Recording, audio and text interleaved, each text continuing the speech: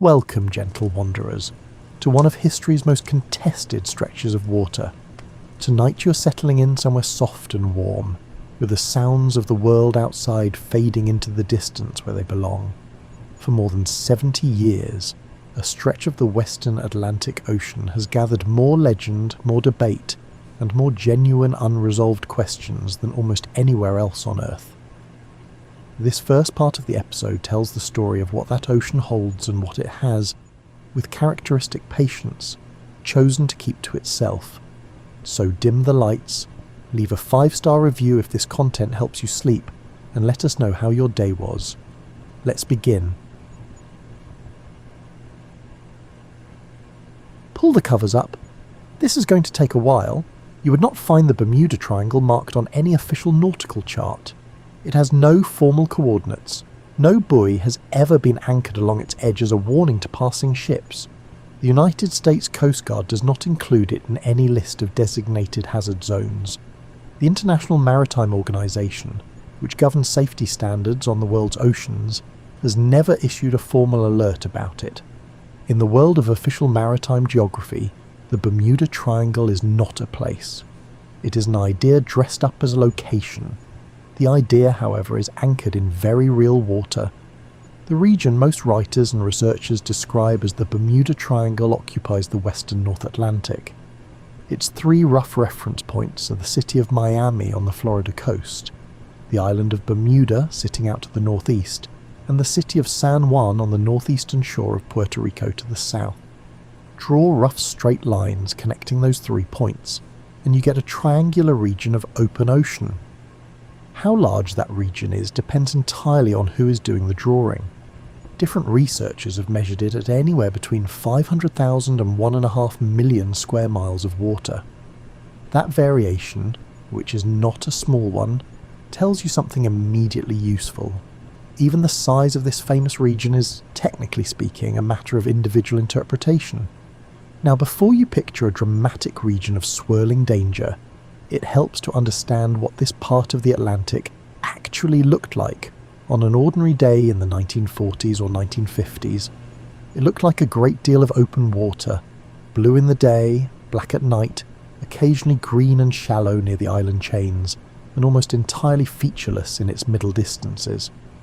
No signs posted, no atmosphere of menace, just the ordinary working ocean, full of ships going where they needed to go. The triangle's approximate geography places it in a part of the Atlantic that has been crossed by human vessels for as long as European maritime history has been recorded. Columbus passed through these waters on his westward voyages in the 1490s. Spanish treasure fleets returning from the Americas loaded with silver and gold sailed through this corridor for more than 2 centuries. By the 20th century, the sea lanes passing through or near the triangle were among the busiest on Earth, carrying cargo ships, tankers, passenger liners, private yachts, and fishing vessels by the thousands every year. The airspace above was similarly dense with traffic. Since commercial aviation became routine in the post-war years, the air corridors above the Bermuda Triangle have carried millions of flights connecting North America, the Caribbean, Central America, and South America with each other, and with destinations across the Atlantic. The sheer volume of traffic matters for a reason that sounds simple, but is worth stating plainly. When you move a very large number of ships and aircraft through a given area over a long period of time, some percentage of them will encounter problems. This is not mysticism, it is arithmetic.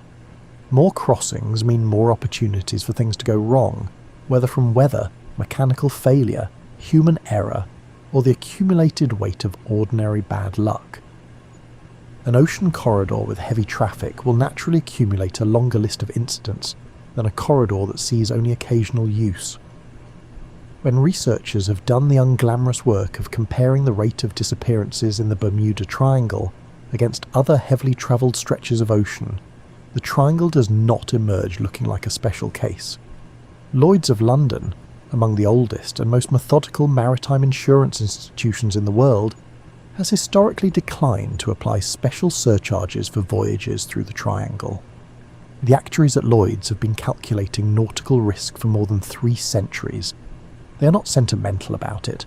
They are not susceptible to paperback thriller narratives. Their premium schedules are built entirely on data. If the Bermuda Triangle were demonstrably more dangerous than comparable ocean corridors, their numbers would reflect it. They do not.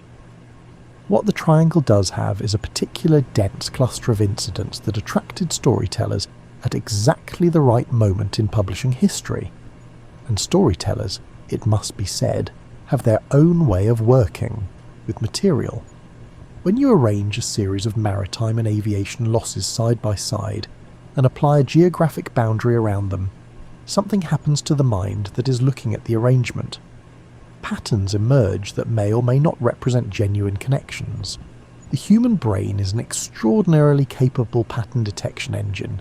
It found constellations in scattered stars. It found animals in cloud formations. It has been finding meaning in geographic coincidence since long before anyone thought to draw a triangle in the Atlantic. That instinct is not a flaw. It has been enormously useful for survival across human history. But it does sometimes apply pattern finding to situations where the pattern is not actually there. And yet, and here is the part that makes this story genuinely complicated, some of the incidents that anchor the Triangle legend are not easy to explain away. A handful of them involve ships and aircraft that disappeared under conditions that experienced investigators found genuinely puzzling, not just to the general public, but to professional mariners and aviation experts who knew what they were looking for and did not find it. The Triangle is, in other words, a story built on a foundation that is partly exaggeration and partly real mystery. The exaggeration is significant and should be named clearly. The real mystery is smaller than the legend claims, but is also real, and it should be acknowledged honestly. Tonight you're going to look at both: the geography that shapes what happens out there, the natural forces that make the region legitimately demanding, the historical incidents themselves, examined with the care they deserve rather than the dramatic embellishment they have usually received, and finally, the most honest conclusions that the evidence actually supports. By the end you will not have a supernatural explanation for the Triangle's losses. What you will have is a much clearer picture of what these waters are, what has actually happened in them, and why some of those events remain, in the most straightforward sense of the word, genuinely mysterious. A note on what this kind of story does to the mind before bed. Stories about things we cannot fully explain tend to sit in the imagination differently from stories we can. A solved mystery is satisfying and closed. An unsolved one leaves a small light on somewhere in the brain, a low, comfortable glow of unresolved wondering. That glow is not anxiety. It is curiosity held very gently, the feeling of knowing that the world is larger than the parts of it we have mapped. The Bermuda Triangle, stripped of its most sensational claims, is actually a beautiful example of that feeling. It is a real ocean, full of real history, with a small number of genuine questions that the sea has not yet answered. That is a fine thing to take into sleep. The ocean is very patient about this kind of conversation. It has been holding its particular set of secrets for decades in some cases, and for more than a century in others. A few more hours of careful discussion will not trouble it. Let the warmth settle around you. The story has just begun. To understand anything that has happened in the Bermuda Triangle, you first need to understand the kind of ocean it actually is. The western North Atlantic is not a single, uniform environment. It is several distinct and sometimes contradictory environments layered on top of each other, and their interactions produce conditions that can change dramatically within the space of a few miles. Start with the Gulf Stream, because the Gulf Stream is perhaps the most significant physical feature of the entire region. The Gulf Stream is one of the most powerful ocean currents on the planet. It originates in the warm, shallow waters of the Gulf of Mexico, flows north through the Florida Straits, the narrow passage between Florida and Cuba, and then curves northeast along the American eastern seaboard before arcing out across the Atlantic toward Europe. At its fastest, it moves at roughly 5 miles per hour. That pace does not sound formidable, But the Gulf Stream is not just a surface feature. It is a massive, deep, continent-scale movement of warm water, carrying so much volume that oceanographers have estimated it transports roughly 30 times the combined outflow of every river on Earth. For ships crossing the Western Atlantic, the Gulf Stream has always been a double-edged reality. Sailing with it accelerates a voyage significantly and saves fuel.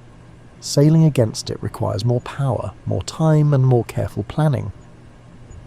The navigational complications go deeper than economics, though. When a vessel sinks in or near the Gulf Stream, or when an aircraft goes down in water near it, the current begins moving any surface debris immediately. Within hours, wreckage can be carried many miles from the point of loss. Within a day, it may be dozens of miles away, depending on precisely where in the current it entered the water. A search and rescue operation focused on the last known position of a lost vessel may be looking in entirely the wrong place, not because anyone made an error, but simply because the ocean moved the evidence. This is not a theory or an interpretation. This is what moving water does, consistently and without exception. There is also a seasonal rhythm to the triangle's weather that is worth understanding. The most dangerous period for sudden severe conditions in the region runs from roughly late May through October. During those months, the sea surface temperatures are high enough to fuel rapid storm development.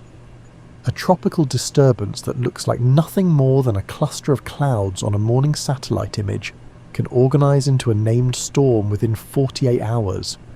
Search and rescue operations that would be routine in settled weather become extremely difficult during those months, and the window for recovering survivors from the open ocean narrows dramatically once sea states rise above a certain threshold. Now add weather.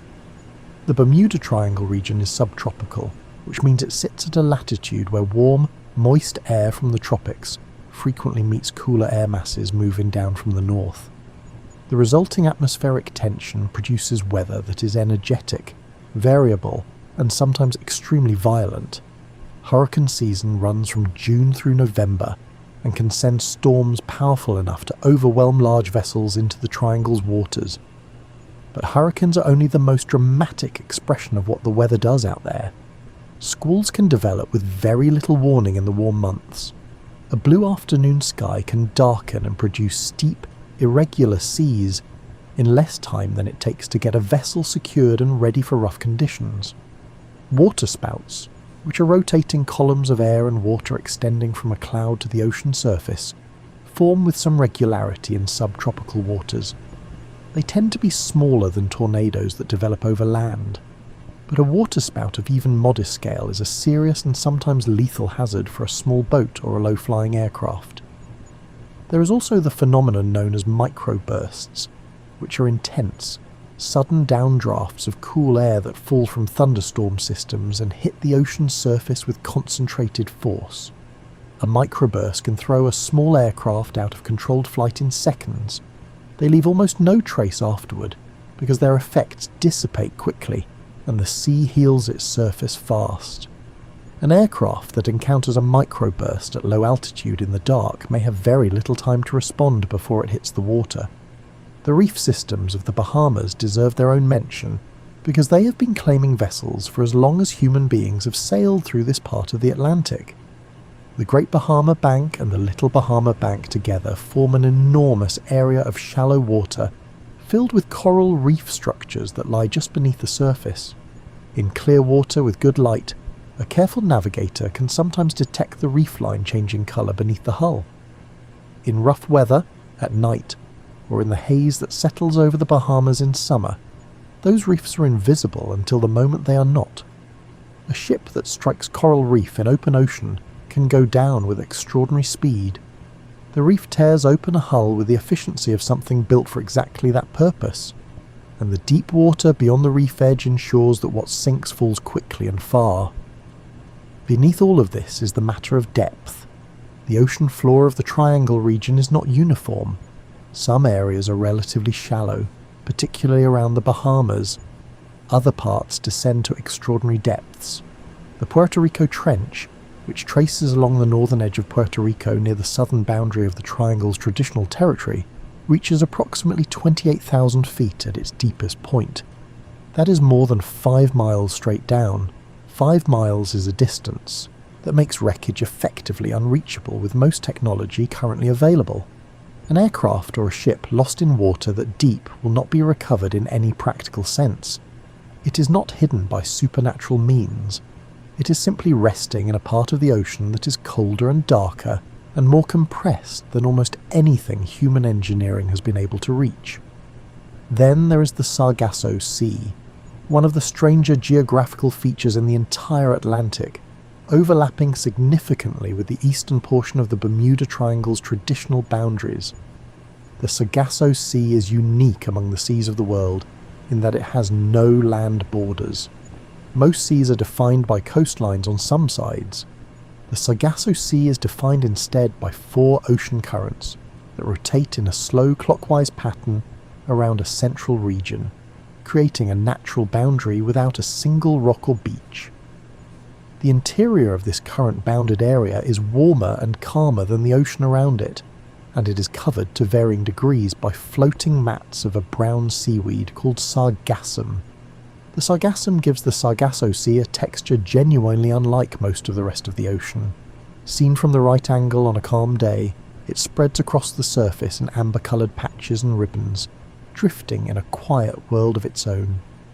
Sailors of earlier centuries described the Sargasso with a mixture of fascination and unease. Some wrote accounts suggesting ships had become trapped in the weed, immobilised, and left adrift until their crews perished. Modern research has largely laid this particular fear to rest. The sargassum is not dense enough to physically restrain a vessel with any propulsion, but a becalmed sailing ship with no wind, drifting in the quiet heart of the Sargasso and unable to make progress in any direction, would have faced a genuinely grim situation in the age before engines. Finally, rogue waves. A rogue wave is a single, unusually large wave that appears without the warning pattern that typically precedes rough seas. For a long time, oceanographers were skeptical about the phenomenon. Classical wave theory suggested that extreme individual waves should be extraordinarily rare.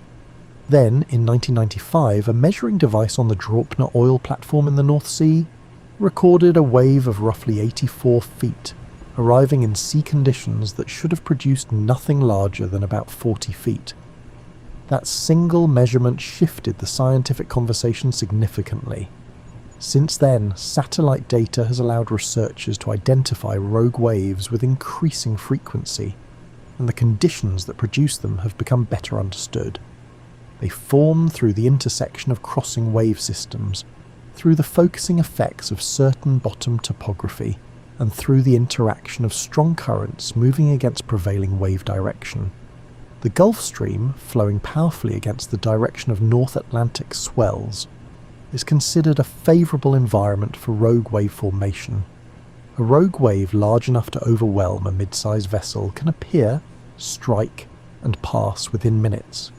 It does not announce itself. It does not leave an obvious trace. The sea after its passage looks much the same as the sea before it. You're now looking at the triangle's waters in a different way, perhaps. Not as a flat blue stage where mysterious forces operate, but as a layered, complicated, and genuinely demanding environment where the Gulf Stream, subtropical weather, extensive reef systems, extraordinary depth, the quiet strangeness of the Sargasso, and the occasional violence of a rogue wave all operate simultaneously and independently of any human schedule. The ships and the aircraft that follow in this story were moving through all of this, not through a supernatural zone, through a real and demanding ocean that required skill, accurate instruments, good judgment, and a measure of the ordinary luck that the sea distributes without particular fairness. Hold that picture in mind. The rest of the story rests on it.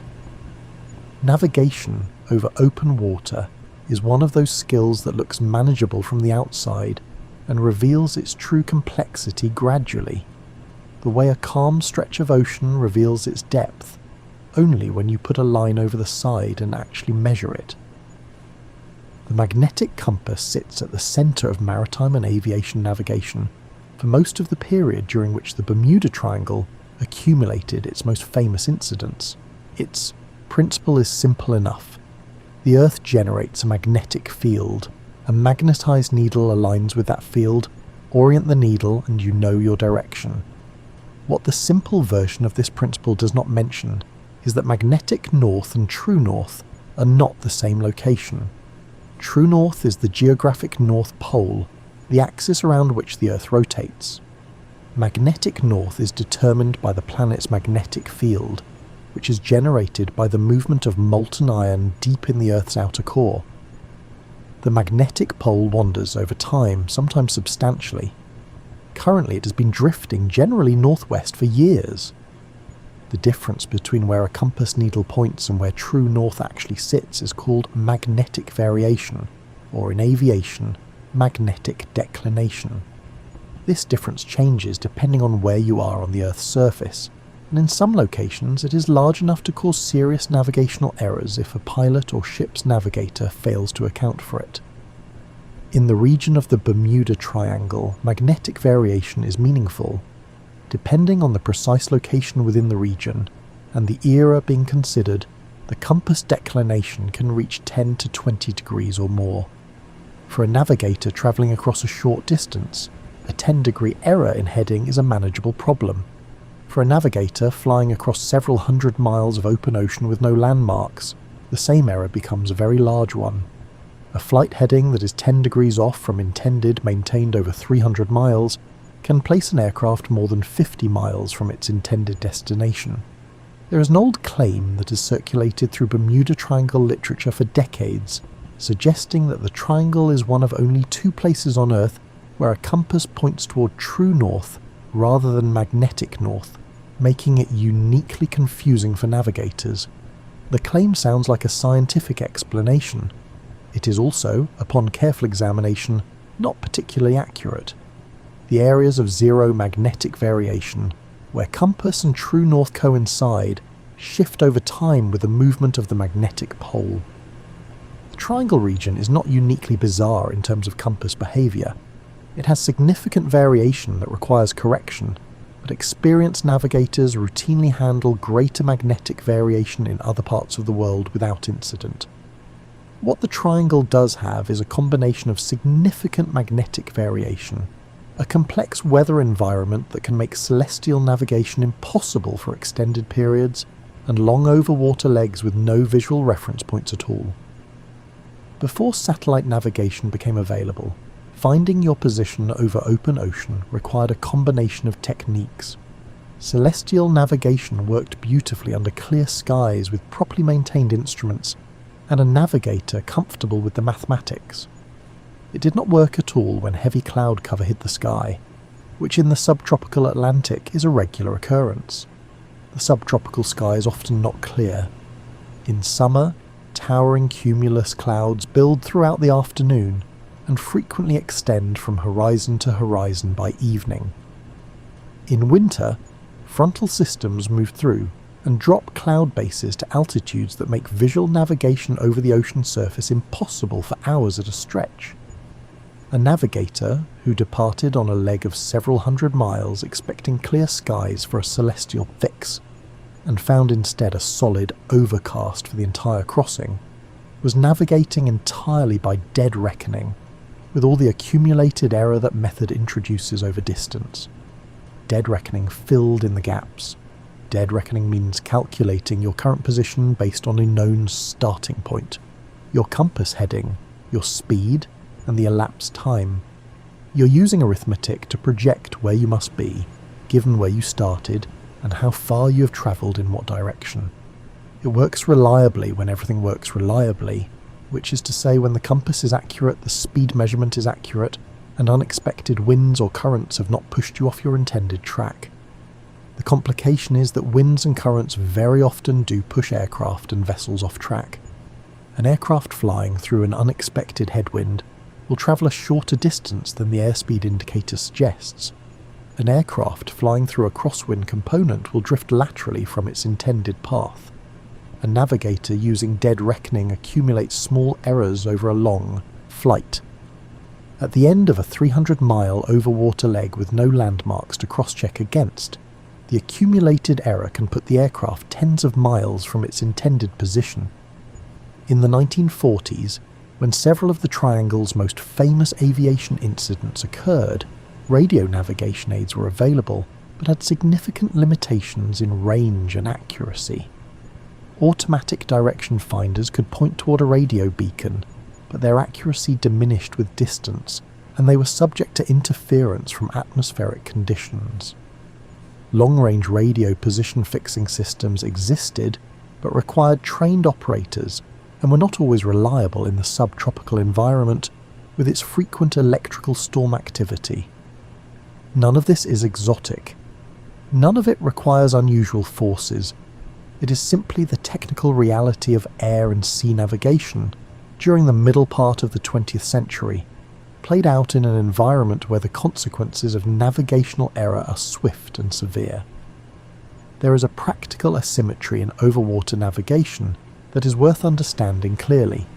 On land, if you are lost, you can stop and wait. You can look for a road or a building or a distinctive landscape feature. You can ask someone. Over open ocean, none of those options exist. You have fuel, you have instruments, you have your calculations, and you have however much daylight or radio range remains. When those resources run out, the situation resolves itself in one direction only. Ocean navigation also requires accounting for currents in a way that land navigation simply does not. A ship or aircraft making progress through the water at a known speed may nonetheless be drifting laterally relative to the seabed beneath it, because the water itself is moving. The Gulf Stream's flow, at 5 miles per hour or more, is not a trivial factor in a fuel-critical navigation situation. An aircraft tracking over water that is moving strongly in one direction will arrive somewhere different from where dead reckoning alone would suggest. The pilots and navigators of the mid-20th century understood all of this. They were trained professionals, not beginners making naive mistakes. But understanding a hazard and successfully avoiding it in every specific instance are different things. The accumulated weight of magnetic variation, dead reckoning error, unexpected winds, and the sheer featurelessness of open ocean made successful long-range navigation in the Triangle region a matter of skill and experience and, on certain occasions, the kind of luck that is reliable until the day it is not. The instruments are all laid out now. The compass, the chronometer, the radio, the fuel gauge. In the chapters ahead, you will watch them all being used, and occasionally fail to be enough. The night is well along. The stars that might be visible outside your window tonight are the same ones the navigators of these stories looked up at and tried to read. The United States Navy fuel ship Cyclops was not a glamorous vessel. It was large, utilitarian, and built for a specific purpose, which was to carry fuel and bulk cargo to other ships at sea. At full load, it displaced nearly 20,000 tons. It had been in service for nearly a decade by the time it sailed south toward Barbados on a mission in early 1918. In Barbados, the Cyclops loaded a cargo of manganese ore, which is heavier and denser than the fuel it usually carried. On the 4th of March, 1918, it departed Barbados bound for Baltimore, Maryland, with a crew of 309 people aboard. No one on that dock had any particular reason to think the departure was anything other than routine. The weather was reasonable. The ship was in working order more or less. The route was a well-travelled one. The Cyclops was never seen again. No distress signal was received at any point. No wreckage was recovered during the extensive search that followed. No bodies were found. No identifiable debris washed ashore anywhere along the probable route. The ship simply ceased to exist as far as the historical record is concerned, somewhere in the Atlantic between Barbados and the Chesapeake Bay. The Cyclops remains the single largest loss of life in United States Navy history, not caused by direct enemy action in combat. 309 people. Not a single piece of significant physical evidence recovered. Investigators at the time developed several theories, and none of them could be confirmed. The manganese ore cargo would have given the Cyclops a heavy low centre of gravity, but ore can shift under rough sea conditions. Shifting cargo changes a vessel's stability in ways that can be sudden and severe. The ship was also travelling on a single engine, because one of its two engines was out of service at the time of departure. A ship with reduced propulsion has diminished ability to manoeuvre in severe weather. The captain, whose name was George Worley, was described by various contemporaries as an erratic commander. He had not filed a standard route plan before departing Barbados. He made course changes without notifying his superiors. The First World War was still ongoing in March of 1918, and German submarine activity in the Atlantic was a documented reality. However, German naval records from the period include no claim of a successful attack on the Cyclops, and the Germans were generally meticulous about documenting their submarine successes. What happened to the Cyclops remains, over a century later, genuinely unknown. The deep water along possible routes between Barbados and Baltimore could have received the wreckage without leaving anything recoverable at the surface. The Gulf Stream could have moved whatever debris did float far from the search area within hours of the sinking.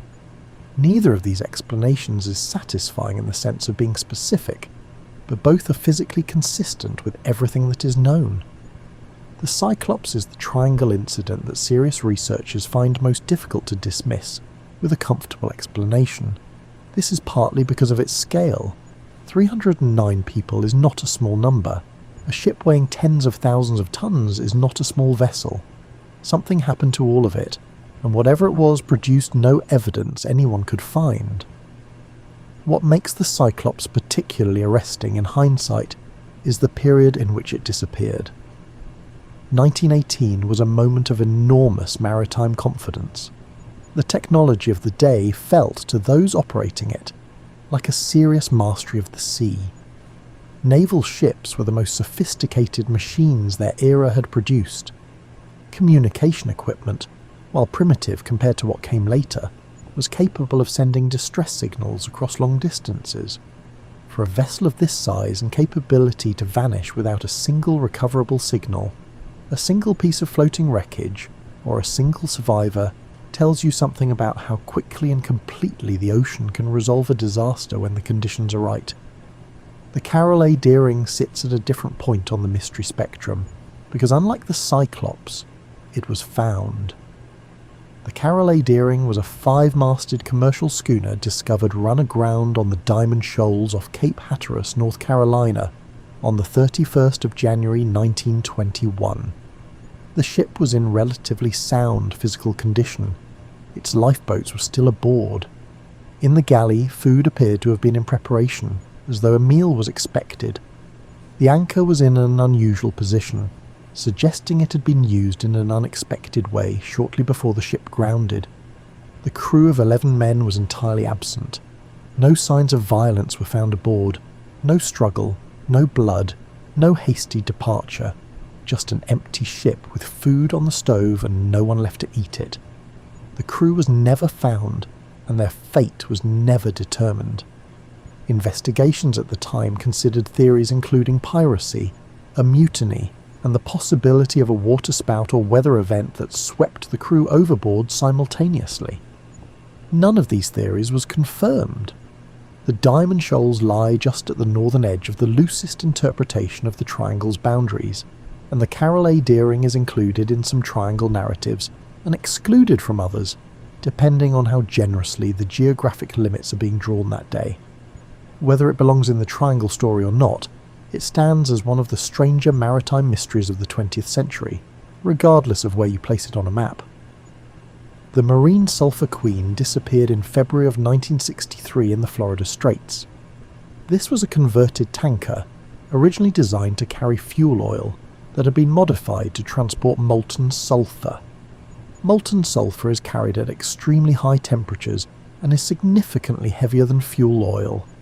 Converting a vessel to carry it places unusual stresses on the hull and on the ship's thermal management systems.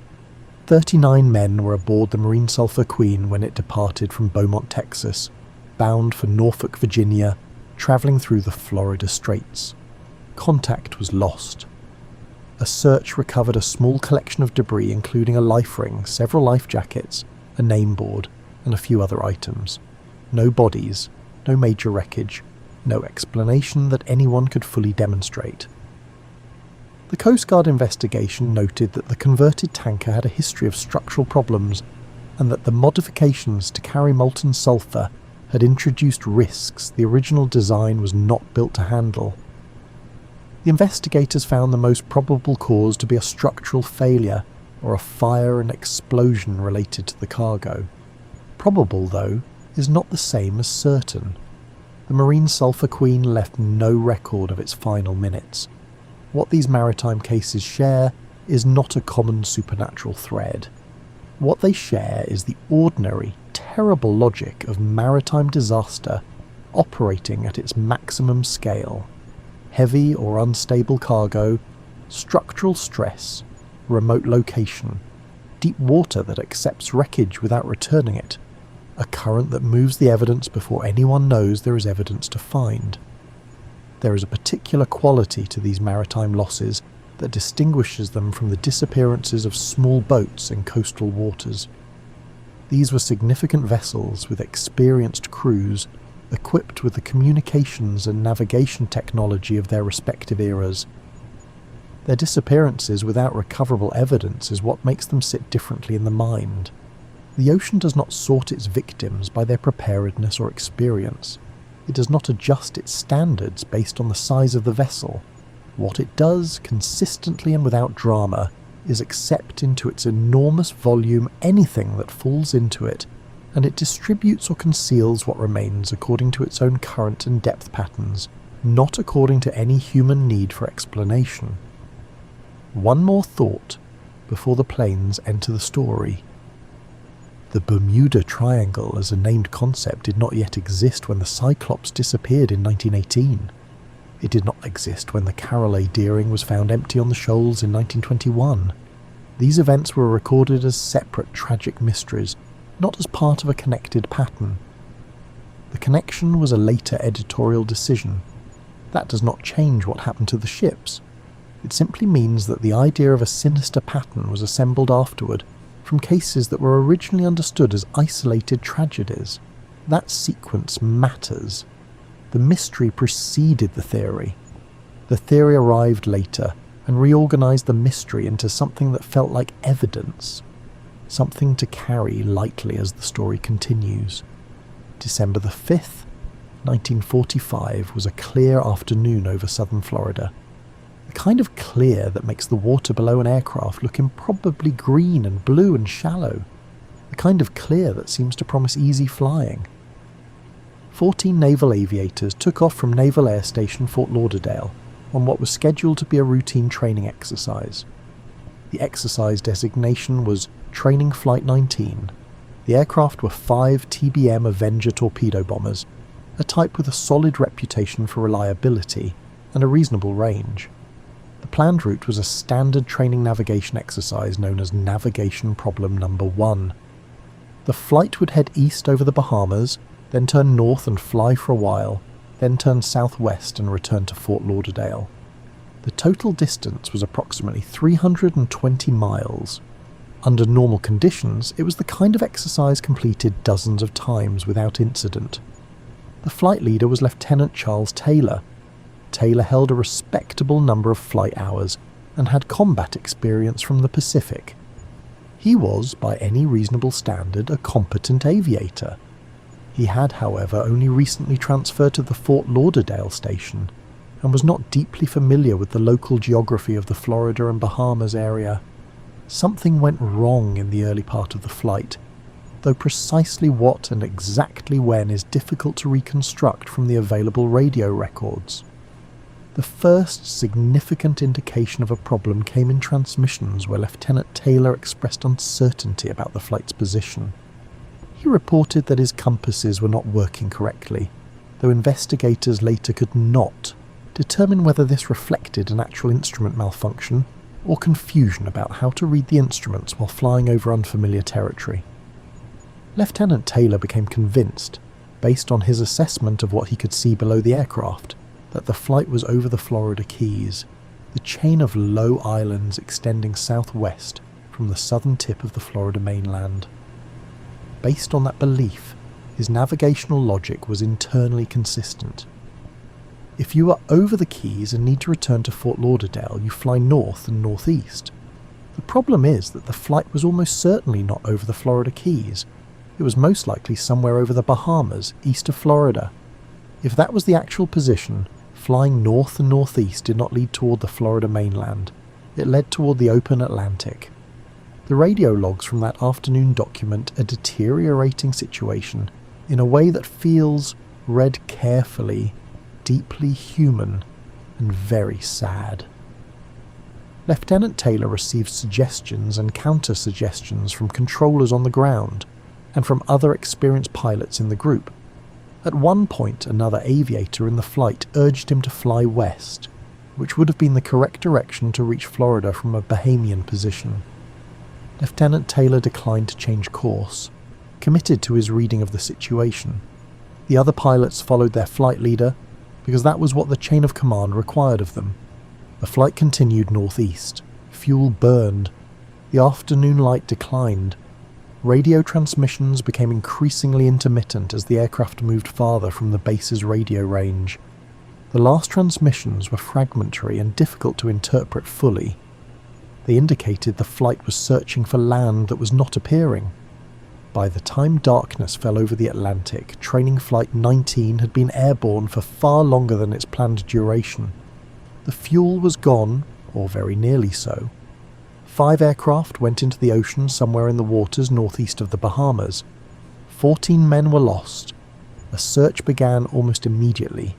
Several aircraft and ships moved into the area where the flight was estimated to have been. The search that followed was one of the largest in naval history to that point.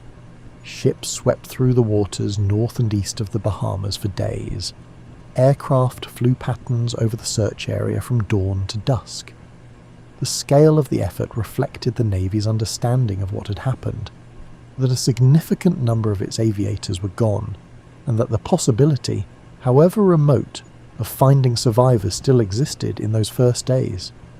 Nothing was found, not a life raft, not a floating seat cushion, not a fuel slick to mark where the aircraft had gone into the water. The Gulf Stream had been at work all night, and whatever the Atlantic surface had briefly held was already gone. Among the search aircraft was a PBM Mariner flying boat, a large 2-engine maritime patrol aircraft specifically designed for long-range overwater operations. The Mariner could land on the ocean surface if necessary, and had an extended range that made it well suited for covering large areas of open water. The Mariner departed from Naval Air Station Banana River, now known as Patrick Space Force Base, at approximately 7:15 in the evening. Roughly 27 minutes after it departed, a merchant vessel in the area reported seeing a brief burst of flame in the sky, followed by a spreading slick of oil on the water's surface. The Mariner was never heard from again. 23 additional men were lost. The Mariner had a reputation among the crews who flew it. Those crews sometimes called it the Flying Gas Tank, an affectionate nickname that contained within it a very specific warning about the aircraft's tendency to accumulate flammable vapours in enclosed spaces. Fuel leaks were a documented characteristic of the type. The explosion observed by the merchant ship is considered by most investigators to be consistent with exactly this kind of event. A spark or a lit cigarette meeting accumulated fuel vapour somewhere they should never have met.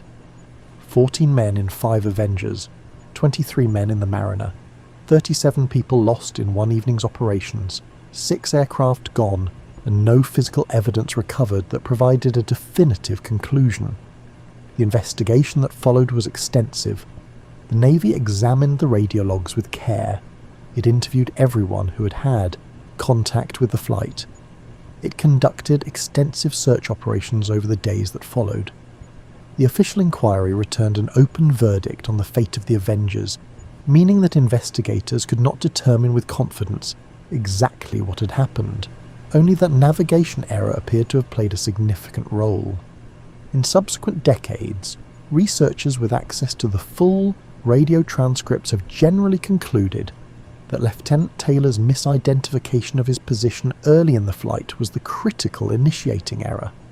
His conviction that he was over the Keys rather than the Bahamas caused every subsequent navigational decision to be made on a false foundation. Flying north and northeast from a Bahamian position does not find Florida. It finds open Atlantic. The Avengers were never found. Searches of the seafloor in the relevant area have located Avenger aircraft in those waters, because Avengers were not uncommon in Florida waters during the war years, and various aircraft of that type were lost throughout the region.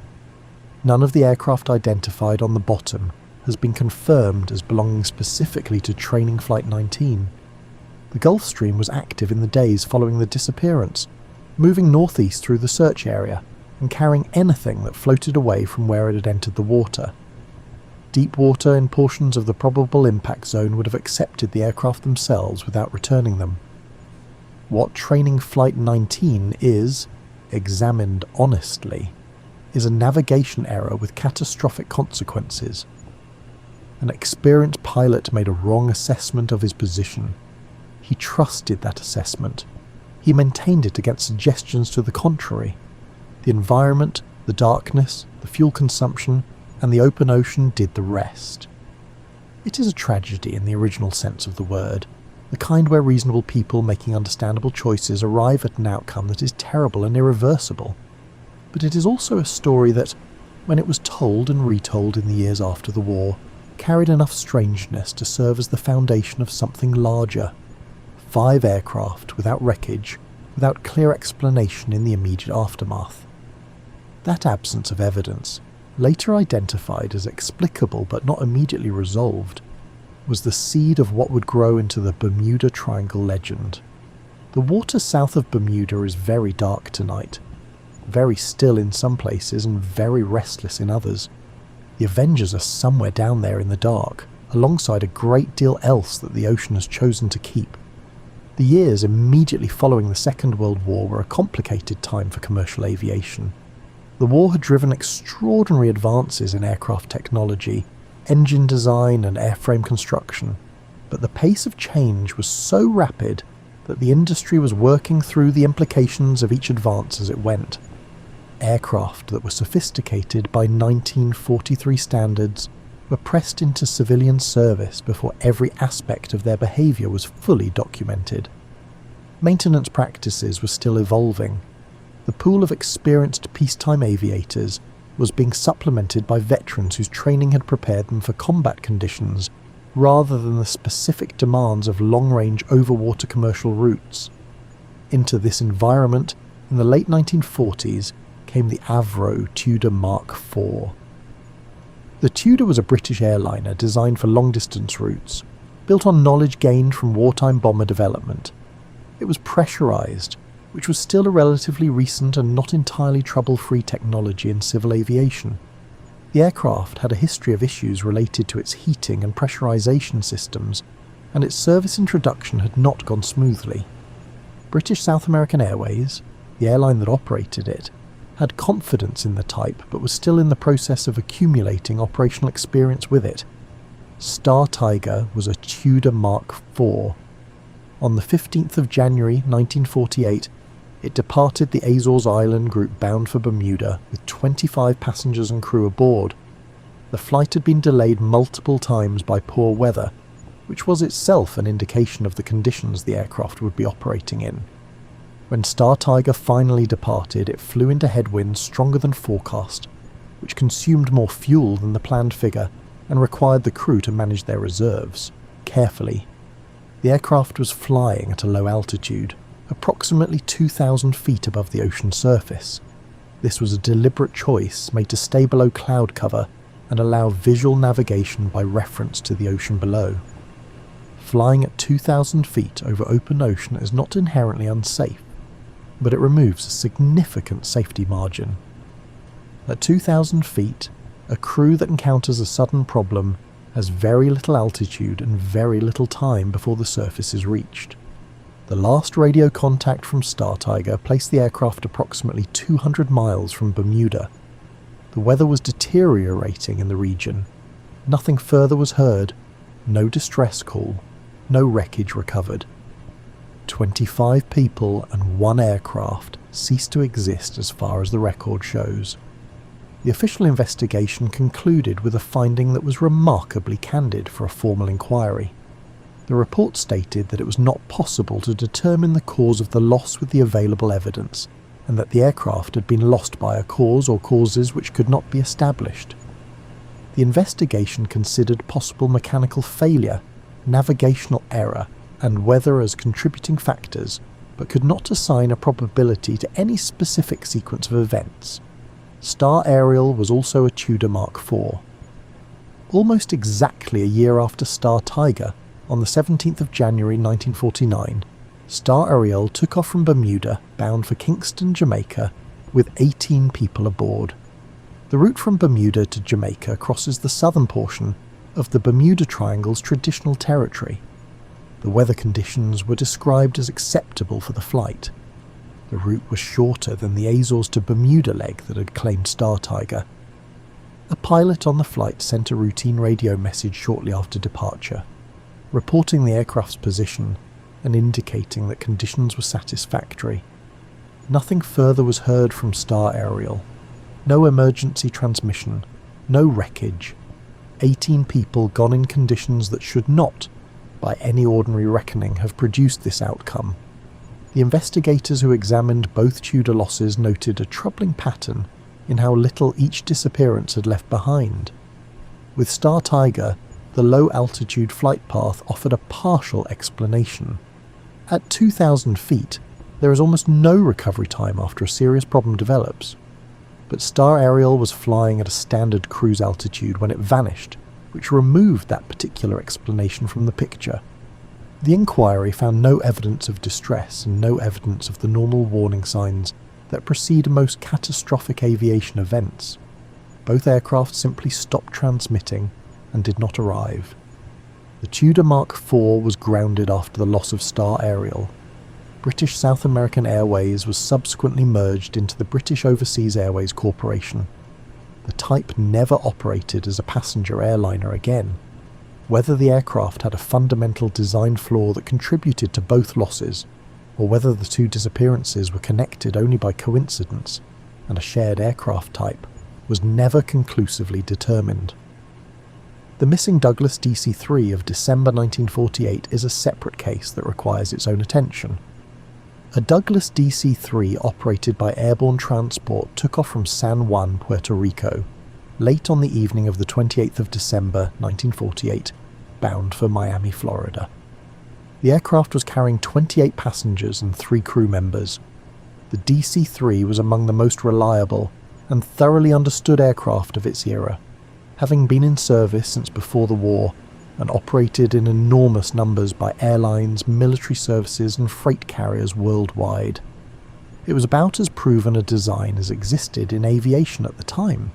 The pilot sent a routine radio position report when the aircraft was approximately 50 miles south of Miami. He reported the position, gave an estimated arrival time, and asked for landing and taxi instructions from Miami. Then contact ceased. 50 miles from Miami is not far. On a clear night, an aircraft at cruising altitude might see the glow of a city that sighs reflected on the horizon. The flight was close enough to its destination that a normal continuation of the approach should have brought it to the runway within perhaps 20 minutes. The aircraft did not arrive. It was not found. No emergency signal was received. A search of the waters south of Miami produced nothing recoverable. The investigation that followed identified several factors worth noting. The aircraft's batteries had reportedly been in a compromised state before departure, which could have affected radio equipment and potentially other electrical systems. There were questions about whether the crew had obtained an adequate weather briefing before departing San Juan. The flight was operating at night, over open water, in an era before the navigational aids and safety systems that later became standard on commercial routes. None of these factors individually explains the outcome. Taken together, they describe a situation where the margin for error was thinner than it should have been. A compromised electrical system combined with unexpected navigational difficulty at night over featureless water with no visual reference could have led the crew into a situation from which recovery was not possible. But that explanation, like most of the explanations that apply to these cases, is a reconstruction from limited evidence rather than a demonstrated account of what actually happened. The DC-3 lying somewhere in the water south of Miami has not been found. The Gulf Stream runs through that part of the Florida Straits and would have moved surface debris quickly in the hours after whatever happened. 50 miles from home, 20 minutes from landing. The detail is one that the mind returns to. There is a quality to these civilian air cases that distinguishes them from the military incidents of Training Flight 19. The military investigation produced extensive radio logs, multiple witness accounts, and a fairly detailed reconstruction of the flight's decision-making process. The civilian cases tend to offer less: a final radio call, a position report, silence. The tools that would allow investigators to reconstruct what happened in a cockpit in the final minutes of a flight, the data recorders and cockpit voice recorders, did not yet exist in the form that modern crash investigations depend on. When an aircraft goes down in open ocean without those recording devices, without witnesses and without recoverable wreckage, the gap between what happened and what can be established as fact is very wide indeed. That gap is not evidence of anything unusual. It is simply the limit of what documentation and technology in that era could preserve. The distance between a genuine mystery and a supernatural mystery is narrower than it might appear, but it is real. A genuine mystery is something we cannot yet explain. A supernatural mystery would require physics to be different from what they are. The cases of Star Tiger, Star Ariel, and the missing DC-3 are genuine mysteries. They sit in the historical record as events without complete explanations, and honesty requires leaving them there rather than dressing them in something more dramatic than the evidence supports. The Atlantic on a still night looks nothing like a place where things go wrong. It looks like a floor of hammered pewter, reflecting whatever light the sky offers, stretching away in every direction without any obvious menace. That is, of course, exactly the kind of place where the most dangerous surprises tend to happen.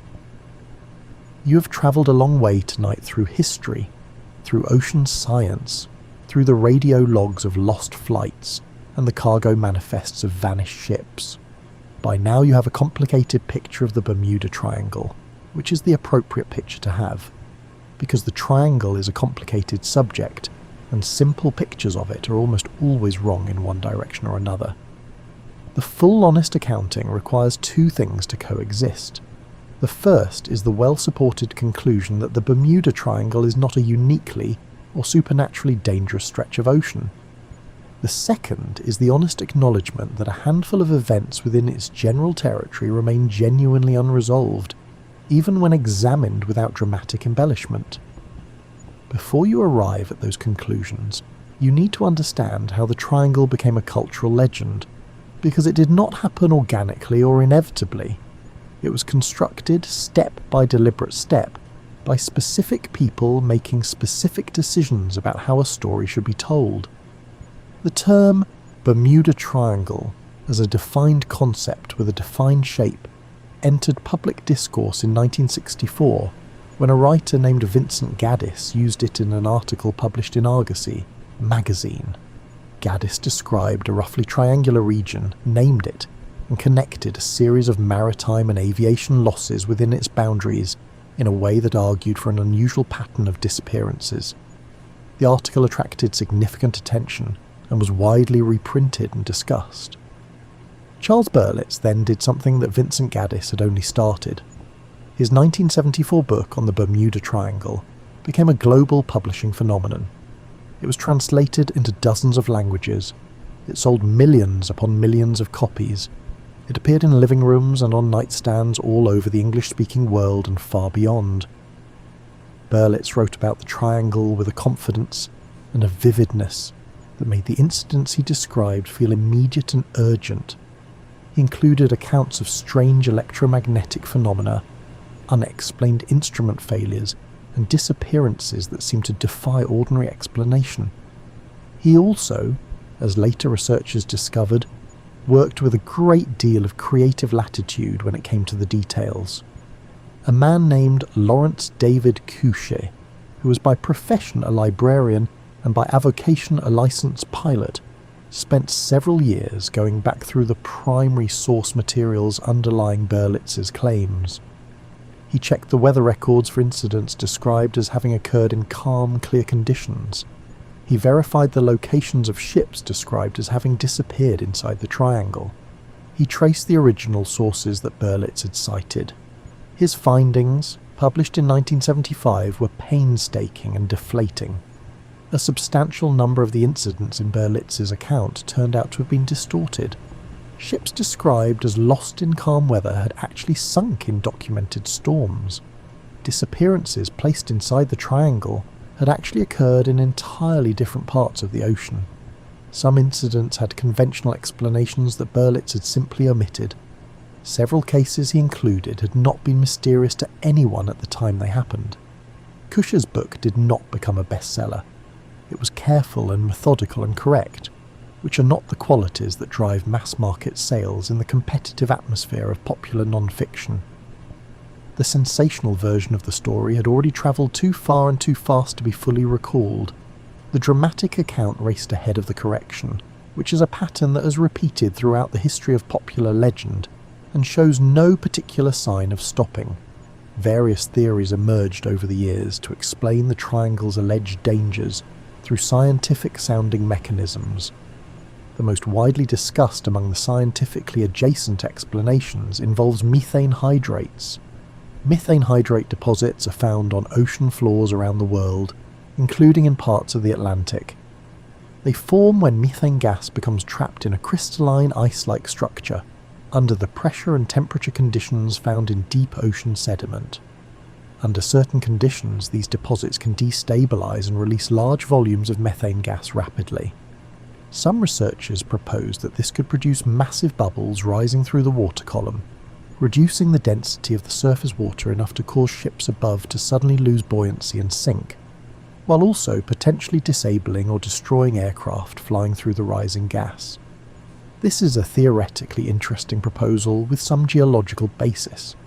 Computer modelling has suggested that under the right conditions, a large enough methane eruption could theoretically affect surface buoyancy. The mechanism is real in principle. The problem is the evidence, specifically the absence of it. Geological surveys of the Triangle region's seafloor have not found evidence of ongoing large-scale methane eruption activity of the type and frequency the theory would require to account for historical disappearances. The scientists who study marine geology in the region have been consistent in noting that while methane hydrates exist in the broader Atlantic, there is no specific evidence of anomalous eruption activity in the Triangle area. The theory has not gained acceptance in the relevant scientific literature because it requires something to be happening in the seabed that current surveys do not show is happening. The paranormal explanations require less time, not because they are less seriously held by those who propose them, but because they are by their nature not testable in any scientific sense. Over the decades, the Triangle has attracted theories involving extraterrestrial activity, the submerged remains of the lost civilization of Atlantis, crystal energy fields on the ocean floor, and the presence of non-human intelligent beings operating below the surface. These theories share a characteristic that places them outside the boundaries of scientific inquiry as it is practiced. They cannot be tested. They cannot be falsified. No instrument can be designed to confirm or deny an Atlantean energy field. No experiment can demonstrate the absence of alien activity in a given ocean sector. It is worth saying clearly, without contempt, that these theories persist partly because they respond to a genuine human need. When 27 men die in a training exercise on a clear December afternoon, the need for an explanation commensurate with the tragedy is real and understandable. An honest accounting, which says that a flight leader made an error about his position and the entire formation followed him into the Atlantic, feels thin next to the enormity of the loss. The mind reaches for something larger, something with agency and intention. something that would make the loss mean something beyond what ordinary bad days at sea and in the air can mean. That reaching is not foolish, it is human. The Triangle's legends are in part a monument to the difficulty of accepting that terrible things sometimes happen for small, mechanical, ordinary reasons. The National Oceanic and Atmospheric Administration has addressed the Bermuda Triangle directly in its public educational materials. The agency's position, stated clearly, is that it has found no evidence that the region experiences disappearances at a higher rate than other areas of the ocean with comparable traffic levels. The National Oceanic and Atmospheric Administration attributes the losses associated with the Triangle to the same combination of factors that produces maritime and aviation disasters elsewhere, including human error, mechanical failure, severe and unpredictable weather, the operational challenges of deep open water environments, and the particular difficulties of conducting effective search and rescue over large featureless ocean areas. The United States Coast Guard, which has been responsible for search and rescue operations in the region for well over a century, reaches the same conclusion. Its records show no statistical anomaly. Its investigators have not identified forces operating in the Triangle that do not operate in comparable waters. These are not the conclusions of institutions that have looked away from the evidence. They are the conclusions of institutions that have worked directly with maritime and aviation incidents in the region across many decades of sustained and careful engagement.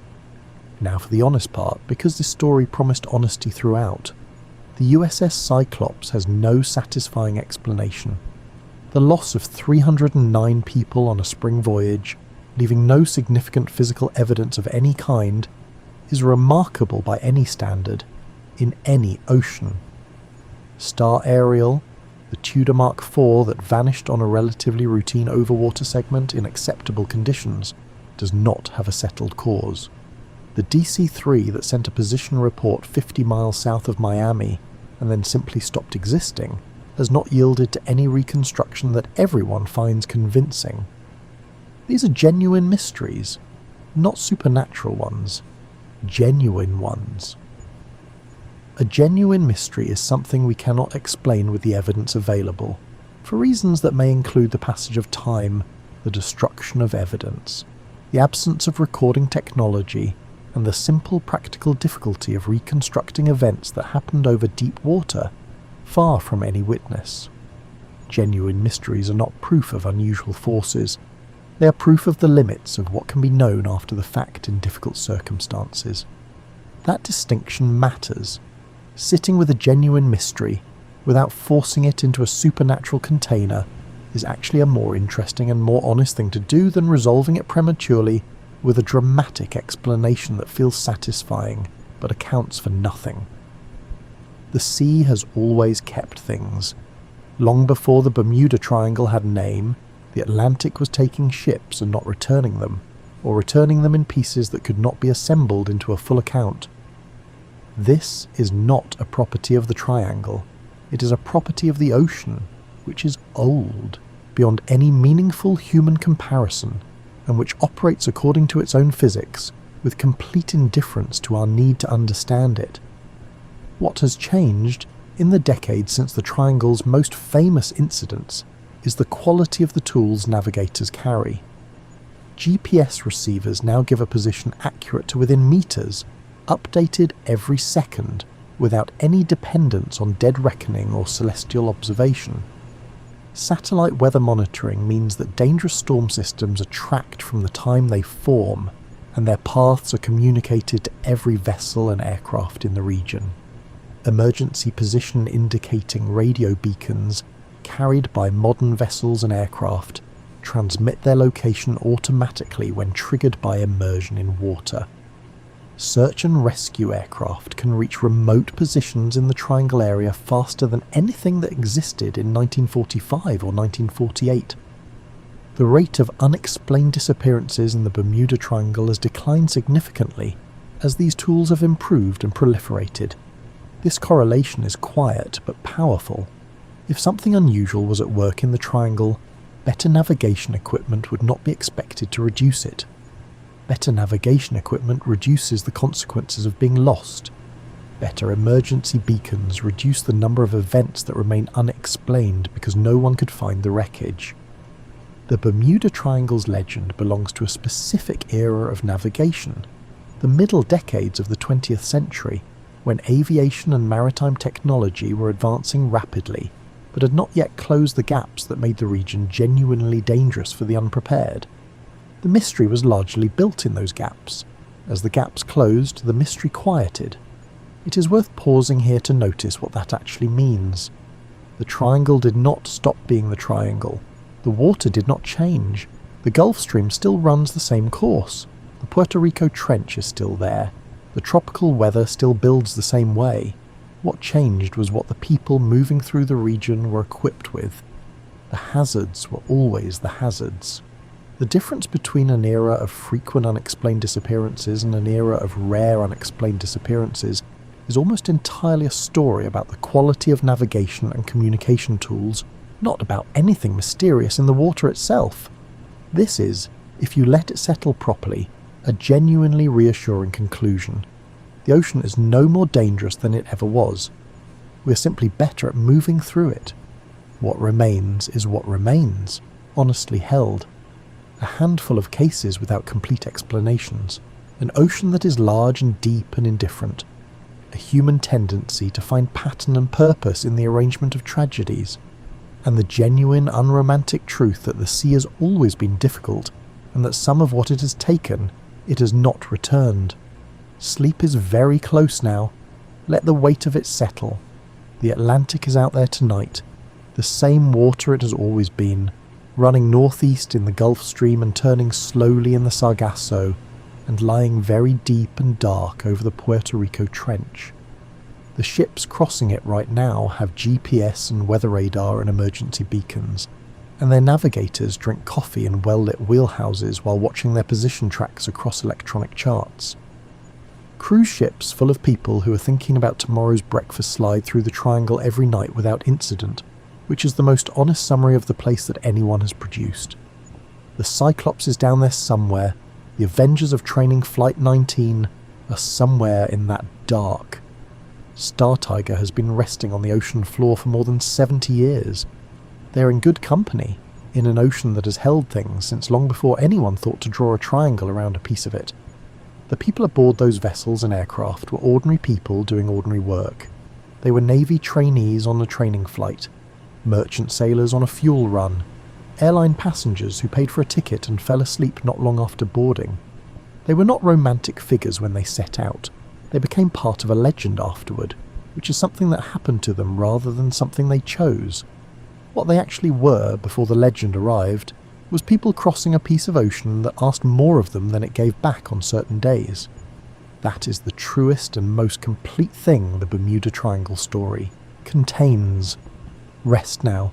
The ocean keeps its watch without you the way it always has. If the deep water and the old stories have kept you comfortable company tonight, wandering friends, then sleep is exactly where you should be. More history is waiting just beyond the dark, and we'll be here when you find your way back to it. You're settling into a time long before cities or written words, in a landscape of ancient rock shelters and wide valleys in what will one day be called Brazil. The people who live here move through their days with deep familiarity, guided by seasons and the reliable patterns of the land around them. You wake as light begins to filter through the shelter entrance. The rock wall behind you still holds yesterday's warmth. Around you, others are already stirring, reaching for tools stored near the wall, stretching and moving toward the morning without hurry. The air smells clean and slightly cool. Someone has already stepped outside. You can hear the soft shuffle of footsteps on packed earth, the quiet rustle of movement through the grass that grows near the shelter's edge. You stand and walk out into the early light.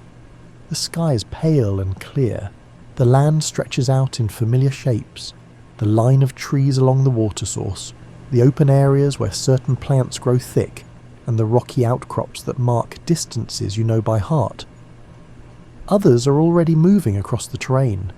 You see a few figures near the tree line, bending and straightening as they work.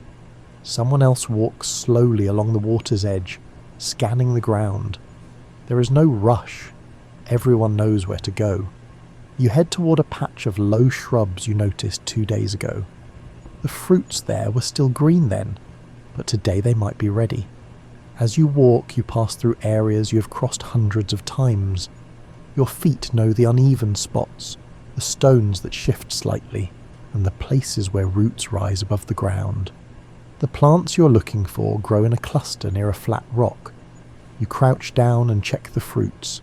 Some are soft now, their skins yielding gently under your fingers. You pick these and place them in the woven container you carry. Others are still firm. You leave those.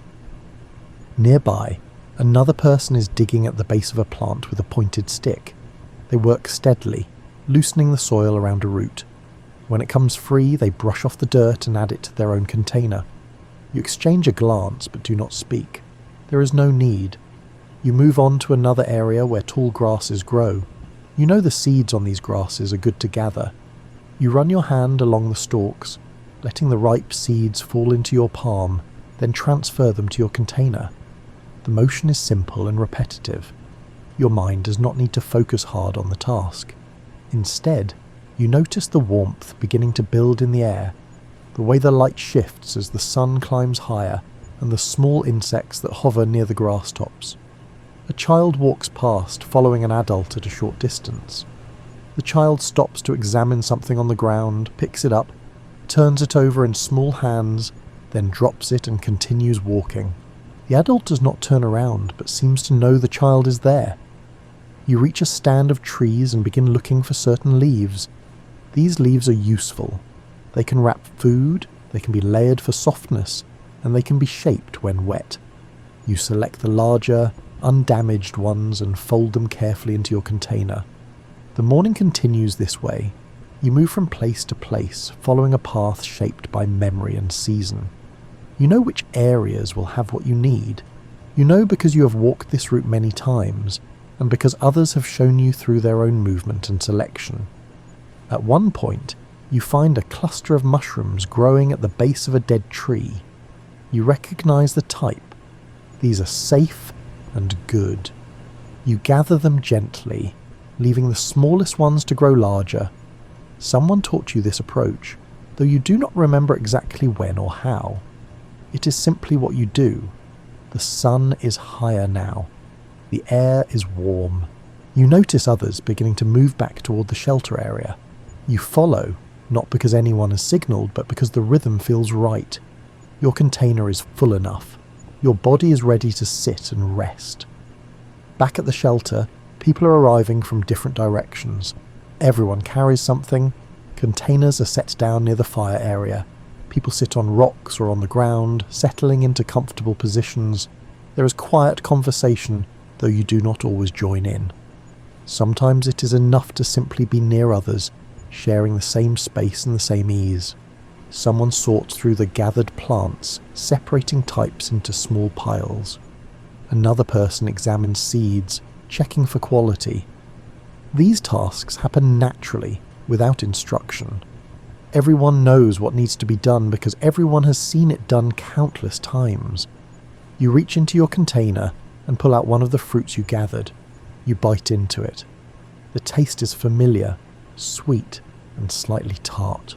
Juice runs down your chin. You wipe it away with the back of your hand and take another bite. A child sits down beside you, watching. You hand the child a fruit.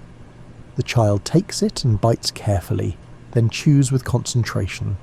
You watch the child's face, noting the flicker of satisfaction there. The day has only just begun, but already there is a sense of completion. The gathering is done. What comes next will unfold at its own pace, just as it always does. After the gathered materials are sorted and set aside, attention shifts to other tasks.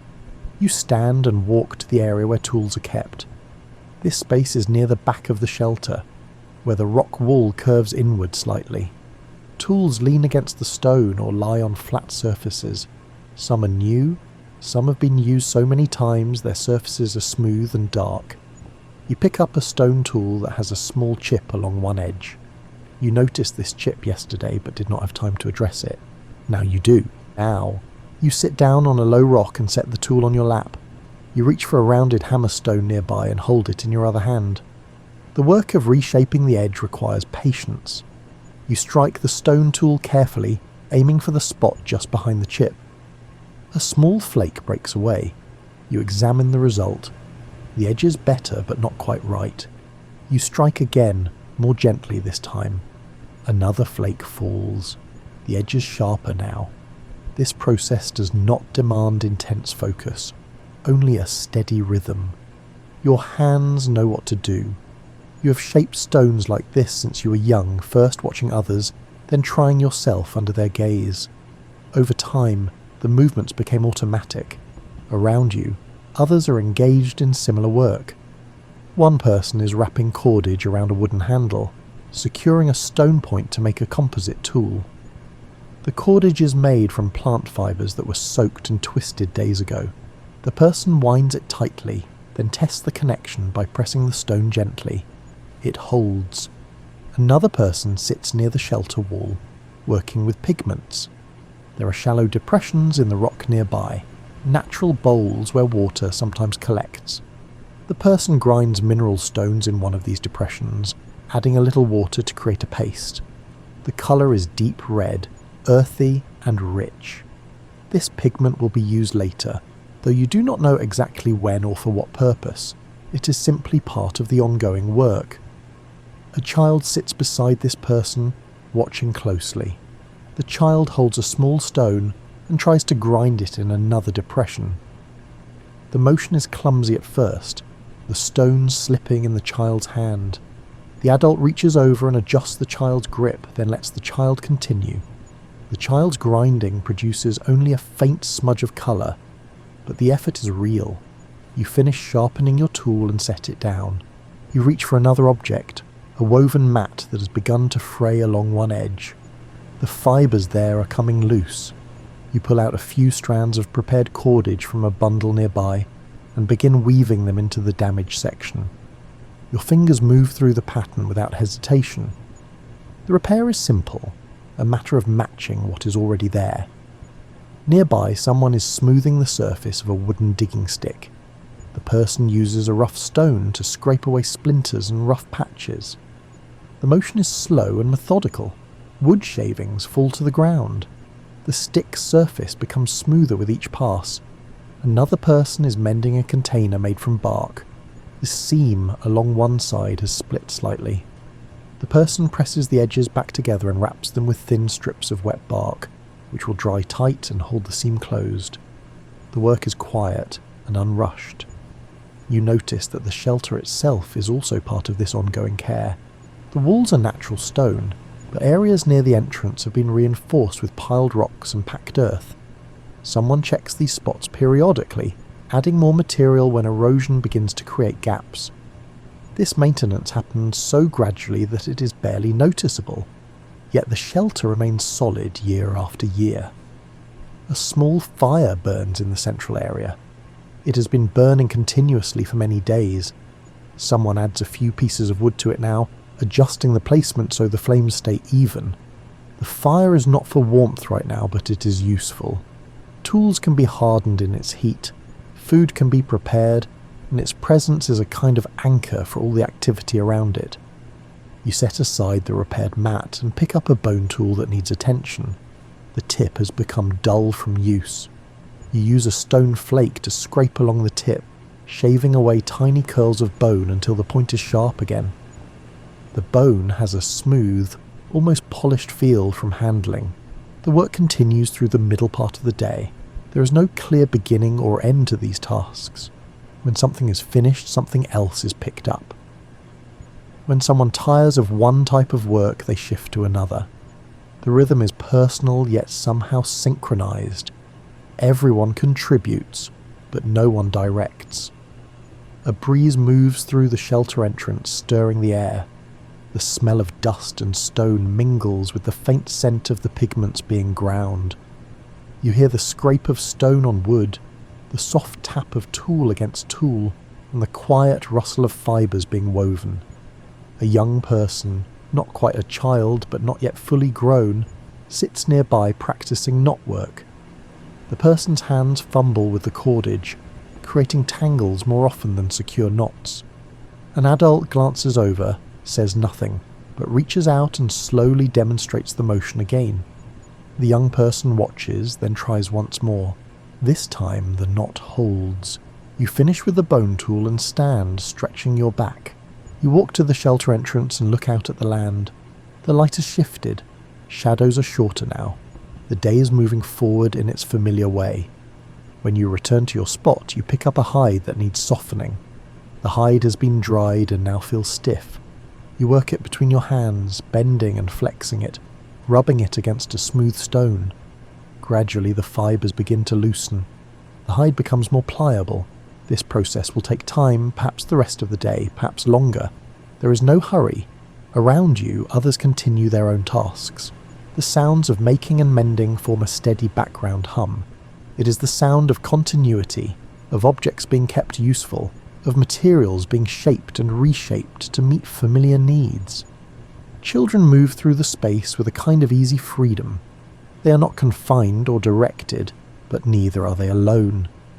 Adults are always nearby, always aware, even when their attention seems elsewhere. You see a young child, perhaps 3 or 4 years old, crouching near the fire. The child is poking at the edge of the ash with a stick, watching how the ash collapses and reforms with each prod. An adult sits close by, working on a tool. The adult does not look directly at the child, but you can tell the adult is tracking the child's position, ready to move if the child gets too close to the flames. Another child, slightly older, wanders over to where someone is preparing fibres. The child picks up a loose strand and tries to twist it the way the adult is doing. The twist comes undone immediately. The child tries again. The adult watches for a moment, then reaches over and shows the motion more slowly. The child mimics it. This time the twist holds a little longer. Childcare here is not a separate task. It is woven into everything else. Children are simply present, learning by watching and trying, corrected gently when necessary, and mostly left to explore within the safe boundaries that adults create without announcing them. A group of children plays near the shelter entrance. They're building something from stones and sticks, arranging them in patterns that make sense only to them. Their voices rise and fall. One child disagrees with another about where a stone should go. They negotiate briefly, then rearrange the pattern. The disagreement dissolves as quickly as it appeared. An adult walks past the playing children, pauses, glances down at their construction, and then continues on. The pause is brief, but attentive. The adult has assessed that everything is fine. The children do not look up. They are absorbed in their work. You notice an infant secured to an adult's back with a woven sling. The adult is moving around the shelter area, gathering items and organising materials. The infant's head bobs gently with each movement. The infant is awake, eyes open, watching the world from this safe vantage point. The adult reaches back occasionally to adjust the sling, ensuring the infant is comfortable. Another infant lies on a soft hide near where several adults are sitting. The infant is on its back, arms and legs moving in the aimless way of very young children. An adult reaches over now and then to touch the infant's belly or hand, offering brief contact. The infant does not fuss. The presence of others is enough. Children old enough to walk but still young enough to tire easily drift between activity and rest. One child plays energetically for a while, then comes and sits in an adult's lap, leaning back, half asleep.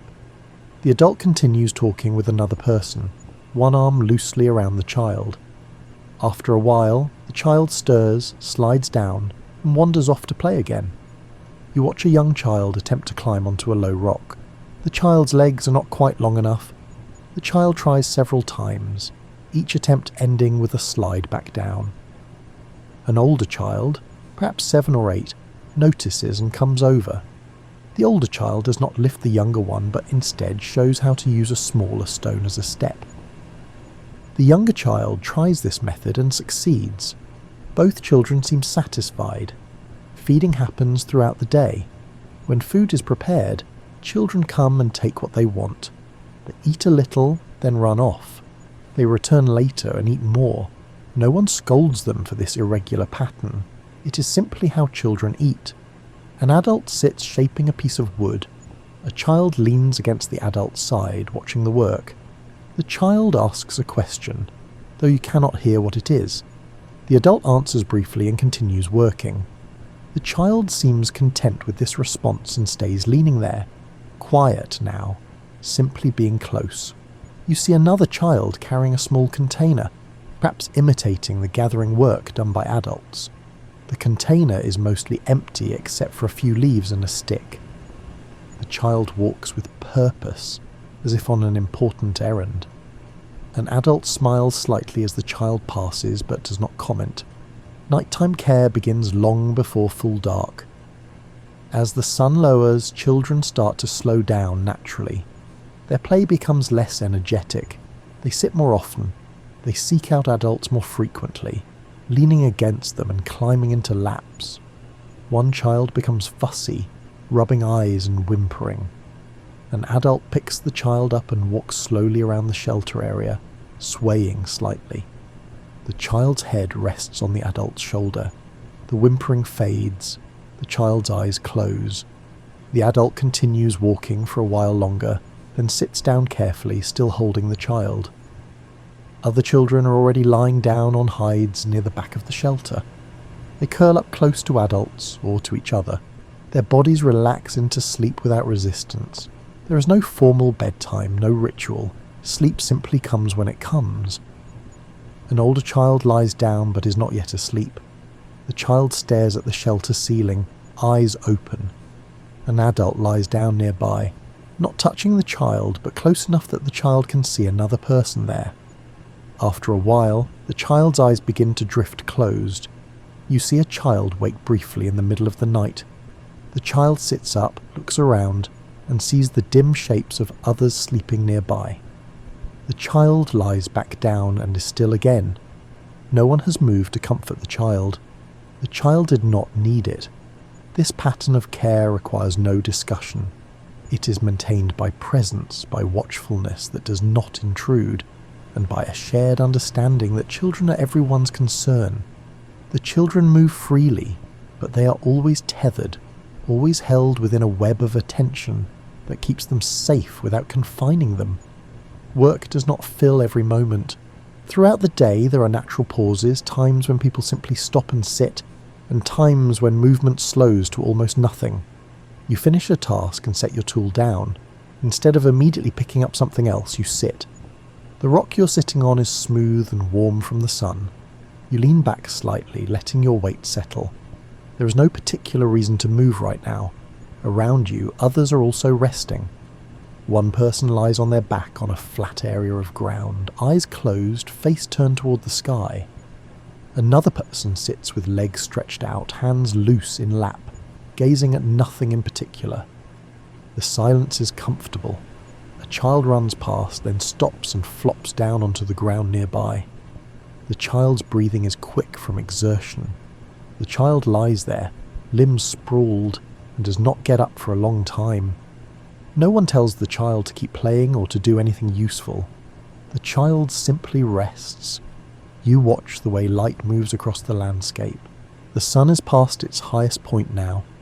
Shadows have begun to lengthen. The air is warm, but not uncomfortably so. A light breeze occasionally stirs, bringing with it the scent of grass and dust.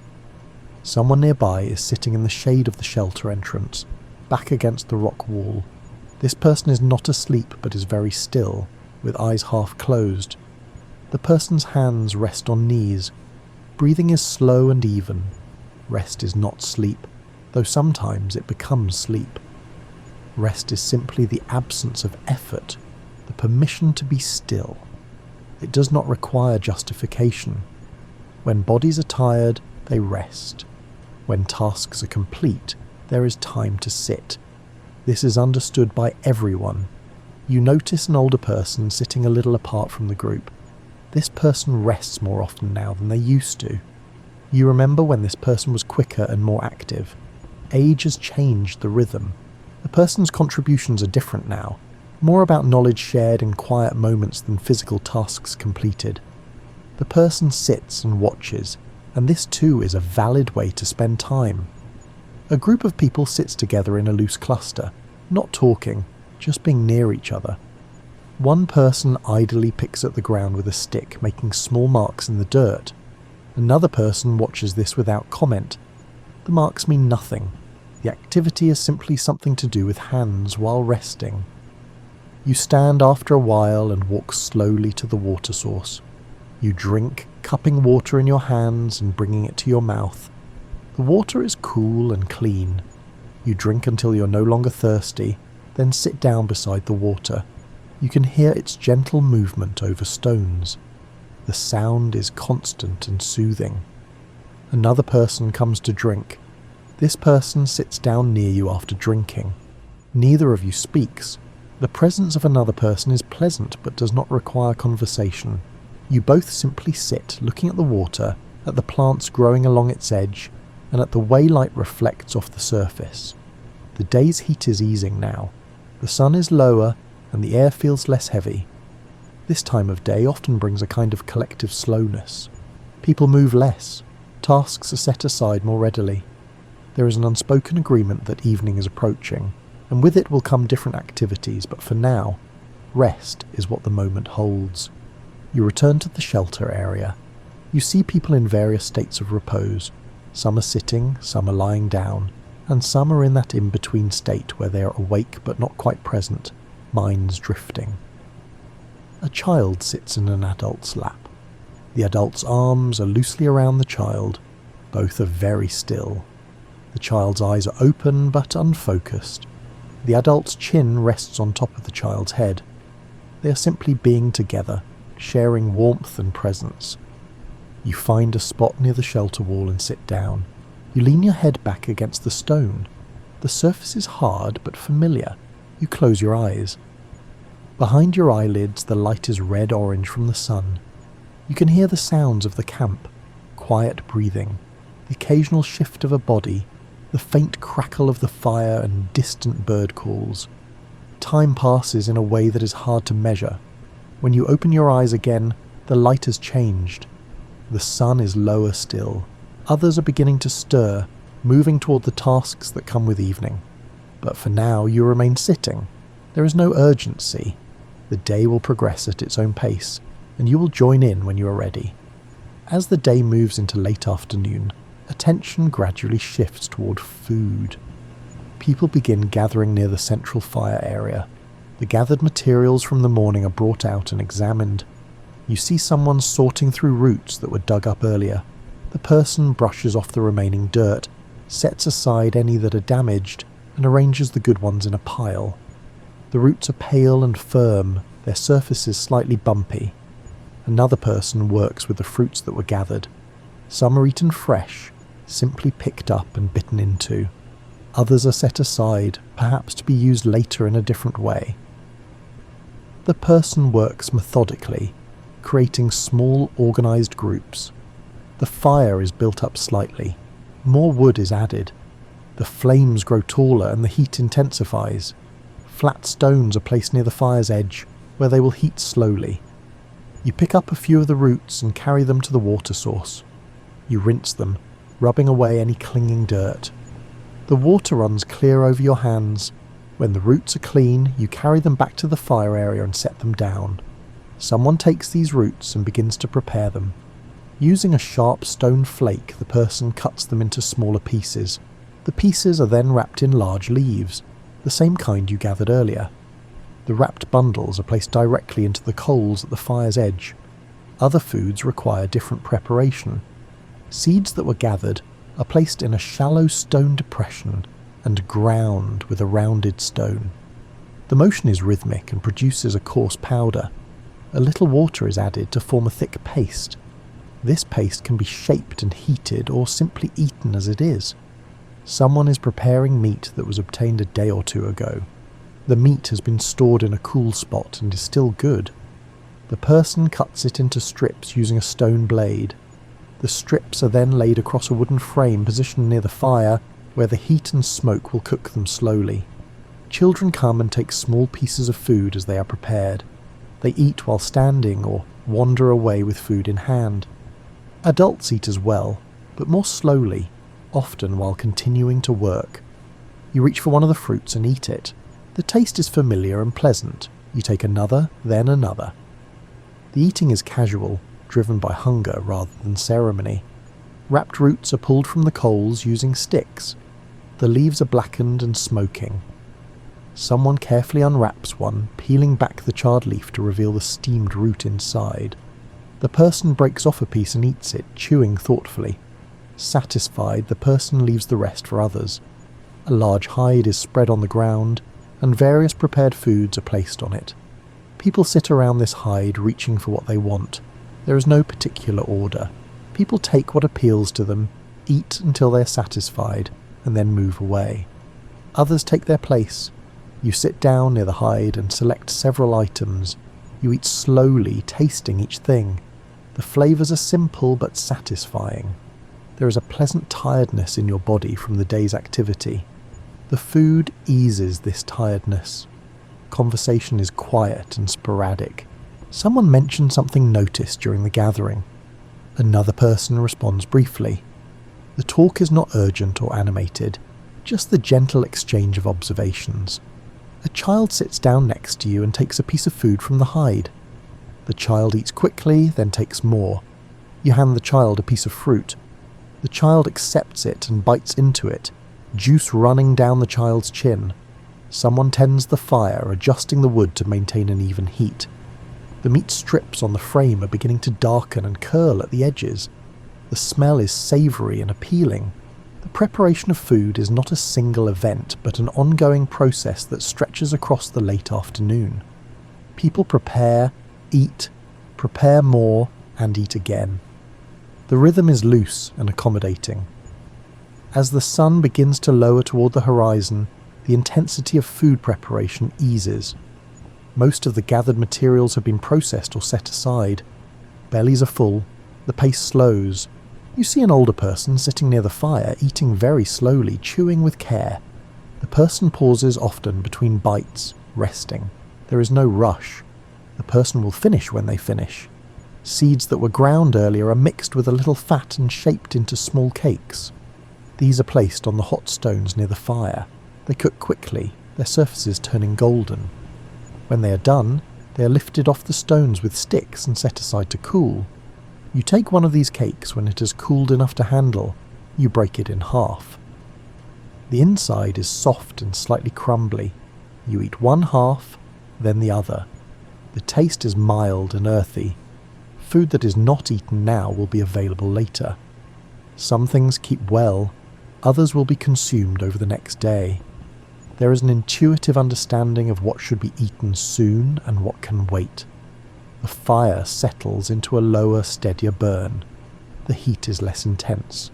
People begin to move away from the immediate area, finding spots to sit and digest, to rest after eating.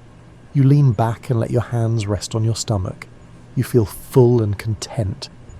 The light is softer now. Evening is beginning to arrive, bringing with it the particular quality of that time of day when activity winds down and the land prepares for night. The sun has dropped low enough that its light comes at a slant, casting long shadows and painting the landscape in warmer tones. People gather near the fire, drawn by the comfort of its light and heat, as the air begins to cool. You sit on the ground close to the flames. The warmth feels good on your face and hands. Others arrange themselves in a loose circle around the fire. Some sit on rocks, some on the ground, and some on folded hides. The arrangement is casual but deliberate enough that everyone has a view of the fire and of each other. The fire itself is steady now. Flames low and even, coals glowing deep red underneath. Someone adds a piece of wood. The wood catches, and the flames rise briefly, then settle again. The light flickers across faces, illuminating them in shifting patterns. Conversation is quieter at this time of day. Voices are softer. People speak less frequently and in shorter phrases. Much of the communication happens through glance and gesture. Someone points toward the horizon, others look. The sunset is unfolding in bands of colour, orange, pink and deepening blue. You notice children settling down. The restless energy of the day has faded. They sit closer to adults now, leaning against legs or tucking themselves into laps. One child lies on the ground, with head pillowed on an adult's thigh, eyes open but heavy.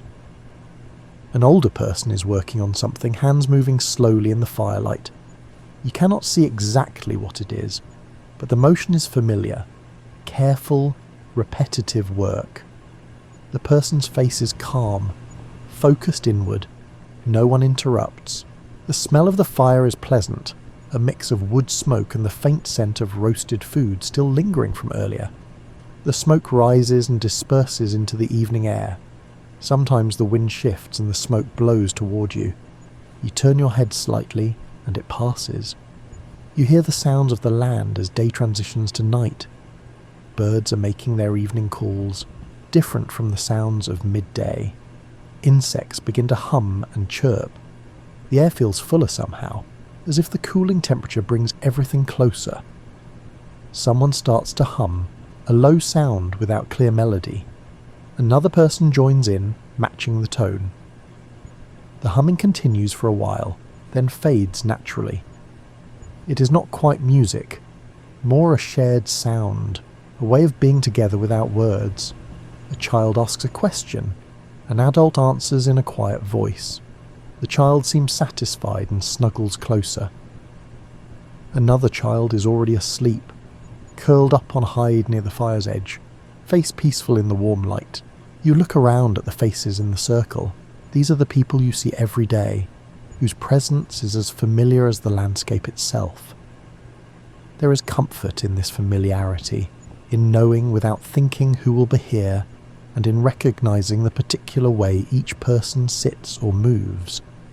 The light continues to fade. The sky above is turning from blue to deep purple. The first stars are beginning to appear, faint but visible if you know where to look. You gaze up at them. They're always there, these lights in the night sky, constant and distant. Someone shifts position, adding another piece of wood to the fire. The motion is unhurried. The wood settles into place and begins to burn. The fire remains the centre of attention. Its light and warmth, the reason everyone stays close. You feel your own body relaxing, the tension of the day's work dissolving. Your shoulders drop, your breathing slows. The fire's warmth is making you drowsy, but in a pleasant way. You're not ready to sleep yet, but you are aware of sleep waiting at the edges of consciousness. A person near you is mending something, fingers working by feel as much as by sight. The task is almost finished. The person ties a final knot, tests the repair, then sets the object aside with a small sound of satisfaction. The night is fully arriving now. The land beyond the fire's light has become dark. You cannot see far into that darkness, but it does not feel threatening. It is simply the other side of day, as familiar as morning. People begin to prepare for sleep, but there is no hurry. Some remain by the fire, others move toward the sleeping areas in the shelter. The transition is gradual. The evening stretches out, unhurried and peaceful. You stay sitting for a while longer, watching the fire, feeling its warmth, and listening to the gentle sounds of people settling. This time of day feels suspended somehow, neither fully day nor fully night, a time of quiet togetherness before sleep separates everyone into their own private rest. Sleep does not come all at once for everyone. People settle into rest at their own pace, guided by their own tiredness. You watch as the sleeping area gradually fills. The sleeping area is toward the back of the shelter, where the rock wall provides protection and holds the day's warmth. Hides and woven mats cover the ground, creating soft surfaces. People arrange themselves in clusters lying close together. There is no privacy, but there is no need for it either. You see a family group settling down. An adult lies on their side. A child curls up against the adult's chest. Another child nestles against the adult's back. Another adult lies nearby, close enough that their bodies are almost touching. This closeness is automatic, unremarked upon. It is simply how sleep happens. You move to your own sleeping spot. You lie down on a hide that still smells faintly of the animal it came from.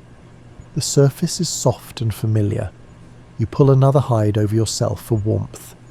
The air is cooling now that the sun is gone, though it is not uncomfortable. Around you, people are shifting and settling, finding comfortable positions. You hear the rustle of movement, the soft sounds of people adjusting hides, and the quiet murmur of a voice speaking to a restless child. A baby begins to cry, a thin wail in the quiet. You hear an adult shifting, moving closer to the baby. The crying stops almost immediately, replaced by the soft sounds of nursing. The baby's breathing becomes rhythmic and even. The adult continues to hold the baby close, one hand supporting the small body, the other perhaps stroking gently.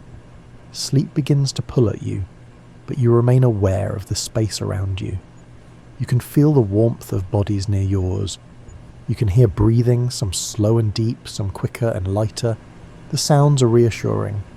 You're not alone. A child wakes partway through the night. You hear the small sound of confusion.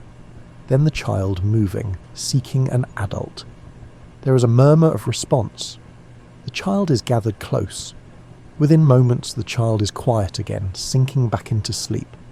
The fire outside has died down to coals, but it still provides a faint glow that reaches into the shelter.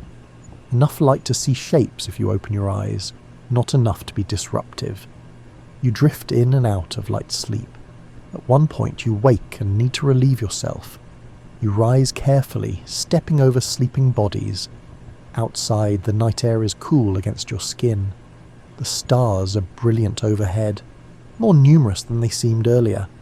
You move a short distance from the shelter and take care of your need, then return inside. You lie back down and pull the hide over you. Sleep comes quickly this time. Later, you wake again briefly. Someone else is moving, returning to their sleeping spot after going outside. The person settles back down with a soft sigh.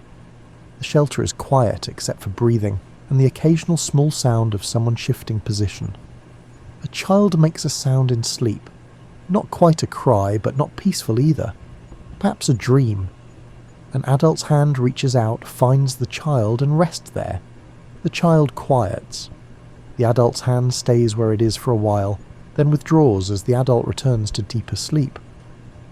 The night passes in this way, a series of small wakings and returnings to sleep. No one sleeps straight through without interruption, but the interruptions are minor and easily managed.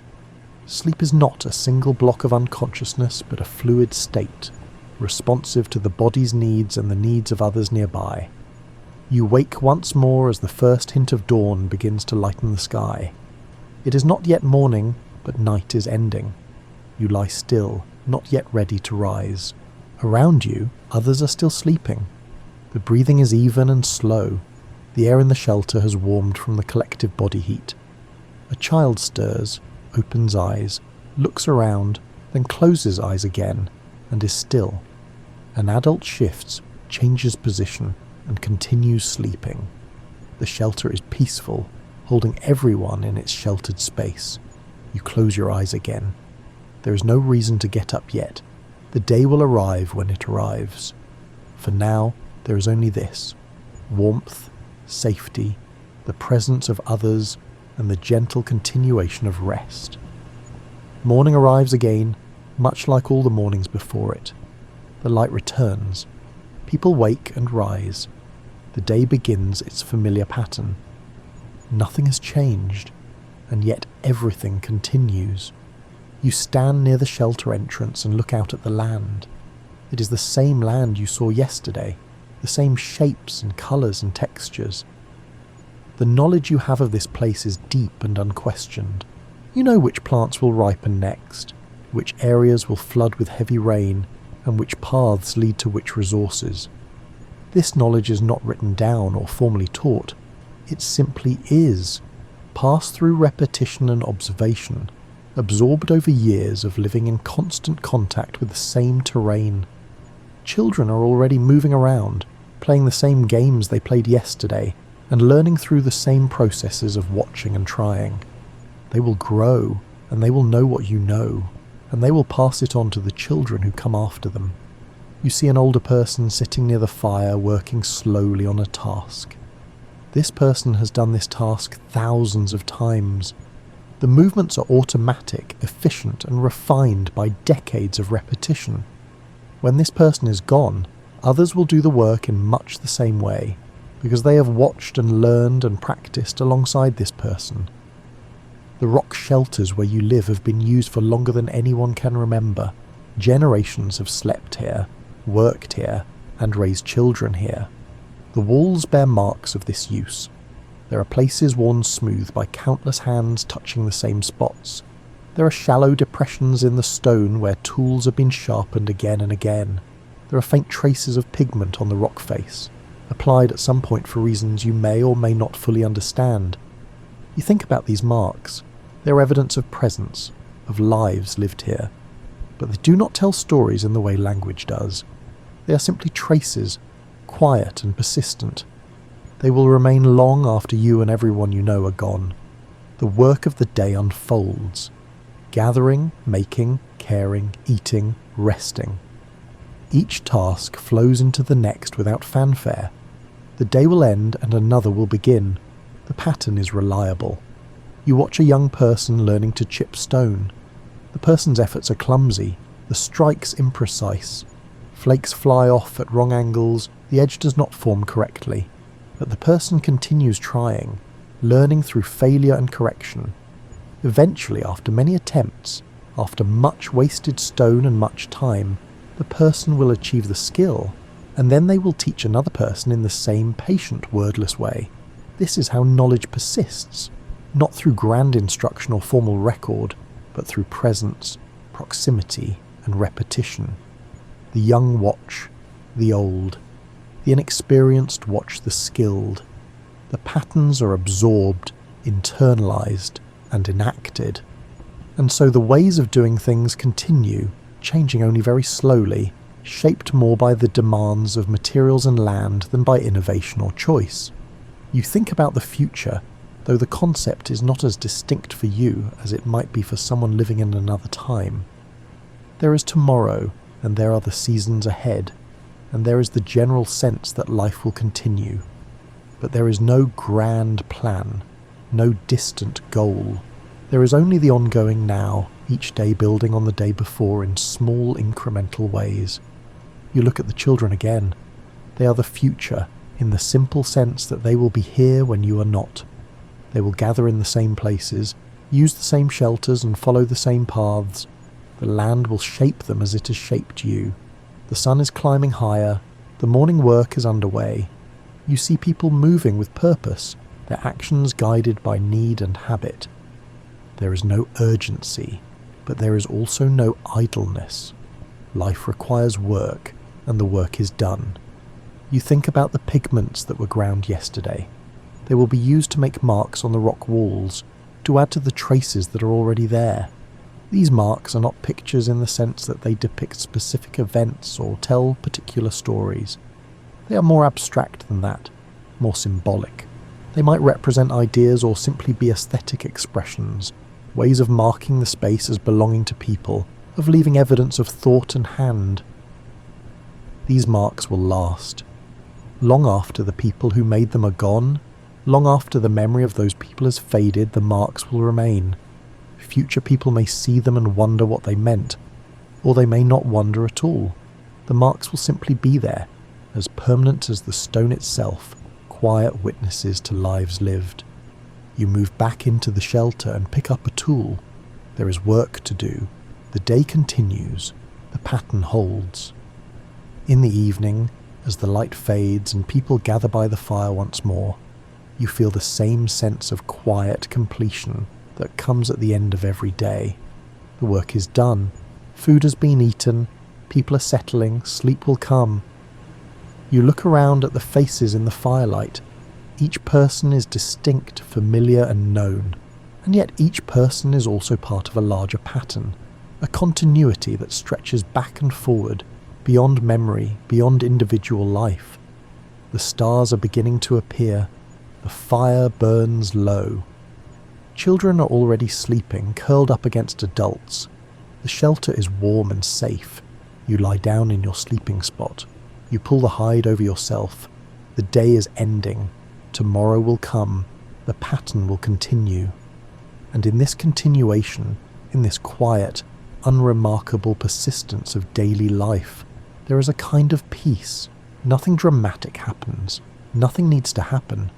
Life is simply life, lived one day at a time, in a place that holds and sustains, among people who share the same land and the same rhythms.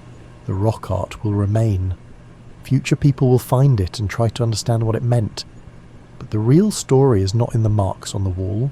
The real story is in the days themselves, in the gathering and the making and the caring, in the children learning and the fires burning and the seasons turning.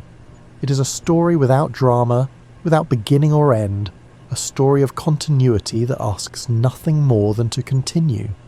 You close your eyes, your breathing slows, sleep comes gently as it always does. The shelter is quiet, the land is quiet. The night settles over everything, and somewhere in that vastness, the marks on the rock wait in the darkness, holding their silent testimony to the ordinary, extraordinary persistence of human life.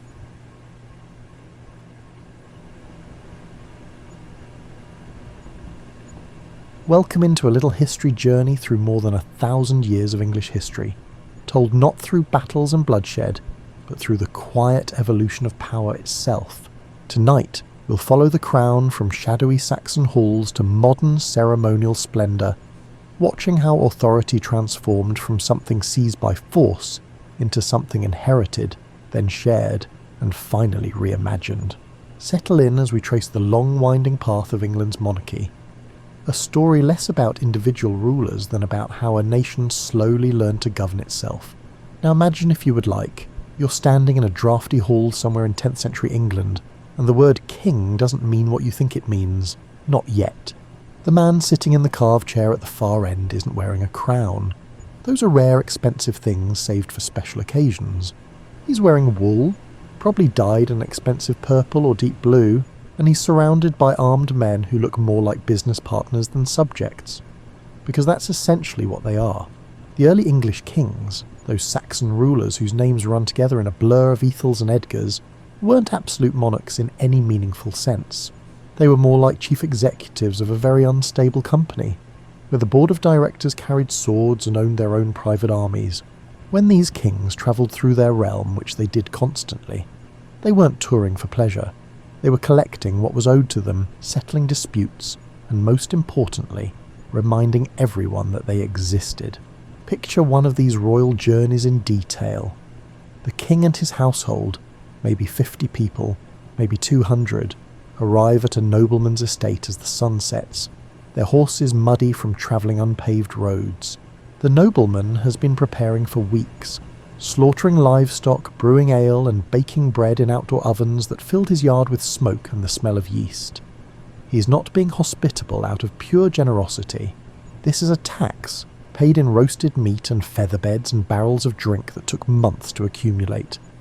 The king will eat, hold court in the nobleman's main hall, resolve whatever local squabbles need royal attention, and move on within a few days. If he stayed in one place too long, he'd eat his host into poverty, consuming stores meant to last the winter. These early monarchs ruled through a combination of personal charisma, strategic marriages, and the ability to reward loyalty with land. When a king died, succession wasn't automatic in any formal sense. The dead king's son might inherit, but only if he could convince enough powerful men that he deserved to. Sometimes the crown went to a brother, an uncle, or a nephew, whoever seemed most likely to keep the kingdom from fragmenting into chaos, and whoever could gather the most support from the nobles who actually controlled military force. The kingdom itself was barely a coherent thing. England in 900 or 1000 Anno Domini was more like a collection of neighbourhoods that happened to share a language and some cultural habits. Different regions had different laws, different customs, and different ideas about what constituted justice. In Northumbria, blood feuds were settled one way. In Kent, another way entirely. In Wessex, yet another. The king's job wasn't to impose uniformity. He lacked the resources and authority for that. But to be respected enough that people accepted his judgments when conflicts arose between these different regional traditions. Consider the problem of law enforcement in this era. There were no police, no permanent courts, and no system for catching criminals beyond community effort and collective memory. If someone stole your cow, you gathered your relatives and went looking for justice yourself, tracking the thief to his village and demanding restitution. The king's role was to provide a framework, a set of customs and expectations that kept these personal disputes from escalating into private wars that could destabilize entire regions. His authority was real, but it was also fragile, dependent on everyone agreeing to play by roughly the same rules. The irony is that these weak travelling kings created something surprisingly durable. By moving constantly, by inserting themselves into local affairs, and by maintaining personal relationships with dozens of important families across the kingdom, they wove together a network that would eventually become a nation. They were like gardeners tending a sprawling vineyard, training the vines to grow in roughly the same direction without quite controlling where each individual branch would go. The physical reality of Saxon kingship was humble by later standards. The royal halls were timber structures, impressive in their day but ultimately temporary. The largest might be 100 feet long, with carved posts supporting a high roof, tapestries on the walls to block drafts, and a central hearth that filled the space with smoke that eventually found its way out through gaps in the thatch. These weren't palaces, they were well-built barns where important business happened. The king sat on a raised platform at one end, his closest advisors nearby, while lesser nobles and warriors filled the benches along the walls. Justice in these halls was personal and immediate. A man with a grievance would approach the king directly, state his case, and wait for judgment. The king might consult with his advisors, might ask questions, and might demand that the accuser and accused both swear oaths on holy relics. The process was public, visible to everyone present, which served as a kind of quality control. If the king's judgment seemed arbitrary or unfair, word would spread, and his authority would diminish. Reputation was everything when you couldn't enforce decisions with a standing army. Everything changed when the Normans arrived in 1066, though perhaps not in the way you've been taught. William the Conqueror didn't transform England overnight through military brilliance alone. What he did was introduce a technology that would reshape the landscape and, more importantly, the psychology of power, the castle. You're standing outside the newly built stone keep at the Tower of London. It's around 1090, and this fortress is the most imposing structure most Londoners have ever seen. The white limestone walls rise 90 feet into the air, thick enough that you could drive a cart through them if they were hollow, which they're not. These walls are solid stone, quarried in Normandy and shipped across the channel at enormous expense, then hauled from the riverbank and assembled by craftsmen who'd spent their lives learning how to stack rocks so they wouldn't fall down. These walls say something very clear: the people inside cannot be removed by force. Before the Normans, English nobles lived in wooden halls, impressive but ultimately burnable. A determined enemy with enough men and enough torches could destroy any seat of power given enough time and determination. But castles, these massive stone declarations of permanence, changed the equation entirely. Now a relatively small force could hold out against a much larger army almost indefinitely, as long as supplies lasted. Power became something you could lock inside walls, something that could endure siege after siege. William and his Norman followers built castles everywhere, creating a physical network of control points across the country. Within 20 years of the conquest, major castles stood in every significant town and at strategic points throughout the countryside. These weren't just military installations. They were statements about the nature of authority itself. The king might still travel, but now he had permanent bases, places he could leave trusted men to hold in his absence. England's governance began to settle down, to root itself in specific locations rather than existing solely in the person of the travelling king. The relationship between king and nobles shifted accordingly. Norman nobles held their lands directly from the king in exchange for military service, a formal arrangement called feudalism, though the reality was messier than the theory.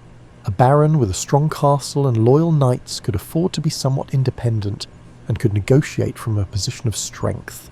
Kings learned to balance the need for powerful defenders against the danger of overly powerful subjects who might decide they'd make better kings themselves.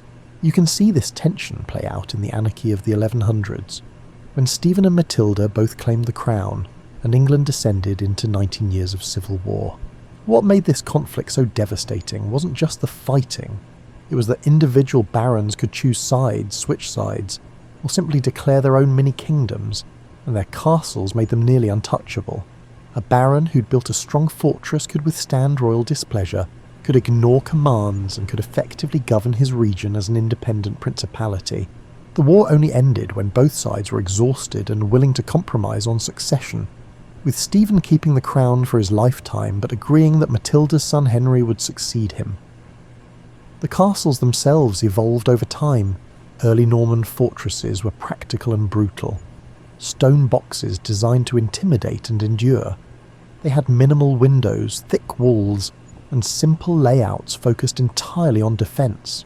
By the 1200s they'd become more sophisticated, with concentric walls, flanking towers that allowed defenders to shoot along the walls, elaborate gates with multiple layers of defence, and murder holes through which boiling water or oil could be poured on attackers. They were still about power, but now they were also about displaying that power, about creating visual symbols of royal authority that could be read from miles away. Inside these castles, a new kind of government was developing. Kings couldn't be everywhere at once, so they created bureaucracies, permanent staffs of clerks and administrators who could collect taxes, maintain records and issue commands in the king's name. The Exchequer, England's tax collection system, got its name from the checkered cloth used to count money, like a medieval spreadsheet.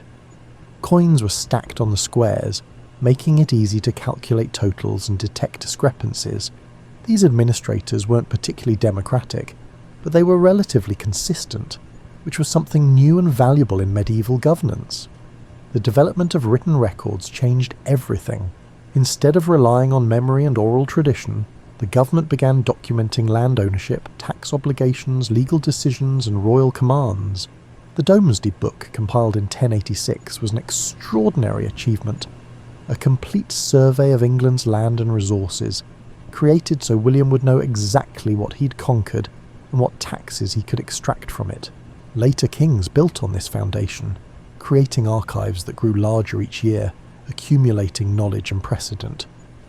The Castle Age taught England's rulers an important lesson. You could project power without being physically present. A castle with a royal coat of arms, staffed by royal officials, represented the king even when he was 200 miles away. This abstraction of authority, the idea that kingship was bigger than the individual king, would turn out to be crucial to the institution's long-term survival. By the late 1100s, something unexpected was happening. Law was becoming more important than the sword, or at least competitive with it, not because anyone believed in democracy or human rights. Those concepts were centuries away, but because kings discovered that consistent legal systems made them stronger and more capable of controlling their kingdoms effectively. You're in Westminster Hall in 1190, watching as royal judges hear cases. These aren't local disputes about stolen chickens anymore, though those still get settled at lower levels. These are questions about land ownership, inheritance rights, commercial contracts, and conflicts between powerful nobles who need neutral arbitration. The judges are using precedent, previous royal decisions to guide their rulings. They're creating what will eventually be called common law, a system of justice that applies across the entire kingdom regardless of local custom. Henry II deserves much of the credit or blame depending on how you feel about organised government. He was obsessed with law, not because he was particularly just or fair-minded, but because legal authority was more efficient than military conquest. He couldn't be everywhere at once and couldn't personally resolve every dispute, but he could create a system that resolved disputes in his name. He expanded royal courts, standardised procedures, and introduced the jury system, not as a democratic institution but as a practical way to determine facts. 12 local men were more likely to know who actually owned that disputed field than some travelling judge who'd just arrived from London. The genius of common law was that it accumulated. Each decision added to the body of legal knowledge, creating a growing framework of expectations and precedents. Nobles might have castles and armies, but if the law said they owed the king certain rights or revenues, increasingly they had to comply. Legal obligation became as binding as iron chains, and unlike chains, you couldn't break it with a sword without consequences that extended beyond the immediate conflict. This legal evolution created unexpected consequences. Once you establish that disputes should be settled by precedent and procedure rather than force, you've created a space where the king himself can be challenged. Not overthrown, that still required armies, but constrained, held to account, and forced to justify his actions according to established standards. The barons who forced King John to sign Magna Carta in 1215 weren't revolutionaries trying to overthrow the monarchy. They were conservatives who believed the king was breaking established customs and wanted those customs written down and enforced. Magna Carta itself was mostly concerned with feudal technicalities that seem obscure today. How much money the king could demand when a baron died, whether he could marry off heiresses to his friends without family consent, what rights applied to forests and who could hunt in them. But buried in the practical details was a revolutionary idea. The king was subject to law, not above it, not exempt from it, subject to it, just like his nobles and subjects. John, of course, immediately tried to ignore Magna Carta, and England descended into yet another civil war. But the document survived, copied and recopied, cited in later disputes, gradually transforming from a specific peace treaty into a general statement of principles. By the 1300s, English lawyers could point to Magna Carta and say with confidence that certain things were simply not allowed, even for kings. The document became a touchstone, a reference point, and a limit on royal power that couldn't be entirely ignored. The legal system also changed how England was governed day to day in practical terms. Royal justices travelled circuits, hearing cases in every county on a regular schedule. Sheriffs, originally just local strongmen loyal to the king, became official administrators responsible for executing court orders, collecting taxes and maintaining order. The whole apparatus of government became more predictable, more bureaucratic and more impersonal. You might never see the king, but you definitely encounter his legal system at some point in your life. This legal framework didn't make England peaceful or just by modern standards. Trial by combat was still a legitimate way to settle certain disputes until the 1300s, based on the belief that God would ensure the righteous party won the fight. Torture was used to extract confessions from accused criminals. Poor people had far fewer legal protections than the wealthy, and often couldn't afford to bring cases to royal courts. But the system established something crucial: the expectation that power should operate through rules rather than pure force. The development of legal education formalised these changes. By the 1200s, aspiring lawyers studied at the Inns of Court in London, learning procedures, studying precedents, and forming professional networks. These lawyers became a new kind of elite. Not warriors or clergy, but specialists in navigating the increasingly complex legal system. They advised nobles, represented clients in court, drafted documents, and generally served as intermediaries between royal authority and local reality. Nobody set out to invent Parliament. It emerged gradually, yet almost accidentally, from the practical problem of how to govern a complex kingdom without modern communication technology. The story of Parliament isn't a story of democracy, that comes much later, but of kings discovering that consulting with their subjects made certain tasks much easier and more effective. You're sitting in Westminster in 1295 attending what would later be called the Model Parliament. You're not here because you're important. You're here because you represent a borough, a town that the king needs money from. Around you are lords, bishops, and knights from every county, maybe 300 men total, gathered in a large hall that echoes with conversation and the shuffling of feet. The king hasn't gathered you to ask your opinion exactly. He's gathered you to explain why he needs another tax and to get your agreement to collect it from your communities. This is the birth of representative government, though nobody uses those words. The king needs money for wars in France and Scotland. He can't just take it. The legal system that makes his authority legitimate also constrains his ability to seize property arbitrarily. So he summons representatives from across the kingdom, explains his needs through his ministers, and asks them to convince their communities to pay up. In exchange, these representatives get to air grievances, suggest improvements, and occasionally negotiate the terms of taxation. The genius of this system is that it distributes responsibility. When taxes are raised, they're not imposed by royal decree alone. The kingdom's representatives have agreed to them, or at least appeared to agree in a public forum. This makes collection easier and rebellion less likely. It also creates a forum where different regions and interest groups can communicate with each other and with the royal government, building networks that transcend purely local interests. Parliament in the 1300s looks nothing like a modern legislature. Sessions are infrequent and brief, sometimes lasting only a few days. The king calls Parliament when he needs something, not on any regular schedule. The representatives have no permanent meeting place, no staff, and no real institutional memory beyond what individual members carry with them.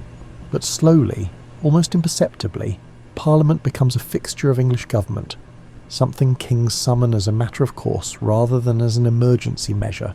The crucial moment comes during the 100 Years' War, when English kings need enormous sums to fight in France. Parliament discovers it has leverage, want money for the war, then address these petitions first, fix this problem with forest law, dismiss this unpopular minister, investigate these financial irregularities. The negotiations are always polite, always framed as helpful advice to the king, but the underlying message is clear. Consultation is becoming expected, not optional. By the 1400s, Parliament had split into two houses, the Lords, representing the great nobles and bishops, and the Commons, representing everybody else who mattered politically, which was still a tiny fraction of the population. This division reflects the reality of English society, a small elite with enormous power and wealth, and a larger group of moderately prosperous men who collectively have their own kind of influence through control of local governance and economic resources. What's fascinating is how this system preserved itself through periods of strong kingship. Even powerful monarchs found it easier to work with Parliament than against it. Henry V, victorious at Agincourt and the most successful warrior king England ever produced, still summoned Parliament regularly. Not because he was weak, he commanded the most formidable military force in Western Europe, but because Parliament was useful. It provided intelligence about conditions across the kingdom, legitimised royal policies, helped maintain order when the king was abroad, and generally made governance smoother. The Wars of the Roses in the late 1400s tested Parliament's durability. For 30 years, two branches of the royal family fought for the crown, and England saw 5 different kings as the throne changed hands through battle, betrayal, and murder. Through all this chaos, Parliament continued to meet, to grant taxes, and to pass laws. It had become part of the furniture of the English government, something that persisted regardless of who sat on the throne or how they got there. Parliament's power grew through precedent and practice rather than dramatic confrontation. Each time a king asked for money, Parliament gained a little more leverage. Each time representatives voiced grievances, they established the expectation that grievances should be heard. Each time a session ended with some compromise between royal needs and subjects' concerns, the habit of consultation became more ingrained. By 1500, no English king would dream of raising significant taxes without Parliament's consent, not because of any written rule, but because the practice was so established that violating it seemed dangerous. Henry VII seized the throne in 1485 after winning a battle, which was not an unusual way to become king in 15th century England. What was unusual was how he and his descendants transformed that throne into something approaching modern state power. The Tudors didn't invent royal authority, but they perfected it, creating an administrative machine that could reach into every corner of the kingdom with unprecedented effectiveness. You're watching Henry VIII's government at work in the 1530s, and it's impressive in a terrifying sort of way. The king has ministers who oversee every aspect of national life, collecting taxes, enforcing religious conformity, managing foreign relations, administering justice, controlling what gets published, and even regulating trade and prices. Thomas Cromwell, the king's chief minister, has created a bureaucracy that generates mountains of paperwork.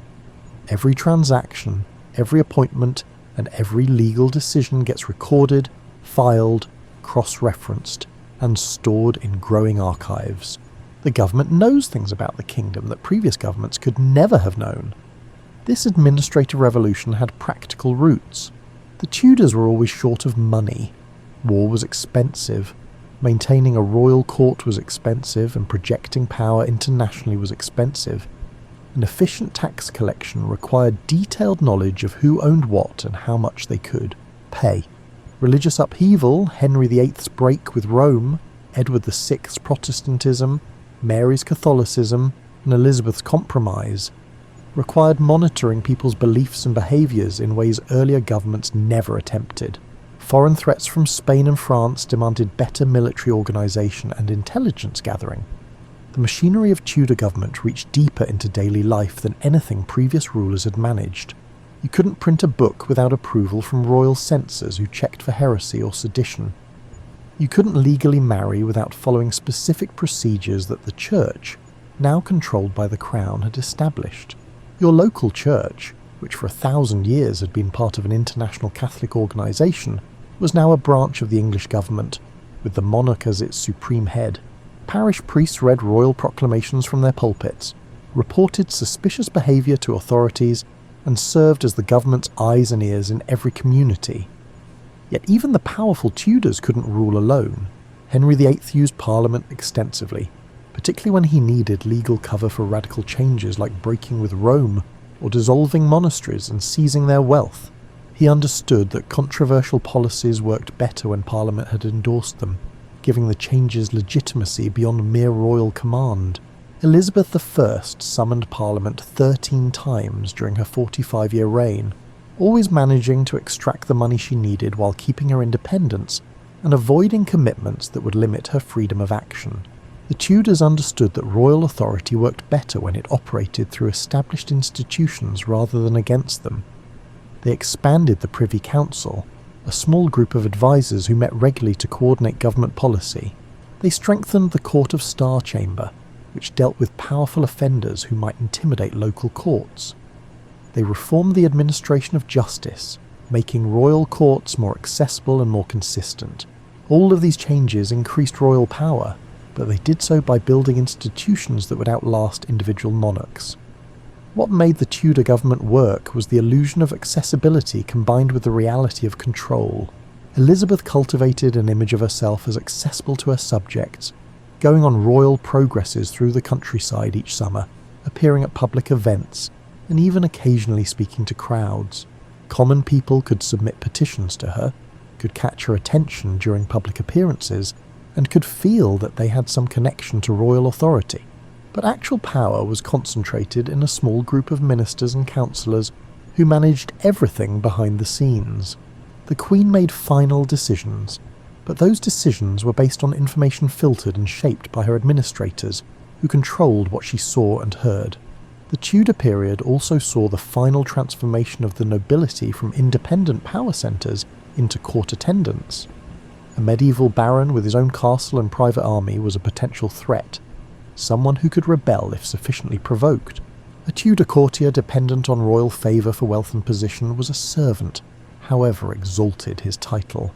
The great nobles still had titles and lands and still commanded respect, but they spent their time competing for the monarch's attention at court rather than raising armies in their home counties. This centralisation had limits.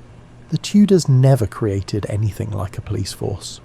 Local government still depended on unpaid justices of the peace, local gentlemen who enforced laws and settled disputes in their communities as a civic duty. The Crown could issue orders from London, but it depended on local cooperation to carry them out. When Elizabeth's government tried to impose unpopular policies, they often simply didn't get enforced. Nobody rebelled, they just quietly ignored instructions and waited for the Crown to lose interest or move on to other concerns. The religious settlement under Elizabeth demonstrated both the power and limits of Tudor authority. She wanted a moderate Protestant church that most people could accept. She got laws establishing this church, but she couldn't force genuine belief. Catholics practiced their faith secretly. Radical Protestants pushed for further reforms. Elizabeth's government prosecuted the most obvious offenders, but it couldn't police everyone's private beliefs. The settlement worked because most people went along with it publicly, regardless of what they believed privately. The Stuart kings who followed Elizabeth made a critical mistake. They believed their own propaganda about divine right monarchy. James I and his son Charles I thought kings answered only to God, not to Parliament or law or custom. Unfortunately for them, they lived in England, where Parliament and law and custom had been accumulating power for 4 centuries, and weren't about to surrender that power without a fight. You're watching the House of Commons in 1642, and the atmosphere is electric with tension. Parliament has been battling Charles I for years over money, religion and power. The king keeps trying to rule without Parliament, imposing taxes by royal decree, imprisoning critics without trial, and enforcing religious uniformity through courts that bypass common law. Parliament keeps insisting on its traditional rights and privileges, control over taxation, protection from arbitrary arrest, and religious reform. Neither side will compromise, and the kingdom is sliding inexorably towards civil war. What follows is genuinely revolutionary, though the revolutionaries themselves don't see it that way initially. Parliament raises an army against the king, claiming they're defending English liberties against tyranny. They fight a civil war that lasts from 1642 to 1646, with battles at Edgehill, Marston Moor and Naseby that kill thousands. Parliament wins, captures the king, tries to negotiate, fails, and then faces a terrible question. What do you do with a king who won't accept limits on his power? The answer, reached after agonising debate, is to put him on trial. In 1649, Charles I stands before a specially created court and hears himself accused of treason against his own kingdom. He refuses to recognise the court's authority, refuses to plead, and insists that kings are accountable only to God. The court finds him guilty anyway and sentences him to death. On a cold January morning, Charles steps through a window of the banqueting house in Whitehall onto a scaffold, says a few words to the crowd, and places his head on the block. For the first time in English history, the people, or at least the armed representatives of some of the people, have formally rejected the principle that kings are above law. The republic that follows, led by Oliver Cromwell, is short-lived and unpopular. Turns out that military dictatorship is even less appealing than monarchy, especially when the dictator closes theatres, bans Christmas celebrations, prohibits dancing and most forms of entertainment, and generally tries to enforce Puritan morality on an unwilling population. Cromwell rules effectively enough. He conquers Ireland and Scotland, wins a war with the Dutch, and makes England feared abroad. But he can't create legitimate institutions to replace the ones he destroyed. When Cromwell dies in 1658, his son briefly takes over, fails to command military loyalty, and within 2 years England has invited Charles II, son of the executed king, to return from exile and take the throne. But the crown that Charles II receives is fundamentally different from the one his father lost. Everyone understands now that monarchs rule with Parliament's consent, not by divine right alone.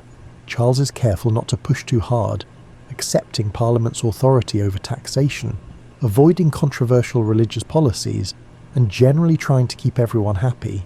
The balance of power has shifted permanently, even if nobody wants to admit it too explicitly. Kings can still make decisions, appoint ministers, and conduct foreign policy, but they need Parliament's cooperation for money and legitimacy. James II, who succeeded his brother in 1685, either didn't understand this or didn't care. He was Catholic in a Protestant kingdom, authoritarian in a country that had learned to resist authoritarianism, and absolutely convinced of his divine right to rule however he pleased. He appointed Catholics to military commands and university positions, suspended laws against Catholic worship, and generally behaved as if Parliament didn't exist. Within 3 years, the political class had had enough. He invited his Protestant daughter Mary and her Dutch husband William to invade England, save Protestantism, and restore constitutional government. This glorious revolution, as it came to be called, was actually more significant than the Civil War despite being less violent. Nobody was executed. There was minimal fighting.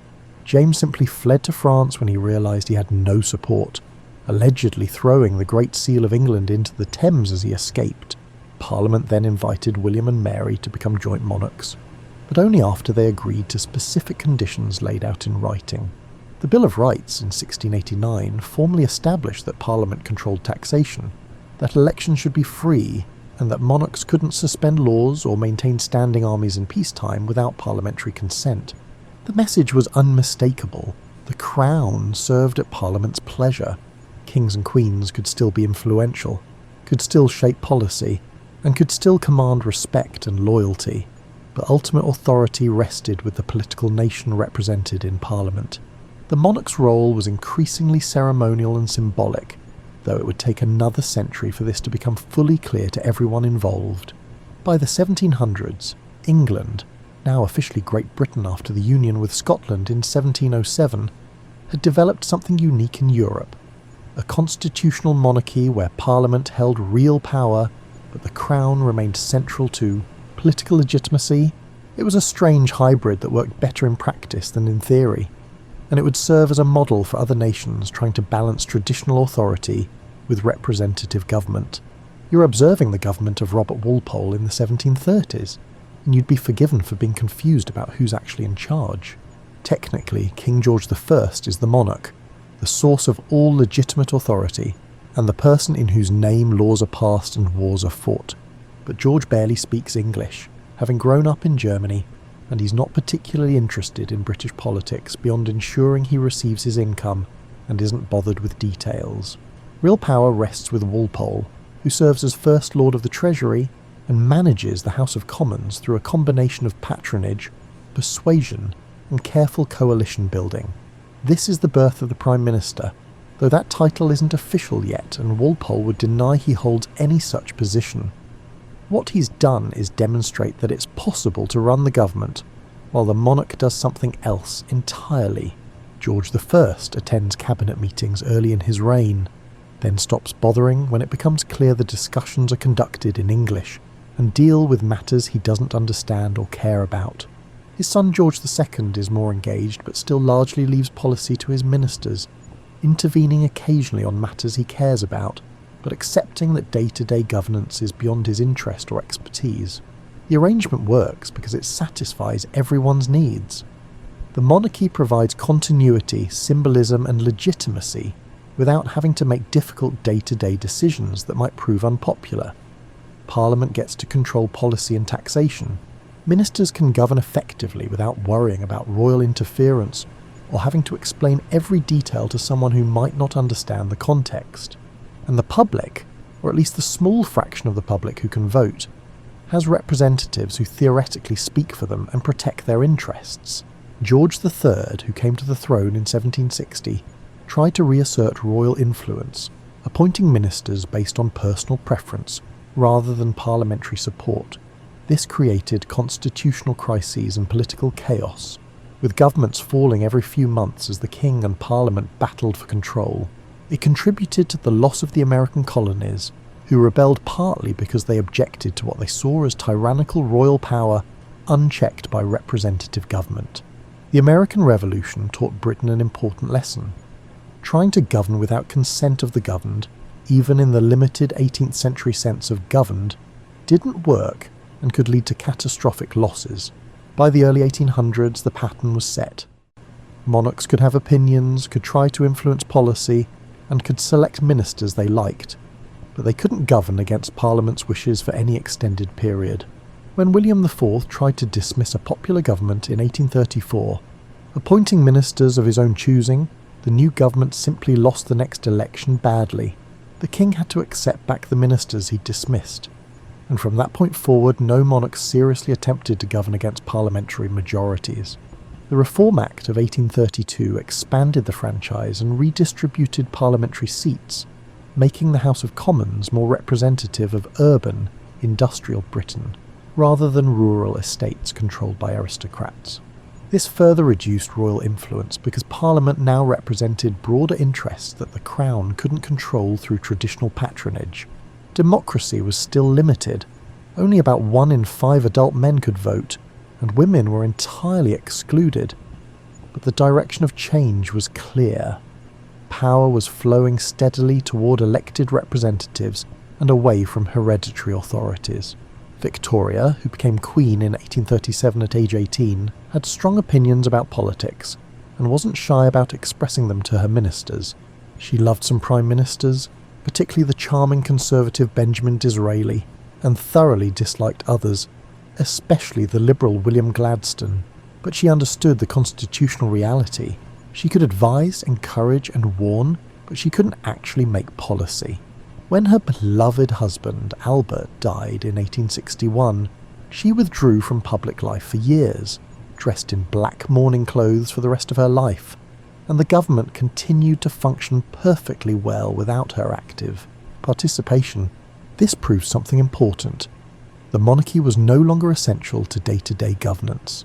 The development of political parties formalised the separation of Crown and government. By the mid-1800s, 2 organised parties, Whigs and Tories, later Liberals and Conservatives, competed for control of Parliament. The Queen's role in selecting a Prime Minister became purely ceremonial. She appointed whoever commanded majority support in the Commons. If an election produced a clear winner, she had no choice.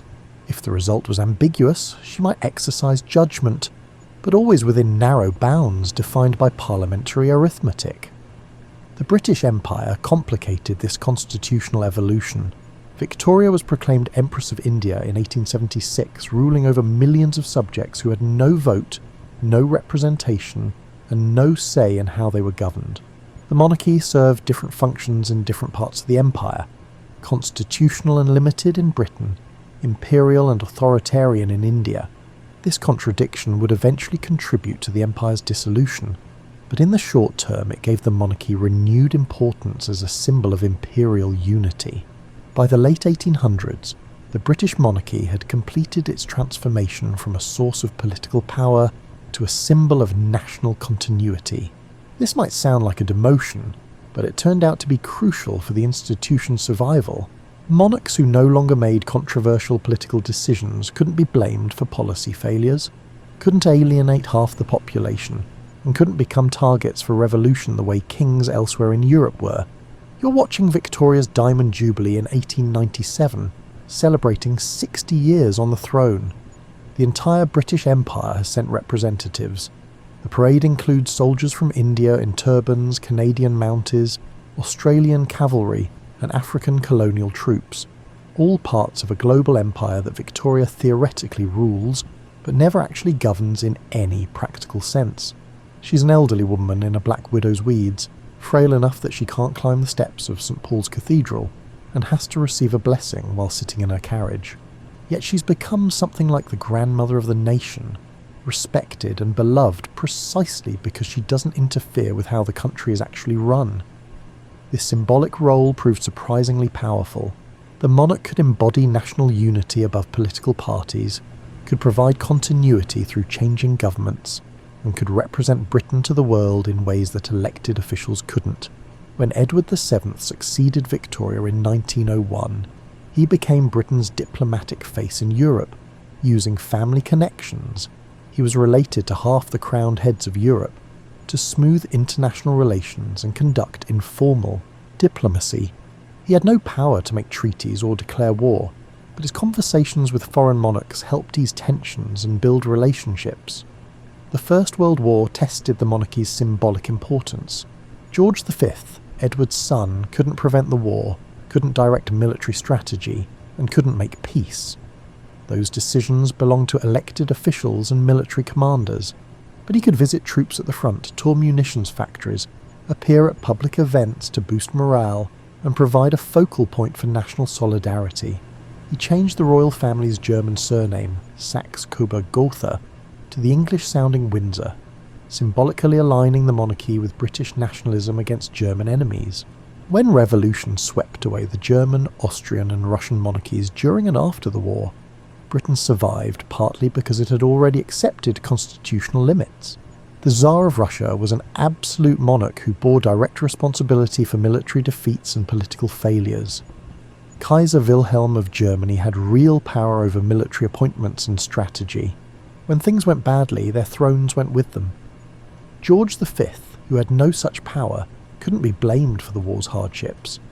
The monarchy became a source of stability during chaos, rather than a target for revolutionary anger. The interwar years brought new challenges. George V had to manage the political crisis when his government divided over economic policy in 1931. His role was purely procedural, ensuring that a government could be formed and that constitutional processes continued. But even this limited function was essential. Without the Crown as a neutral arbiter, Britain might have faced a constitutional collapse like those affecting other European nations. The abdication crisis of 1936 revealed how thoroughly the monarchy had become a constitutional institution. Edward VIII wanted to marry Wallis Simpson, an American divorcee. The government objected, not because they had any particular authority over the king's personal life, but because the scandal would damage the monarchy's symbolic role at a time when European democracy was under threat from fascism. Edward could have fought, could have tried to assert royal independence, and could have appealed to public opinion. But he understood the reality. A modern constitutional monarch couldn't rule against his government's advice. He abdicated after less than a year, and his brother George VI became king.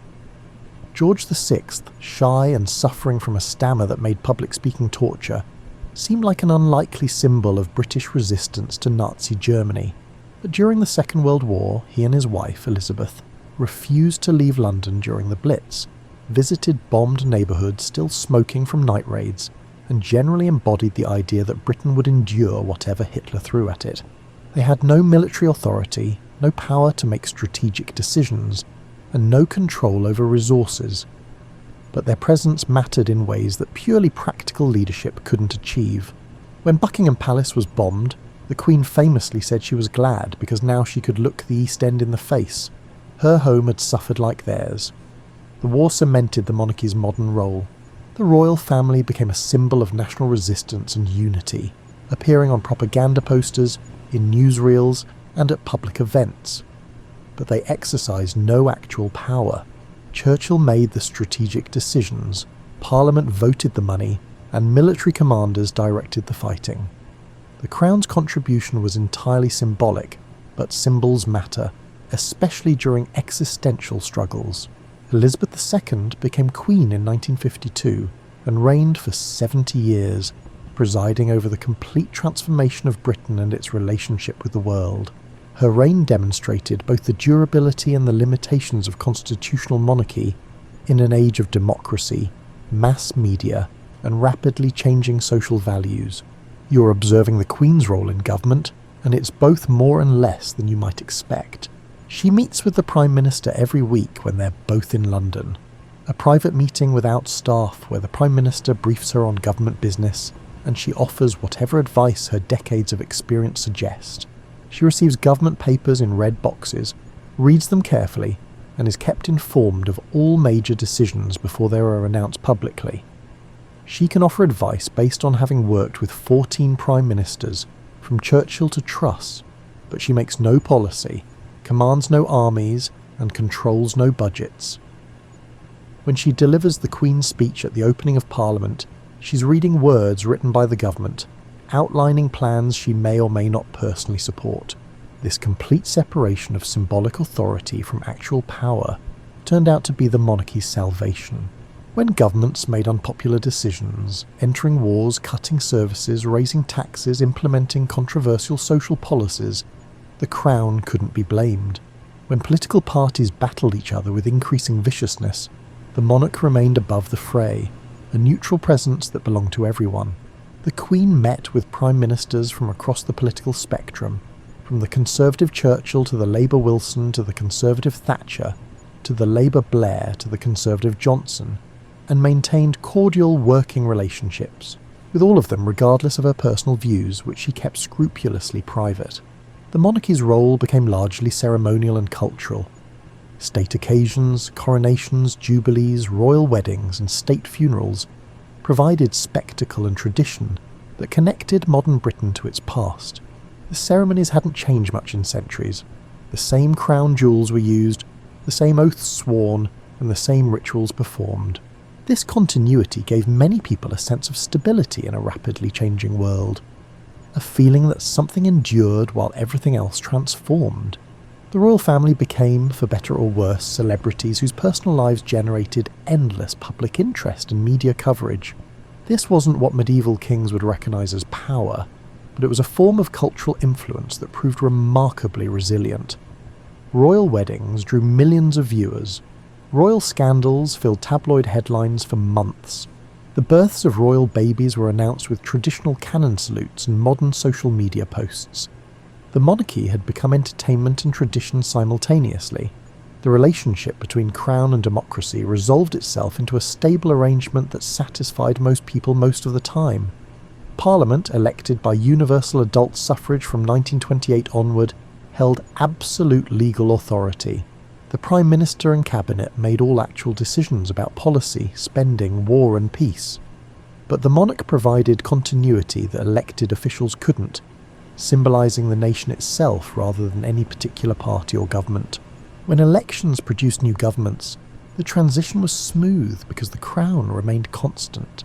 The incoming Prime Minister went to the palace, kissed hands in an ancient ceremony, and became head of government while the monarch remained head of state. Elizabeth's long reign saw the British Empire dissolve into a commonwealth of independent nations. She remained queen of some of these nations, Canada, Australia and New Zealand among others, but only because they chose to keep her, not because Britain could force them. Other former colonies became republics and left the Commonwealth entirely or stayed in it while dropping the monarchy.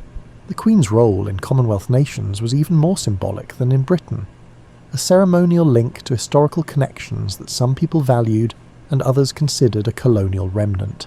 The question of the monarchy's future arose periodically, especially after scandals or during periods of social change. Opinion polls showed support for the institution remained relatively strong but increasingly conditional on the monarchy behaving appropriately, avoiding scandal and not costing too much. The monarchy survived partly through careful management of its public image, partly through the Queen's personal popularity built over decades of dutiful service, and partly because replacing it seemed more trouble than keeping it. Elizabeth's death in 2022 at age 96 and the accession of Charles III demonstrated the monarchy's durability. The transition was automatic, requiring no election or confirmation. Charles became king the instant his mother died, by operation of law and constitutional custom. The machinery of government didn't pause. The symbolism shifted to a new person, but the institution persisted, its practices and limitations unchanged. Here's what the long story of England's monarchy actually reveals. Authority is a story people agree to believe. The crown has no inherent power. It only has the power that law and custom and collective agreement give it.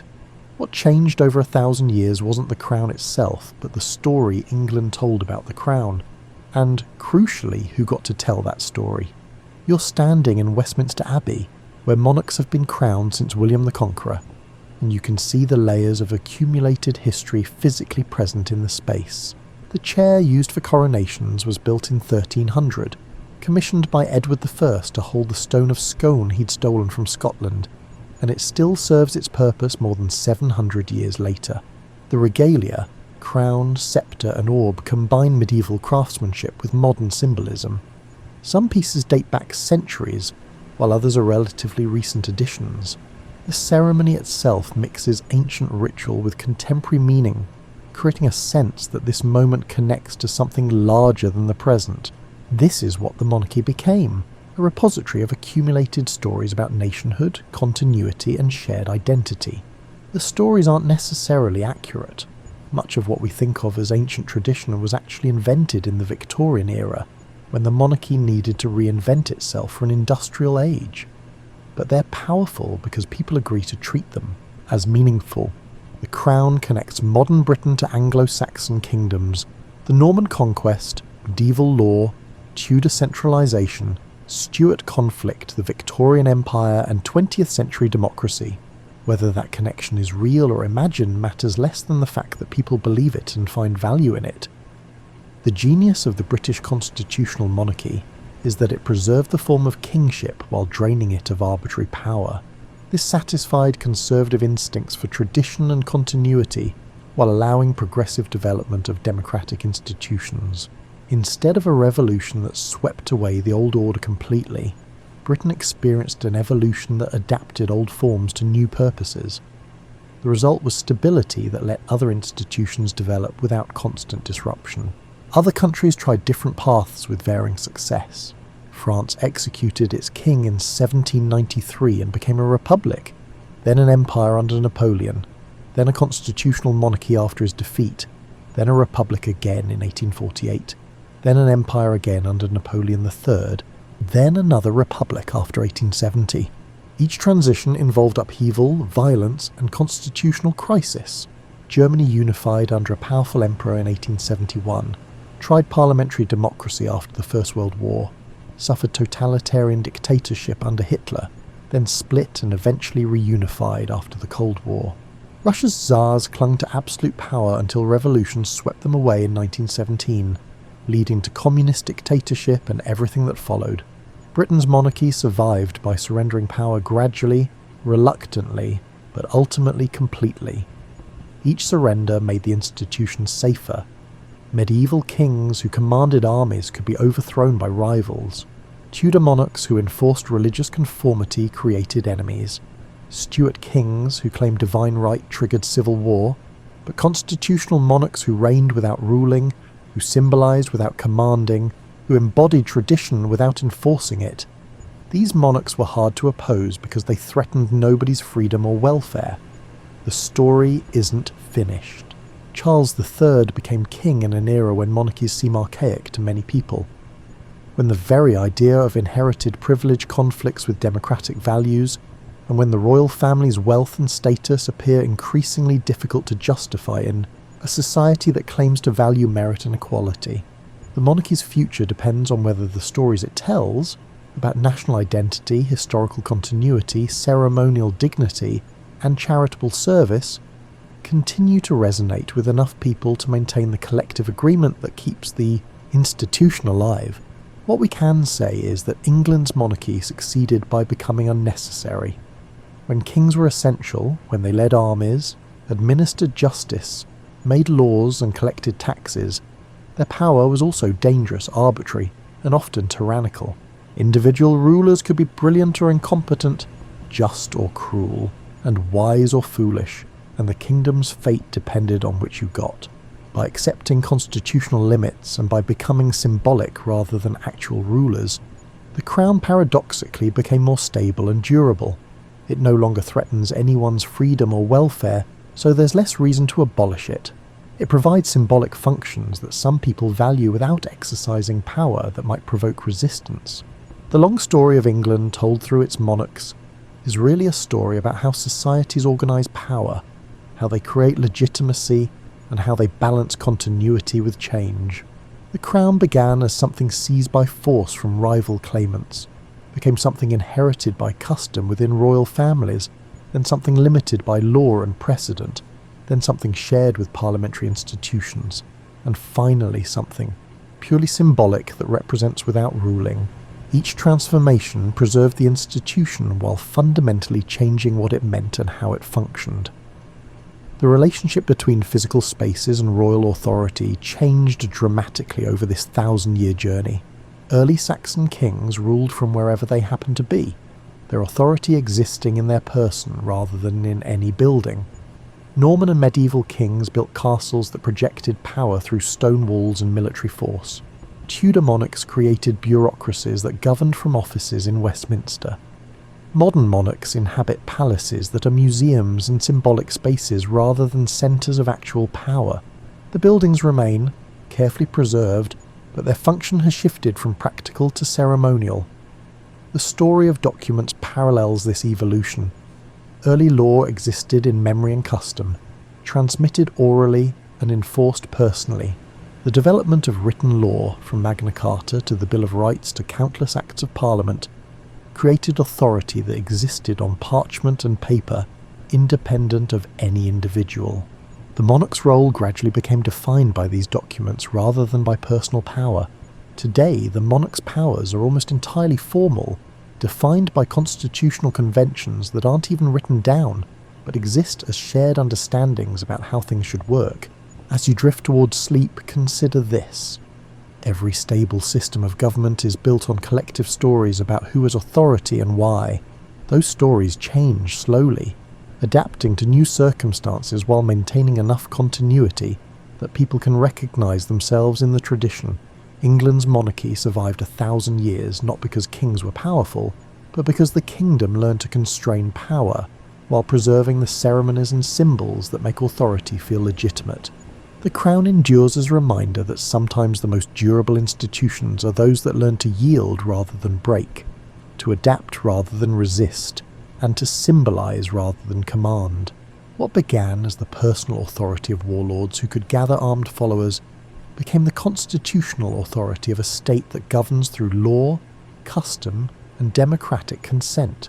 The crown remained constant through this transformation, but everything it meant changed.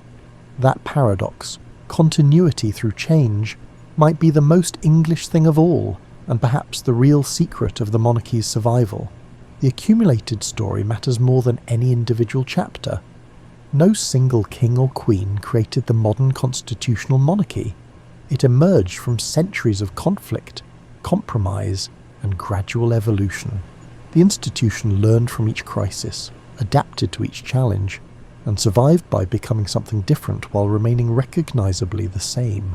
That long, slow transformation from power to symbol, from command to ceremony, from ruling to reigning, that's the story of England's crown, and in many ways the story of England itself.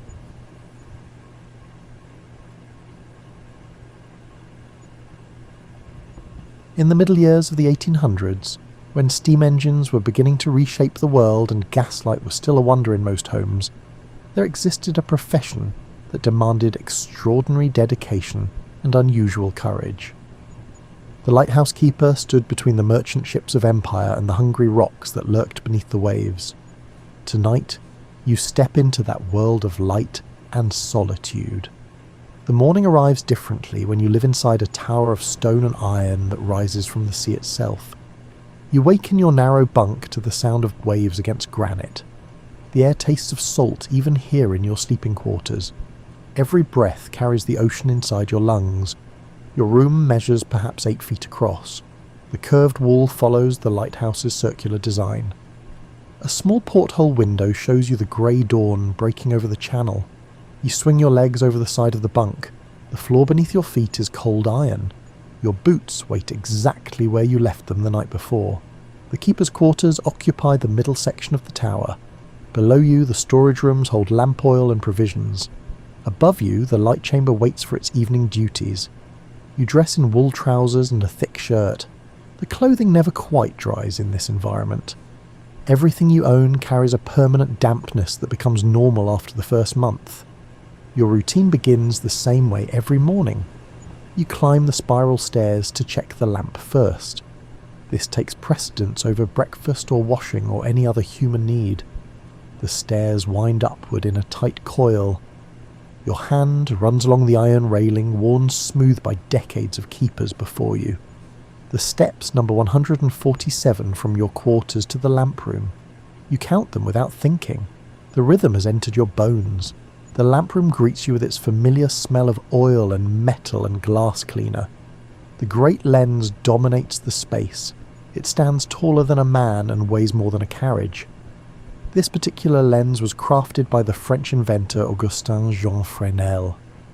The design uses a series of concentric prisms that bend and focus light with remarkable efficiency. A single oil flame becomes a beam visible for 20 miles across the water.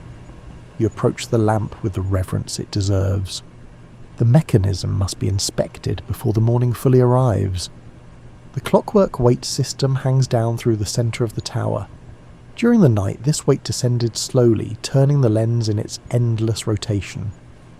The rotation creates the characteristic flash pattern that identifies your lighthouse to passing ships.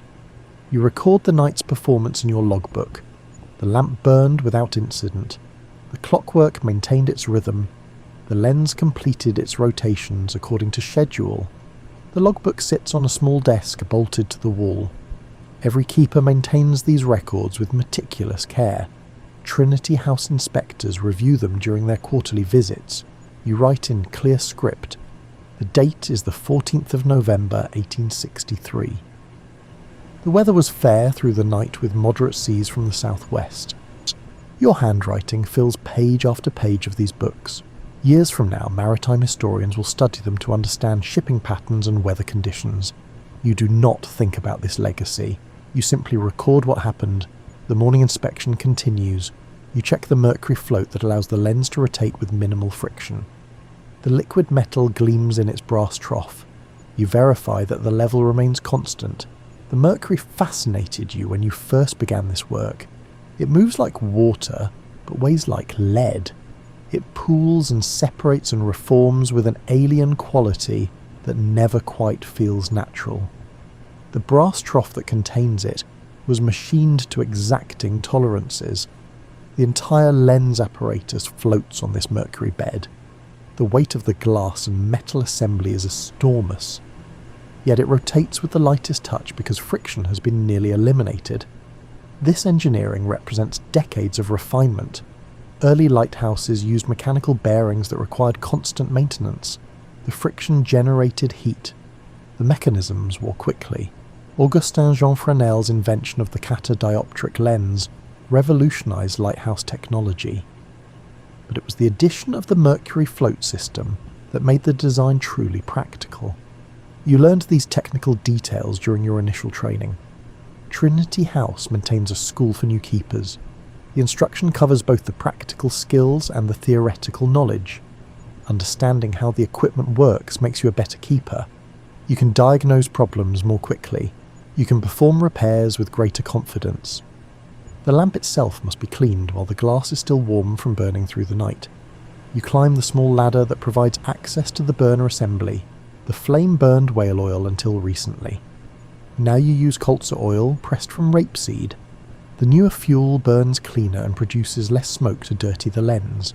You extinguish the flame with a careful turn of the valve. The sudden absence of light feels wrong even in the growing dawn. Your lighthouse exists to combat darkness. The glass chimney requires immediate cleaning. You use a soft cloth and a solution of vinegar and water. The soot comes away in dark streaks that stain the cloth. This task demands patience. A single smudge on the glass reduces the light's intensity. Ships depend on that intensity to judge their distance from the rocks. The lens itself receives its own cleaning regimen. You move around its circumference, polishing each prism panel. The morning sun begins to strike through the glass. Rainbow patterns dance across the walls. These rainbows never lose their ability to please you. The science of light refraction becomes a daily art show. With the lamp tended, you descend to prepare breakfast. The small kitchen occupies one corner of your living level. It contains a coal stove, a water pump connected to the rainwater cistern, and a cabinet for dry goods. The kitchen represents careful adaptation to limited space. Every item has been selected for efficiency and durability. Nothing decorative or unnecessary occupies the precious room. The coal stove is a compact model designed specifically for lighthouses. It burns fuel efficiently and produces adequate heat for cooking. The chimney runs up through the tower interior, providing some warmth to the upper levels. Managing the stove requires skill. Too little air and the fire smoulders inefficiently. Too much air and coal consumption increases beyond sustainable levels. You have learned to maintain the perfect balance. The fire burns hot enough for cooking, but not so hot that it wastes fuel. The water pump connects to the rainwater collection system. The tower's conical roof funnels precipitation into a cistern built into the structure. This water provides your entire supply for drinking, cooking, and washing. Water management requires constant vigilance. During dry spells, the cistern level drops alarmingly. You must ration usage to prevent running completely dry. Rain is generally adequate in this climate, but summer drought can occur. You have emergency procedures for such situations. The supply boat can deliver fresh water if absolutely necessary. The taste of rainwater changes with the seasons. Spring rain tastes clean and soft. Summer rain sometimes carries dust. Autumn rain has a mineral quality. Winter rain tastes sharp and cold. These subtle variations become familiar over time. You develop preferences and opinions about water that would seem absurd to people with access to wells or town supplies. You light the stove with practiced efficiency. Coal must be used sparingly. Your monthly allocation arrives by supply boat along with your food and mail. The kettle goes on first. Tea is not negotiable in the morning routine. While the water heats, you assemble the rest of breakfast. Porridge made from oats, a slice of yesterday's bread with butter from the crock, 2 eggs from the chickens that live in a small coop attached to the tower's base. Yes, you keep chickens on a lighthouse. They provide eggs and a touch of life beyond your own company. Their clucking echoes up through the tower on quiet mornings. The decision to keep poultry seemed eccentric when you first proposed it. Trinity House had no official policy regarding livestock at offshore lighthouses, but they approved your request after consideration. The chickens arrived as chicks via the supply boat. You raised them in a makeshift brooder heated by a small oil lamp. They grew into hardy birds adapted to the lighthouse environment. The breed is a type of Sussex chicken known for reliability and calm temperament. Excitable birds would not survive the constant sound of the waves and wind. Your flock consists of 6 hens. They live in a specially constructed coop attached to the tower base. The structure is built to withstand severe weather while providing adequate ventilation. The birds have adapted to their unusual home with remarkable success. They lay eggs consistently. They tolerate the isolation. They even seem to enjoy watching the sea from their protected enclosure. Caring for them adds pleasant variety to your routine. The morning feed and egg collection provide a connection to agricultural life. The simple act of tending livestock grounds you in normalcy. The chickens also provide company. They recognize your footsteps. They gather when you approach. Their personalities emerge over time. One hen is bold and curious. Another is shy and cautious.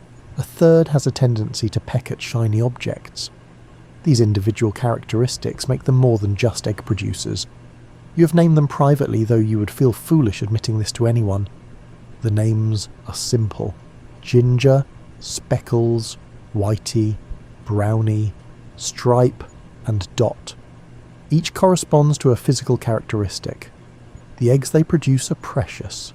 Fresh protein in an environment where most food arrives preserved in tins or barrels. The rich orange yolks speak of health and proper nutrition. You collect the eggs by descending to the surface level. The chickens have a protected enclosure that shields them from the worst weather. They seem unbothered by the waves that crash just feet away. The birds recognize your step on the ladder. They gather expectantly, just as you scatter their feed and collect 2 brown eggs still warm from the nest. Back in your kitchen, you crack the eggs into a pan. The butter sizzles. The smell of cooking fills the small space with something approaching domestic comfort. You eat standing at the small counter. The porthole window shows you the sea stretching away toward France. On clear days, you can sometimes see the French coast as a grey line on the horizon. Today the visibility is good. The autumn air has a clarity that summer lacks. You can make out individual wave patterns miles from the tower. A ship moves across your field of vision. It is a 3-masted bark heading up the channel toward London. The vessel maintains a safe distance from the rocks that surround your lighthouse. Those rocks claimed 17 ships in the decade before your light was built. Now they claim none. Your work saves lives by preventing disasters that never happen. After breakfast comes the morning maintenance cycle. A lighthouse is a machine that requires constant attention. You begin with the mercury. The float must be perfectly level, or the lens rotation will develop irregularities. You use a specialized tool to check the alignment. The mercury itself is poisonous. You know this from the training manual. Keepers must avoid prolonged contact with the substance. You wear gloves when working near the trough. The brass fittings throughout the tower require weekly polishing. Salt air corrodes metal with relentless efficiency. You fight this corrosion with oil and elbow grease and stubborn determination. The windows need attention every few days. Salt spray builds up on the external glass. You access the outside gallery through a small door in the lamp room. The gallery is a narrow walkway that encircles the tower just below the lamp. An iron railing prevents keepers from tumbling to the rocks below. The wind at this height can reach surprising strength. You step outside with your bucket and cloths.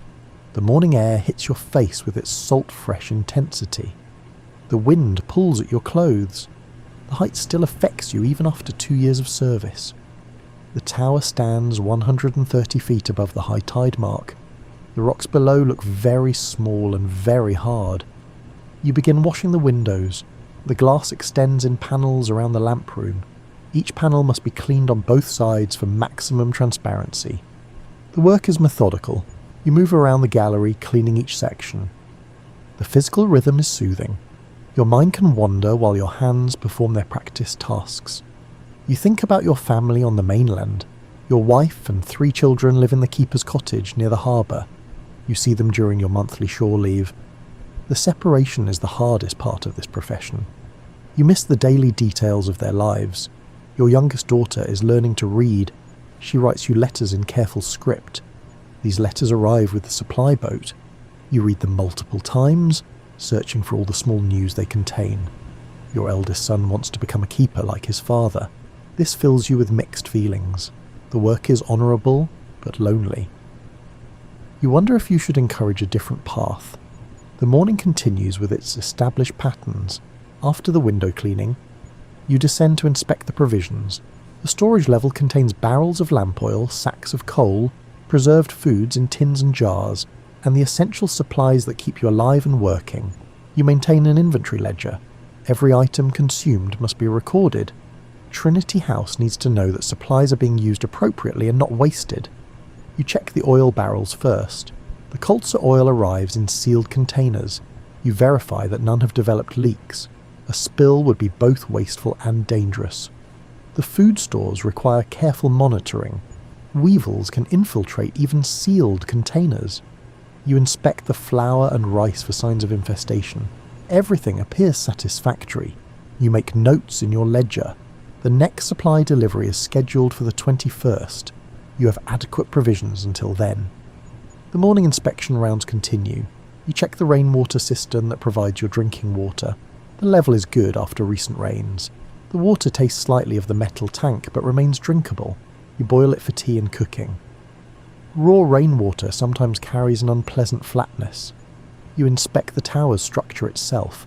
Cracks in the masonry can admit water. Water leads to corrosion and eventual structural failure. The walls show no new damage. The granite blocks remain sound. The lighthouse was built to outlast the keeper and his children and his children's children. By midday, your morning duties are complete. You prepare a simple lunch of bread and cheese and pickled vegetables. The afternoon stretches ahead with its own requirements. There are always tasks waiting. A keeper's work is never fully finished. Today you plan to service the foghorn mechanism. The device sits in its own chamber below the lamp room. It consists of a compressed air system that produces the deep blast that warns ships during low visibility. The foghorn requires monthly maintenance. The air compressor must be oiled. The horn trumpet must be cleaned. The timing mechanism must be verified. You gather your tools and climb to the foghorn chamber. The machinery fills most of the small room. The compressor is a beautiful piece of Victorian engineering, all brass and iron precision. You begin the service procedure. Oil goes into specific points on the compressor. The moving parts must remain lubricated to prevent seizure. The work is absorbing. You lose track of time while focusing on the mechanical details. The afternoon light shifts across the chamber floor. When you finish, you test the system. The foghorn produces its characteristic bellow. The sound is loud enough to make your ears ring even though you stand behind the trumpet. That sound carries for miles across the water. In fog so thick you cannot see the gallery railing, ships hear your warning and steer away from danger. The afternoon continues. You return to your quarters for a cup of tea and a brief rest. Your living space has become familiar to the point of invisibility. The curved wall, the small bookshelf, the writing desk, the bunk with its wool blankets. You keep the space tidy through habit. Disorder in a lighthouse leads to accidents. Everything has its place. Your books provide evening entertainment. You own perhaps 20 volumes. They include technical manuals, a Bible, several novels, and a book of poetry that your wife gave you. You read slowly, making each book last. The supply boat brings occasional new reading material, but you cannot count on it. The Lighthouse service provides some educational materials. You receive monthly journals about maritime safety and lighthouse technology. These keep you informed about developments in your profession. You learned, for example, that electric lights are being tested in some lighthouses. The technology is still experimental. Most towers continue to rely on oil lamps and Fresnel lenses. The afternoon fades into evening. The sun begins its descent toward the western horizon. You prepare for the most important part of your daily routine. The transition from day to night carries special significance at a lighthouse. Your role shifts from maintenance worker to guardian of the light. The responsibility intensifies as darkness approaches. You check the time on your pocket watch. The device is a reliable chronometer provided by Trinity House. Accurate timekeeping is essential for proper light management. Sunset occurs at specific times that shift gradually through the seasons. You maintain a chart that lists the exact sunset moment for each day of the year. The lamp must be lit 30 minutes before this time. This buffer ensures that your light is burning at full strength when true darkness arrives. Ships beginning their night passages will see your beacon from the moment they need it. The weather affects visibility, and thus influences when the light becomes necessary. On clear days you might safely delay lighting slightly. But regulations require the 30-minute buffer regardless of conditions. Consistency is more important than minor efficiency gains. Ship's captains plan their navigation based on reliable patterns. Your light must be predictable, lighting the lamp. The evening ritual begins exactly 30 minutes before sunset. You climb to the lamp room with a specific kind of focus. This task allows no distraction or error. Ships are already beginning their night passages. They will need your light. The lamp itself is cold now. It has rested through the day while the sun provided natural illumination. Now it must wake and do its work. You begin by checking the oil reservoir.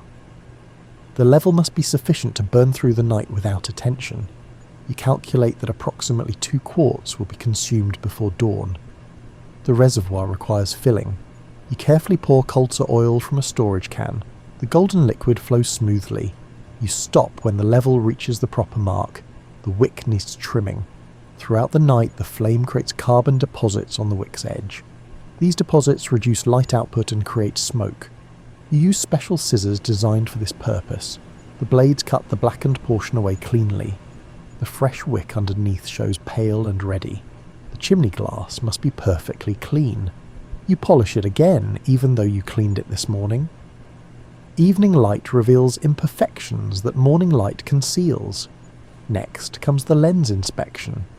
You walk around the great Fresnel apparatus, checking each prism for dust or salt residue. Your cloth moves gently across the glass surfaces. The clockwork mechanism requires winding. The weight that drives the rotation hangs on a steel cable. During the night, gravity will pull this weight downward, and its descent will turn the gears that rotate the lens. You attach the winding crank to its socket. The mechanism requires considerable effort to wind fully. You count the revolutions. 32 turns bring the weight to its highest position. Your arms feel the work. This is heavy lifting disguised as mechanical operation. You breathe steadily and maintain the rhythm. With the mechanism wound, you verify the rotation speed. The lens must complete 1 revolution every 2 minutes. This creates the flash pattern that identifies your particular lighthouse. Every lighthouse has its own signature pattern. Ship's captains study charts that list these patterns. They identify their position by noting which light they see. Your lighthouse produces 3 flashes followed by a dark period. Flash, flash, flash, then darkness. This pattern repeats throughout the night. The timing must be precise. You use a pocket watch to verify the rotation speed. The lens turns smoothly, completing its circuit in exactly 2 minutes. Everything is ready. The sun approaches the horizon. The sky begins to show colours. You strike a match. The small flame dances in your hand. You apply it to the wick. The lamp catches immediately. The flame grows as it consumes the oil. It settles into a steady burn.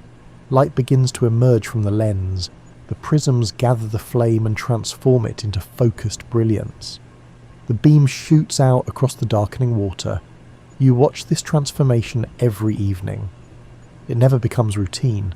The moment when your small flame becomes a beacon that can guide ships 20 miles away carries a quiet power. The lamp burns with a soft roar.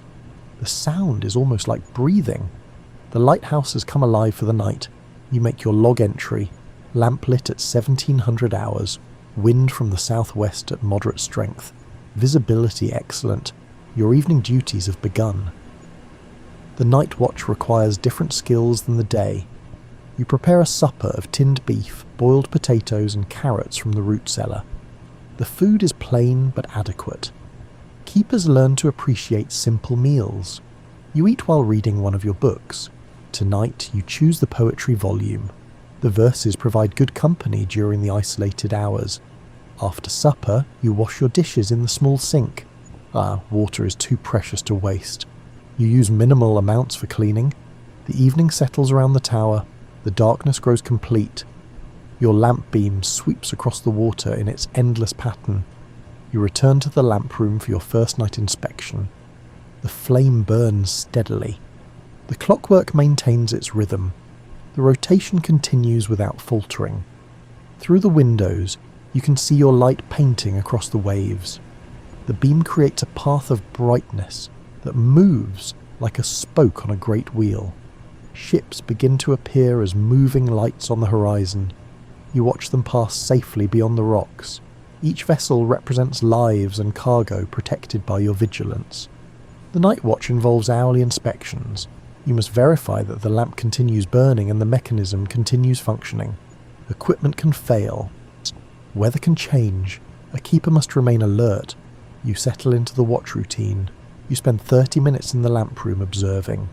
Then you descend to your quarters for rest. Then you return for another inspection. This pattern will continue until dawn. The tower at night has its own character. The darkness transforms familiar spaces. Shadows gather in unexpected places. The sound of waves becomes more pronounced when you cannot see them. You carry a small oil lantern for moving between levels. The spiral stairs require careful attention in the dark. A misstep could mean serious injury. The isolation of night watch is profound. You are alone in a tower surrounded by water and darkness. The nearest human being is miles away across the channel. Some keepers find this solitude unbearable. They request transfers to shore stations after brief assignments. Others embrace the quiet. You have made peace with the loneliness. The work provides purpose. The lighthouse depends on your care. Ships depend on your light. Around midnight you brew another pot of tea. The hot liquid helps maintain alertness. You add sugar for energy. The midnight inspection shows everything functioning normally. The oil level has decreased as expected. The flame burns with steady intensity. You stand on the gallery for a few minutes. The night air is cold and sharp. Stars fill the sky above. The Milky Way spreads like spilled milk across the darkness. The ancient sailors navigated by these stars. They had no lighthouses or charts. They trusted the heavens and their own experience. Your work connects to that tradition. You provide a fixed point of reference in the moving chaos of the sea. The evolution from celestial navigation to lighthouse systems represents a fundamental shift in maritime safety. For thousands of years, sailors relied entirely on their knowledge of stars and coastlines. A cloudy night could mean disaster. The first lighthouses were simple beacon fires tended by monks or villagers.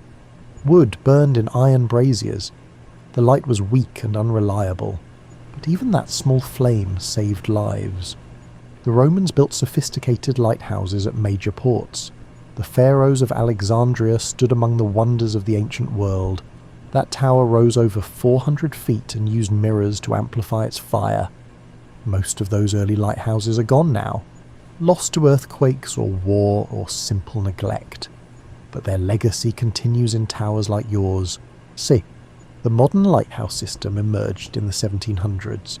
Trinity House in England and similar organisations in other nations began standardising designs and operations.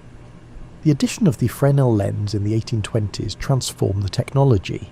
Suddenly a lighthouse could project useful light for many miles rather than just a few. Your particular lighthouse represents the cutting edge of that technology.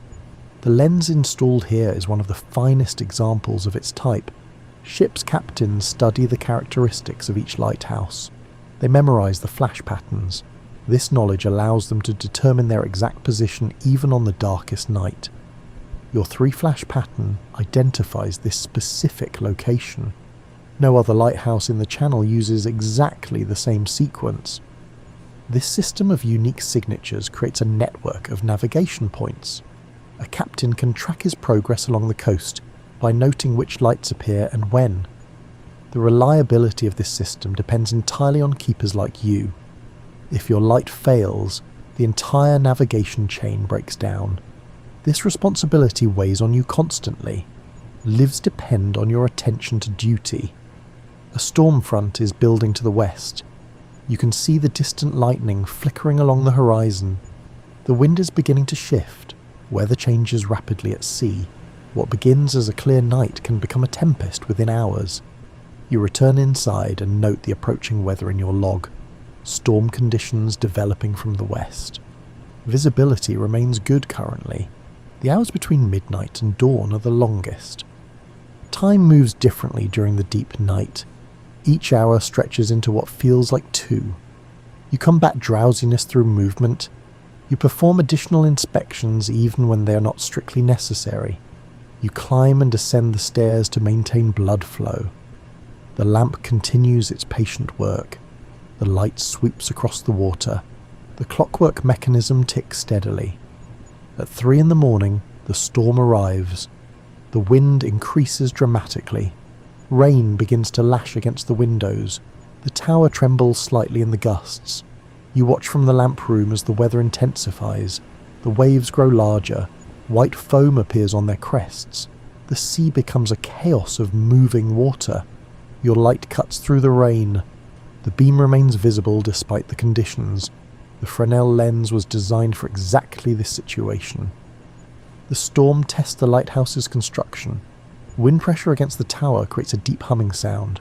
The structure flexes slightly but remains solid.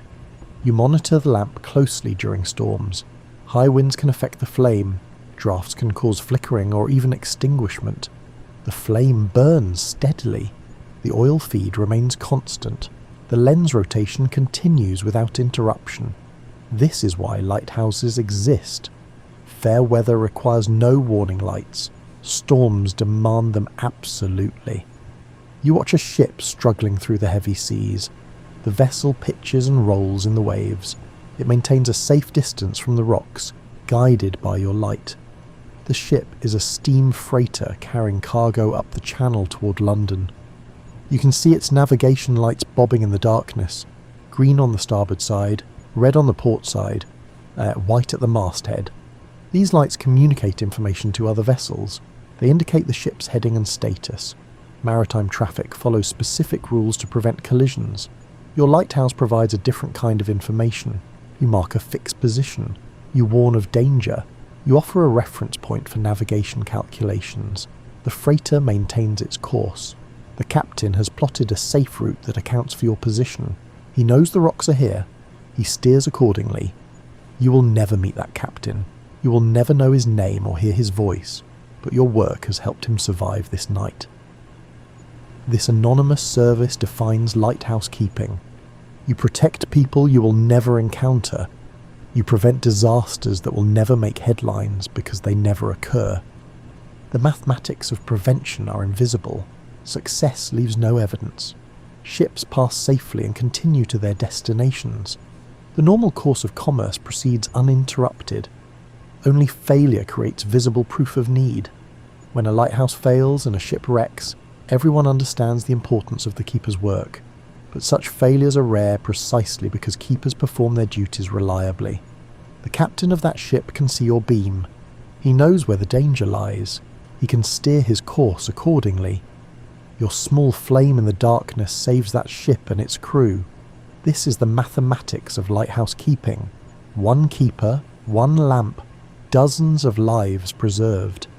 The storm continues through the pre-dawn hours. The rain falls in sheets. The wind howls around the tower like something hungry. You remain at your post. Sleep is impossible during severe weather. Equipment failures are most likely when conditions are worst. The oil level continues to drop. You add more fuel at 4 a.m. The lamp must not fail before sunrise. Dawn arrives slowly through the storm clouds. The darkness softens into grey. The rain continues, but the wind begins to moderate. You can extinguish the lamp at first light. The beam is no longer needed. The approaching dawn provides natural illumination. You turn the valve that stops the oil flow. The flame diminishes and dies. The sudden darkness in the lamp room feels strange after the long night. The storm has left debris on the gallery. Seaweed and small pieces of driftwood litter the walkway. A dead fish lies against the railing. You will clean this mess later. First comes breakfast and the morning inspection routine. Another night watch completed. Another day beginning. The cycle continues without pause. The morning after a storm carries its own particular quality. The air tastes scrubbed clean. The wind has dropped to a gentle breeze. The sea still runs high, but the dangerous chaos has passed. You prepare your usual breakfast with hands that feel the fatigue of the long night. The porridge seems to take longer to cook. The tea requires more time to steep properly. Sleep deprivation is part of the profession. During severe weather, a keeper may remain awake for 24 hours or more. Your body has learned to function despite exhaustion.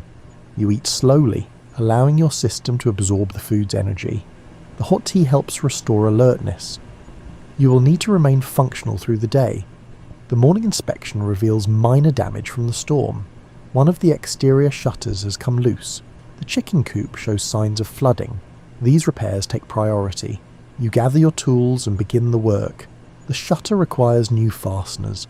The old ones have corroded and failed under the storm's pressure. You drill new holes and install fresh bolts. Working on the exterior of the tower during post-storm conditions demands care. The surfaces are wet and slippery. One wrong step could send you falling to the rocks below. You move deliberately. Safety trumps speed in lighthouse work. A dead keeper is useless to the ships that depend on your light. The chicken coop needs bailing. Several inches of water have accumulated inside the enclosure. The birds huddle on their elevated roosts, looking bedraggled and unhappy. You use a bucket to remove the water. The chickens watch you with their usual skeptical expressions. They seem to blame you for the weather. Fresh straw goes down once the floor is dry enough. The birds descend from their roosts and begin investigating the new bedding with cautious interest. You scatter extra feed as compensation for their rough night. The chickens appreciate this gesture with enthusiastic pecking. By midday, the repairs are complete. The tower has weathered another storm without serious damage. The granite construction has proven its worth once again. You allow yourself a brief rest. Your bunk feels like luxury after the sleepless night. You close your eyes intending to rest for an hour. You wake 4 hours later to the sound of a boat horn. The supply vessel has arrived earlier than scheduled. You scramble from your bunk and descend to the landing platform. The supply boat is already tying up at the dock. The boat's captain is a man named William Harris. He has been making lighthouse deliveries for 15 years. You know him well. Mr. Harris shouts a greeting over the sound of the engine. You wave acknowledgement and help secure the lines. The supply delivery is a significant event. It brings food, mail, lamp oil, coal, and occasional luxuries. The process takes about 2 hours from start to finish. Mr. Harris and his assistant begin unloading crates and barrels. You help carry them up the steep path to the tower's storage level. The work is hard labour.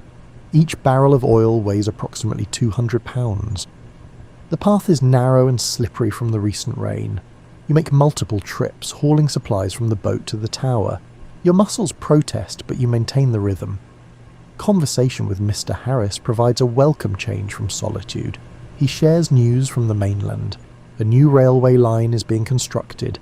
The Queen has visited a nearby town. These details connect you to the world beyond your tower. They remind you that life continues in places where people gather and interact. Mr. Harris also brings your mail.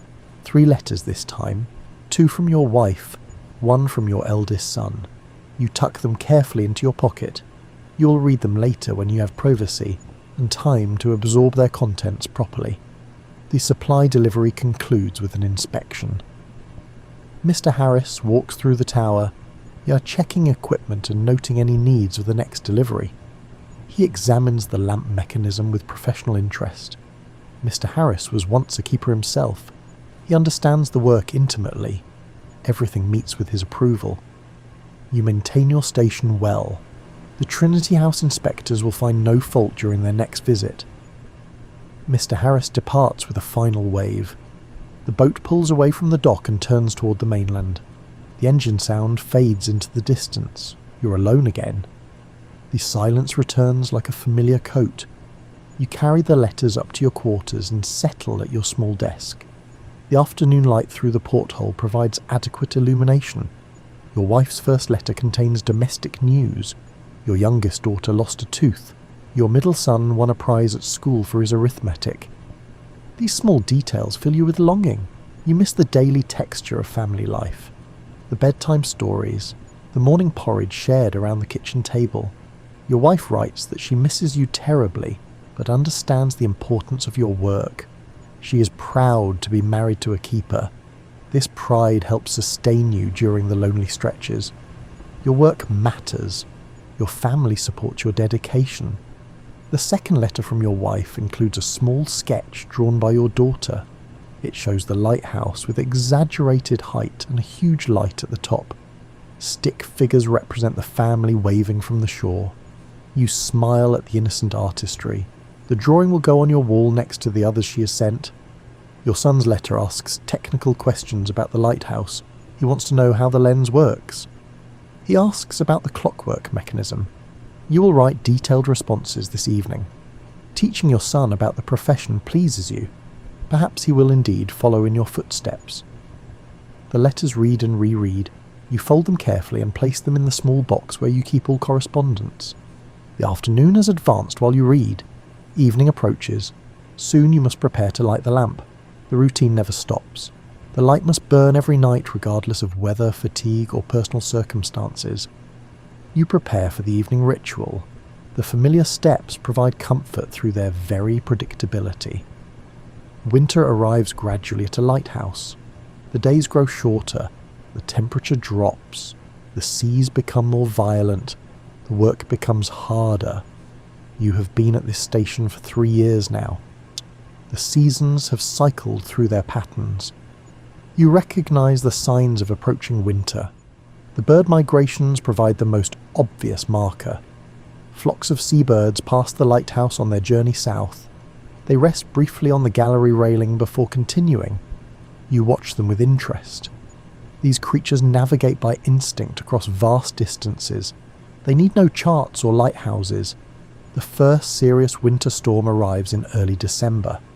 The weather builds for 2 days before breaking with full force. You secure everything that can be secured. The chickens are moved to an interior storage room. External equipment is tied down or brought inside. The storm lasts 3 days. Wind and rain assault the tower without pause. Waves crash against the base with enough force to shake the structure. You maintain your watch through it all. The lamp burns continuously. The clockwork keeps its rhythm. Your light guides ships through the chaos. Sleep comes in brief snatches between inspections. You learn to rest while remaining partially alert. A keeper develops this skill or fails in the profession. On the 3rd day, the storm finally breaks. The wind shifts. The rain stops. The clouds begin to separate. You step onto the gallery to assess the damage. The winter air cuts through your coat. Your breath makes clouds in the cold. The gallery shows evidence of the storm's violence. Salt deposits coat every surface. Small pebbles have been thrown up from the rocks below. A section of railing has bent under some tremendous impact. The mainland is barely visible through the lingering haze. Your family seems very far away. You complete your inspection and begin repairs. The bent railing can be straightened with tools and effort. The salt must be washed away before it causes corrosion. The winter work is harder than summer maintenance. Cold makes metal brittle. Your hands lose feeling while working outside. Simple tasks take twice as long, but the work must be done. A lighthouse cannot take winter vacation. The weeks pass in their established rhythm. Short days and long nights, frequent storms, bitter cold. Your monthly shore leave becomes crucial to maintaining morale. The brief time with your family recharges your spirit for another month of isolation. The journey to the mainland takes about 2 hours when weather permits. You pack a small bag with clothes and gifts for the children. Small items carved from driftwood. Shells collected from around the tower base. The boat ride provides transition time between your two worlds. The lighthouse keeper transforms gradually back into husband and father. The mental shift requires this buffer period. You watch your tower recede into the distance. The structure looks different from this perspective, smaller and more vulnerable than it feels from inside. Other keepers have described similar feelings. The lighthouse looms large in your daily consciousness. But viewed from the mainland, it becomes just another navigational marker on the horizon. You arrive at the cottage and your children rush to greet you. They have grown noticeably since your last visit. Time moves faster when you're not present to observe it. Your wife prepares your favourite meal, roasted chicken with potatoes and gravy, fresh bread, like apple pie with cream. The taste of home fill your mouth with remembered pleasures. Lighthouse food is adequate but lacks the flavours of a proper kitchen. You spend your shore leave making small repairs around the cottage. The door latch needs fixing. The roof has developed a leak. You approach these tasks with the same methodical care you bring to lighthouse maintenance. Your eldest son follows you everywhere, asking endless questions. You explain how things work and why they matter. Teaching him brings satisfaction that transcends words. The nights at home feel strange. The bed is too soft. The silence is too quiet. You have become accustomed to the constant sound of waves. Your wife understands this adjustment. She gives you space to readapt to domestic life. Too soon, the week ends. You must return to the lighthouse. The replacement keeper has completed his rotation. The farewells are difficult every time. Your youngest daughter cries. Your wife maintains composure until you're out of sight. You return to the tower carrying fresh supplies and renewed determination. The isolation is bearable when you remember why you endure it. Winter deepens. January brings ice. The spray from waves freezes on contact with the tower. The structure becomes encased in a shell of ice. You must chip away the ice build-up to maintain access to the exterior. The gallery becomes treacherous with frozen coating.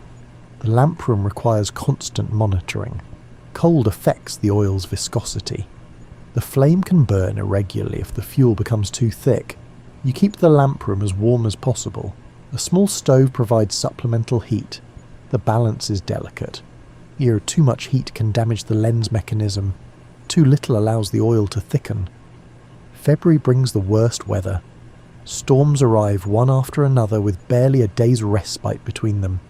You live in a state of constant vigilance. Every night demands full attention. Every day brings new repairs. The isolation becomes oppressive during these stretches. You have not seen another human being in 5 weeks. The supply boat cannot reach the lighthouse in severe weather. Human beings evolve for social connection. Isolation conflicts with fundamental psychological needs. Extended solitude can produce strange effects on the mind. You have developed strategies to combat the worst symptoms. Maintaining routines provides structure.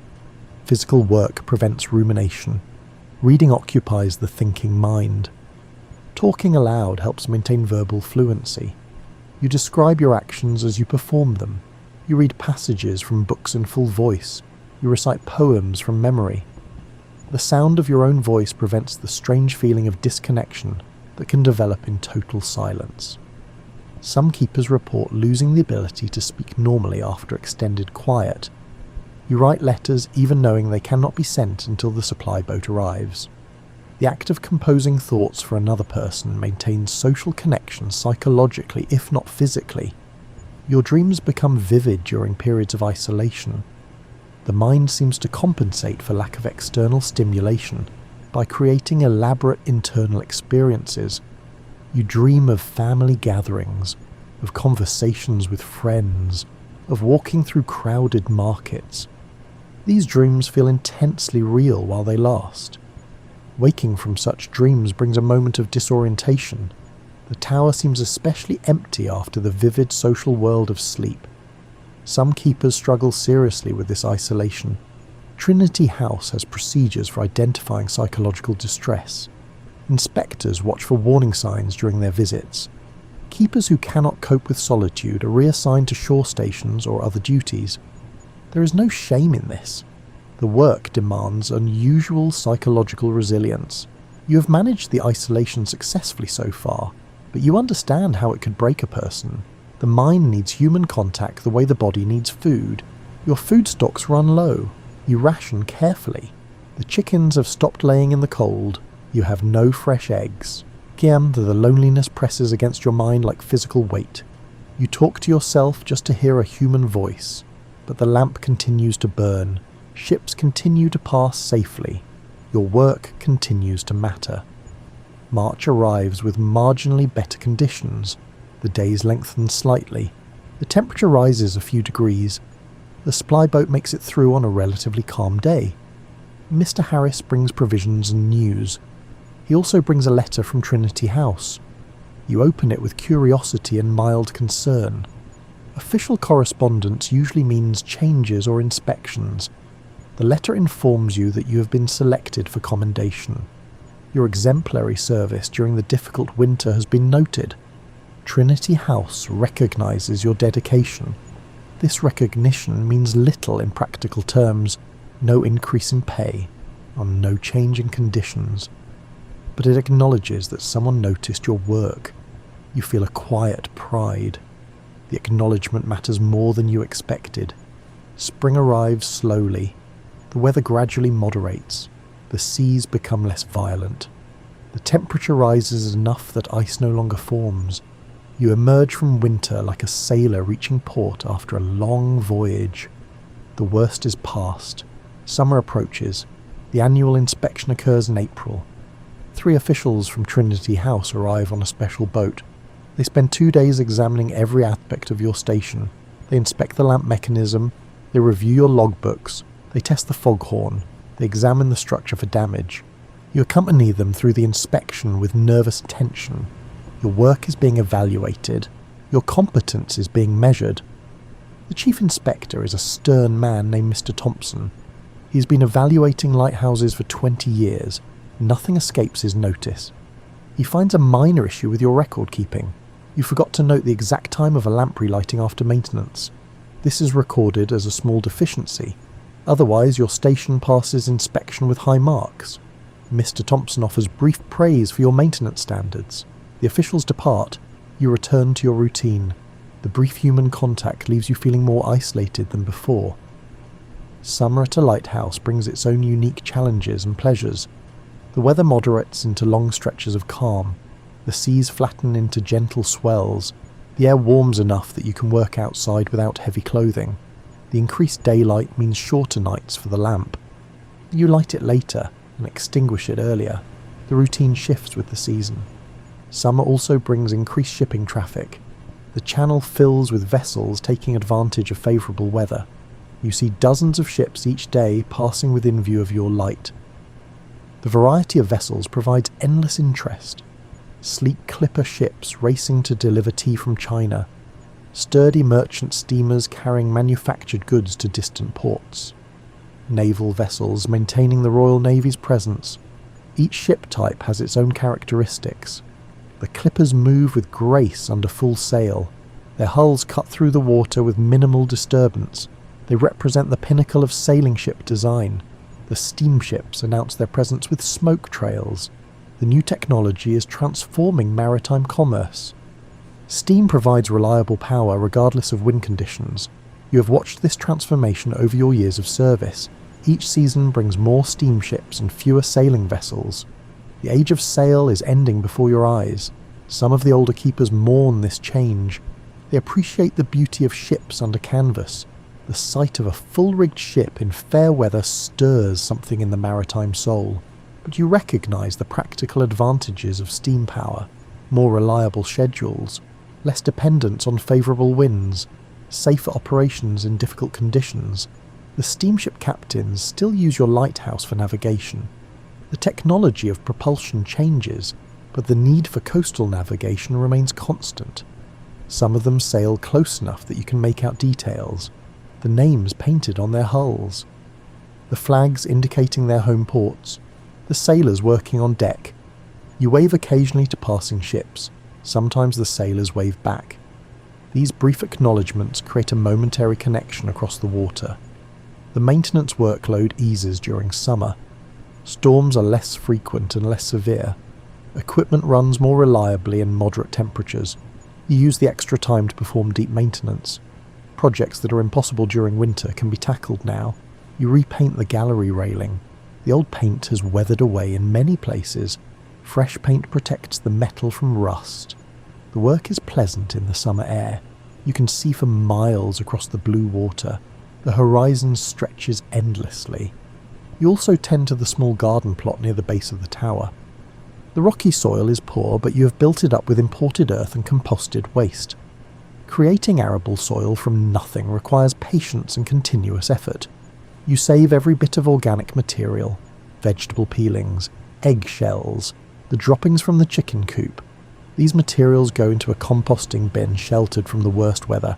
Over months they decompose into rich, dark soil.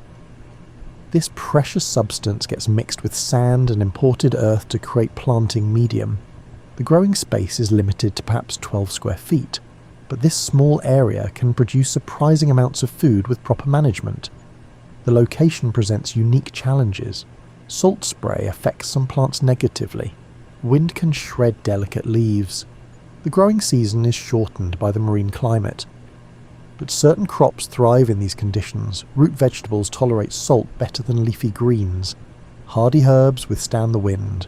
Cool weather crops appreciate the moderated temperatures.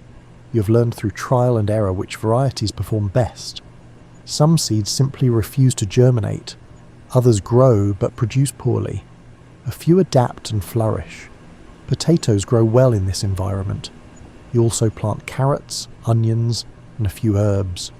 The fresh vegetables supplement your preserved provisions. The chickens enjoy the warm weather. They produce eggs reliably throughout summer. You have more eggs than you can eat. Some go to Mr. Harris as thanks for his deliveries. The summer solstice arrives on the longest day of the year. The sun sets very late and rises very early. Your lamp burns for only a few hours. And you stand on the gallery watching the sunset. The sky fills with colours. Orange and pink and purple blend across the western horizon. The sea reflects the sky's colours. The water becomes a mirror of the heavens. The beauty is almost painful in its intensity. These moments remind you why you chose this profession. The isolation and hardship fade. The pure experience of light and water and sky fills your awareness. The summer nights are brief, but magical. Stars appear in their full glory. The Milky Way arches overhead like a river of light. You sometimes bring your telescope to the gallery. The device reveals craters on the moon and the moons of Jupiter. The universe expands under magnification. These observations connect you to the long tradition of navigators who use stars to find their way. The lighthouse keeper and the ancient sailor share the same sky. The constellations wheel overhead in their eternal patterns. Orion the hunter rises in winter. The Great Bear circles the North Star. The summer triangle dominates warm nights. You have learned to read these patterns like a book. The position of stars tells you the time without consulting your watch. The season reveals itself in which constellations dominate. Ancient peoples built their calendars and myths around these same stars. The heavens connected human beings across vast spans of time and culture. Your modern lighthouse technology serves the same fundamental purpose as those ancient star watchers. You provide guidance through darkness. You help people find their way home. The stars endure while empires rise and fall. The sea continues its patient work regardless of human activity. Your lighthouse marks one small point where human effort intersects with eternal forces. This perspective helps during difficult moments. The isolation and hardship matter less when viewed against the vast sweep of maritime history. You are one keeper among thousands. Your work spans a few decades at most, but the tradition continues beyond your individual contribution. Future keepers will climb these same stairs. They will tend this same lamp. They will watch these same stars wheeling overhead. The work transcends the individual. The light matters more than the keeper. August brings different weather. The air becomes heavy and still. Thunderstorms develop with sudden violence. You watch these storms approach from miles away. The clouds build into towering structures, and the lightning flickers inside them like thoughts in a brain. When the storms arrive, they deliver spectacular displays. Lightning strikes the water. Thunder echoes off the tower. Rain falls in torrents. Your light continues burning through the electrical storms. The lamp provides guidance when visibility drops to nearly nothing. You take precautions during lightning. The tower has a lightning rod that diverts strikes safely to ground. But electricity is unpredictable and dangerous. One August evening, lightning strikes very close to the tower. The bolt hits the water perhaps 50 yards away. The flash is blinding. The thunder is instantaneous and deafening. Your ears ring for hours afterward. The smell of ozone fills the lamp room, but the equipment continues functioning without damage. Summer begins to fade in September. The days shorten noticeably. The temperature starts to drop. The shipping traffic begins to decrease. You prepare for the approaching autumn and winter. Supplies are stockpiled. Equipment is serviced. The chickens are checked for health. Your quarterly shore leave arrives in late September. You return to the cottage and your family. Your children have changed again. Your youngest daughter reads fluently now. Your middle son has grown taller. Your eldest is beginning to show signs of approaching manhood. Your wife has aged slightly. The stress of managing the household alone shows in small ways. Grey appears in her hair. Lines deepen around her eyes. You feel guilt for the burden your profession places on her, but she insists she's proud of your work. The lighthouse keeper's wife accepts the sacrifice. The week passes too quickly. You help with harvest tasks in the small cottage garden. You repair items around the property. You spend time with each child individually. Your eldest son asks again about becoming a keeper. He's now 15 and serious about the question. You explain the realities honestly. The isolation, the danger, the demanding routine. He remains interested. You promise to make inquiries about apprenticeship opportunities. The return to the lighthouse comes with mixed feelings. You miss your family immediately upon leaving, but you also feel the pull of your duties. The tower has become a second home. The routine provides structure and purpose. The work matters in concrete and measurable ways. Autumn settles over the channel. The leaves would be changing colour on the mainland. But at the lighthouse, the seasons are marked by sea and sky rather than trees. The storms return with increasing frequency. The character of autumn weather differs from winter, but brings its own challenges. You settle into the seasonal rhythm. The work continues. The light burns every night. Ships pass safely. The visitors arrive on an unusually calm October day. October in the Channel brings variable conditions. Some days are mirror calm. Others deliver the first serious autumn storms. This particular morning offers gentle swells and clear visibility. You spot the boat from the gallery during your morning rounds. It is not the supply vessel. This boat is smaller and moves with different purpose. The hull design suggests official business. Government boats have a characteristic shape. You recognise the type even at a distance, where curiosity mixes with mild concern. Unexpected visitors usually mean inspections or problems. The boat reaches the landing platform. Two men disembark. You descend to meet them. The older man introduces himself as Mr. Edward Cunningham from the Board of Trade. The younger is his assistant. They're conducting a study of lighthouse operations. Mr. Cunningham explains that the government is considering improvements to the lighthouse system. They are visiting various stations to observe actual working conditions. You welcome them cautiously. Official visitors can mean additional paperwork and scrutiny. They spend the morning touring the tower. Mr. Cunningham asks detailed questions about every aspect of the operation. How much oil do you consume monthly? How often does equipment fail? What are the most dangerous aspects of the work? You answer honestly. The reality of lighthouse keeping needs no embellishment. Mr. Cunningham takes extensive notes. His assistant sketches the lamp mechanism and the living quarters. At midday, you prepare lunch for all three of you. Your provisions stretch to accommodate guests. Simple fare but adequate.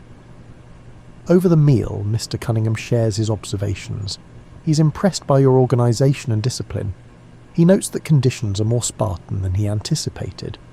You explain that most keepers adapt to the circumstances. The isolation is the hardest part. The physical challenges can be managed. Mr. Cunningham asks about your family.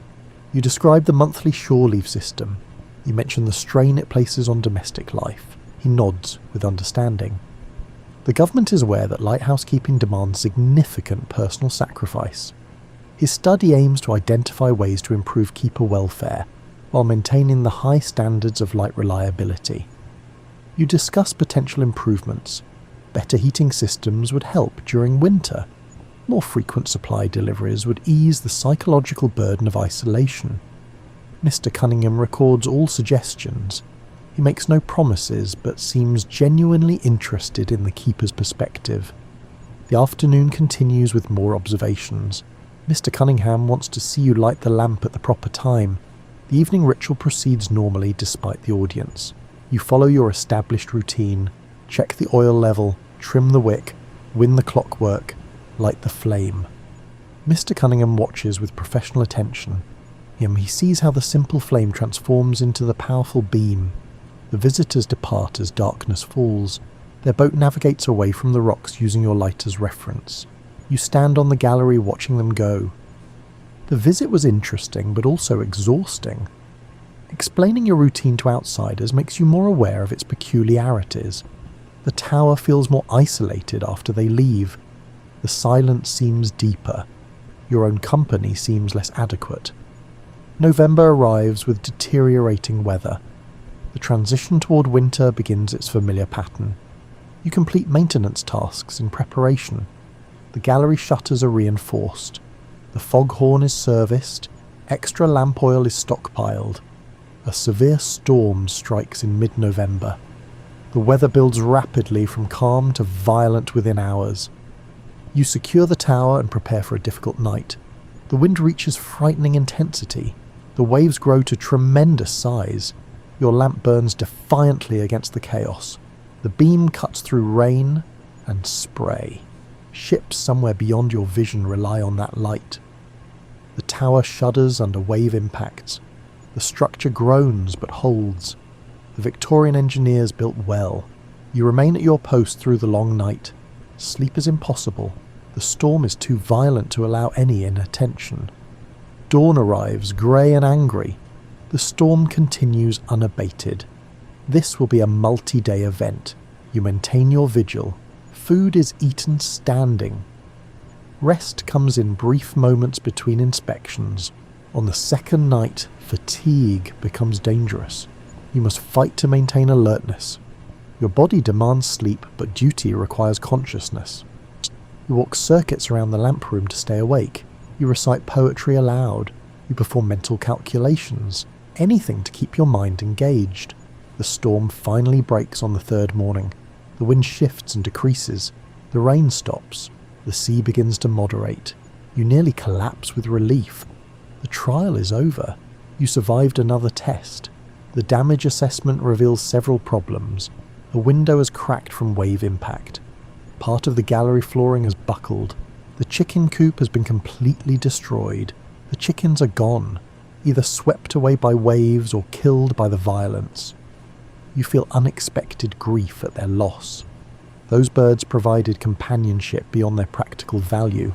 Their daily routine paralleled your own. The repairs will take days. You begin the work with depleted energy reserves. The cracked window requires immediate attention. Cold air and water intrusion will worsen the damage.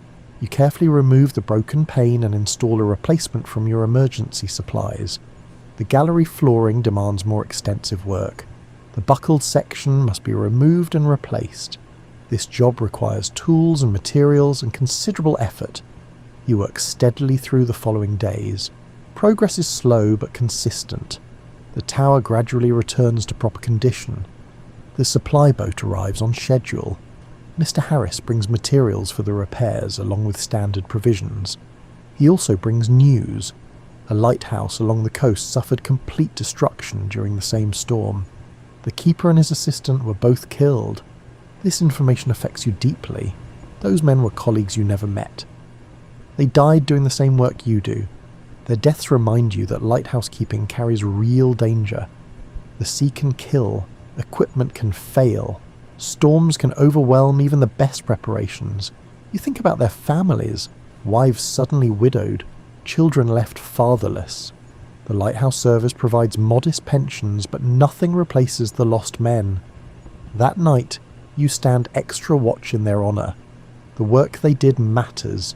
Their sacrifice serves the greater good. December arrives with winter's full weight. Cold settles over the channel. Ice returns to coat the tower. The routine continues. The lamp burns every night. Your vigilance never wavers. Christmas approaches but holds little meaning at the lighthouse. You're scheduled for shore leave after the holiday.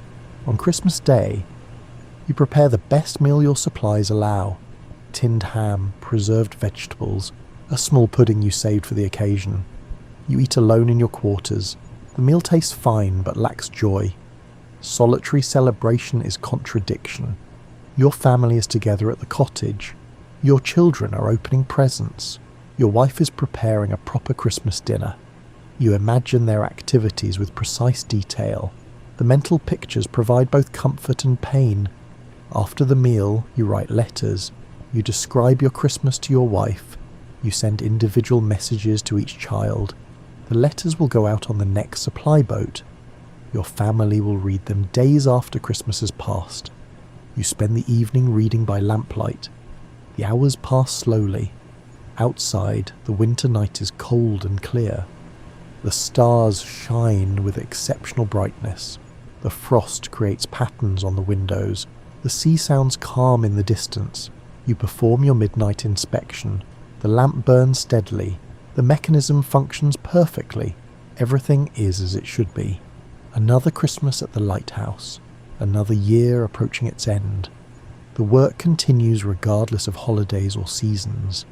Your shore leave begins on the 30th of December. You arrive at the cottage in time to celebrate the new year with your family. Your children are delighted by your presence. They show you their Christmas presents. They describe the holiday festivities in enthusiastic detail. Your wife has prepared the house for your arrival. Fresh bread, clean linens, a warm fire in the hearth. These domestic comforts feel like luxury. The lighthouse has simplified your needs but not eliminated your appreciation for home. New Year's Eve arrives. You attend the community celebration in the village. Neighbours greet you with respect. Everyone knows you are the lighthouse keeper. At midnight, the bells ring. The new year begins. 1864 arrives with promise and uncertainty. You kiss your wife. You embrace your children. The moment holds perfect happiness, but you know it cannot last. In a few days, you must return to the tower. The cycle continues. The farewell comes too soon. Your family stands at the cottage door waving. You walk toward the harbour and the waiting boat. The lighthouse appears on the horizon as you approach. The tower stands solid and familiar. Your second home awaits. You climb the spiral stairs to your quarters. The space welcomes you with its curved walls and narrow bunk. Everything is exactly as you left it. The books on the shelf, the logbook on the desk, the lamp waiting in its chamber above. You resume your duties without transition. The light must be prepared for the coming night. The routine enfolds you once again. The isolation returns, the work continues, but you carry your family's love like a lamp inside your chest. That light burns regardless of external darkness. The new year stretches ahead. More nights, more storms, more ships guided safely past the rocks. You are a lighthouse keeper. This work defines you. This sacrifice means something. The beam sweeps across the water. The clockwork ticks its patient rhythm. The waves sound their endless percussion against stone. You stand watch. You maintain the light. You serve those who sail the dark waters. This is your life. This is your purpose. This is your contribution to the world. The lighthouse stands, the light burns, the ships pass safely. And somewhere beyond the horizon, your family sleeps peacefully, knowing you are doing work that matters. The night watch continues. The tower stands firm. The keeper remains vigilant. The story of the Victorian lighthouse keeper is written in logbook entries, and maintained equipment and lives saved that will never know they were in danger. It is a quiet story, an isolated story, but it is a story of profound importance. The light burns on.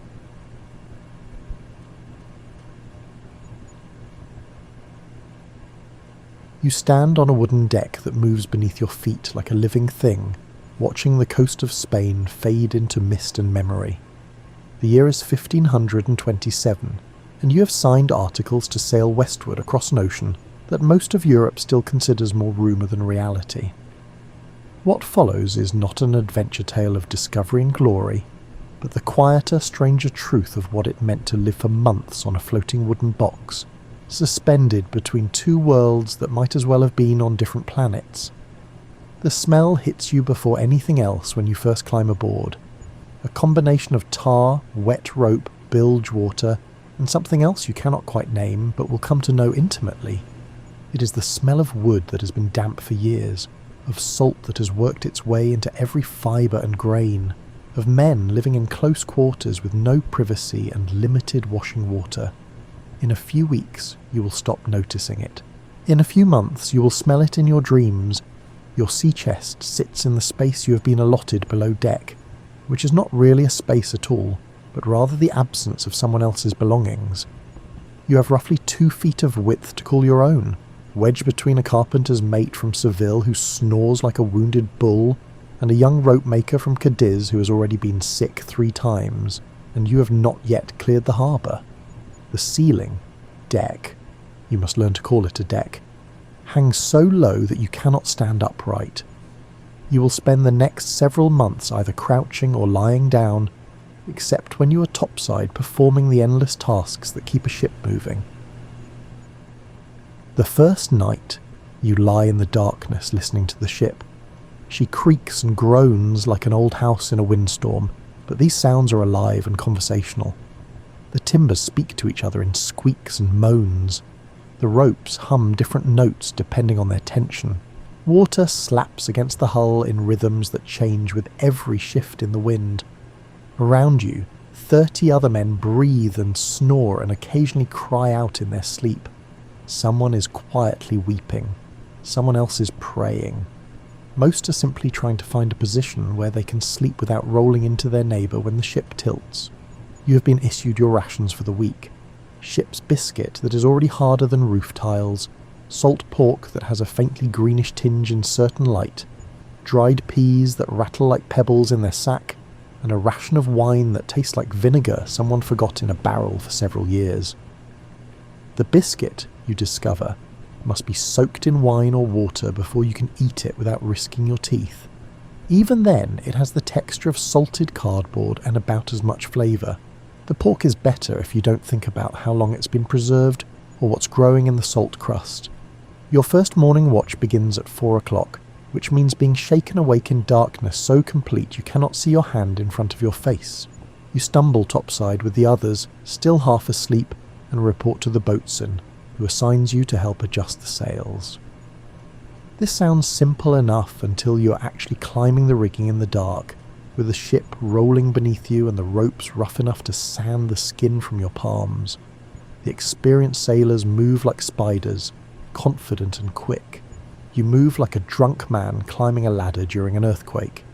The horizon stretches in every direction, empty and grey in the pre-dawn light. There is something deeply unsettling about this emptiness that you are not prepared for.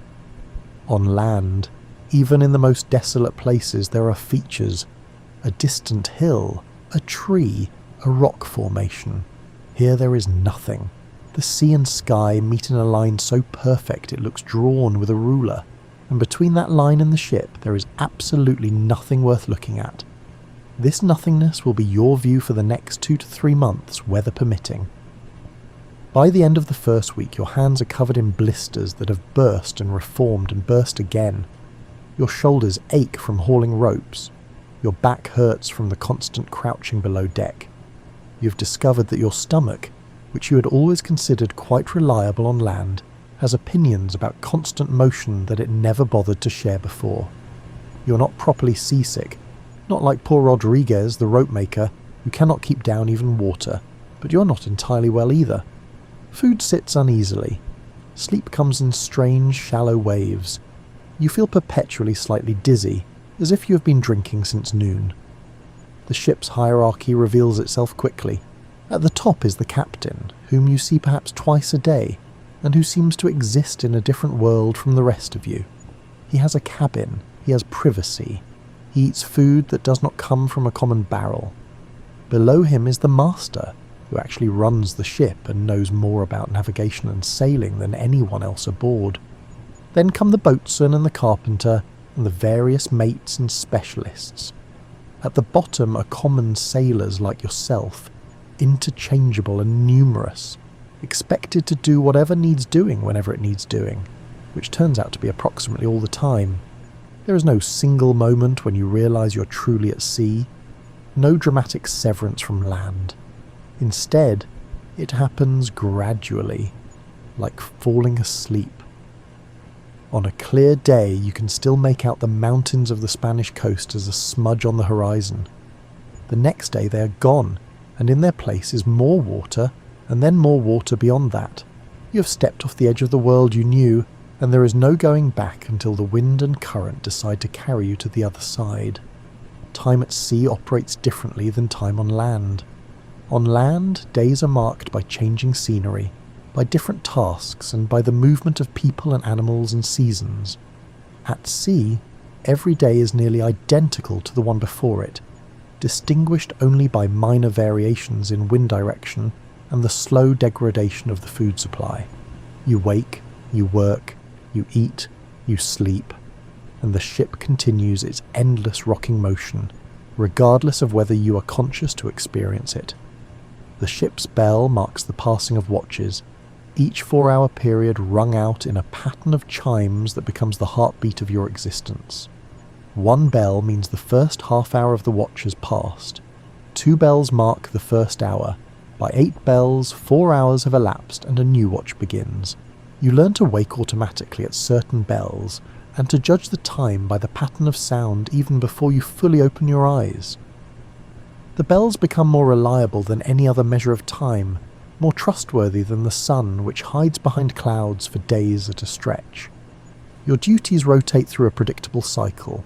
There is always a sail to be adjusted, always rope to be spliced, and always something that needs holy stoning or scraping or retarring.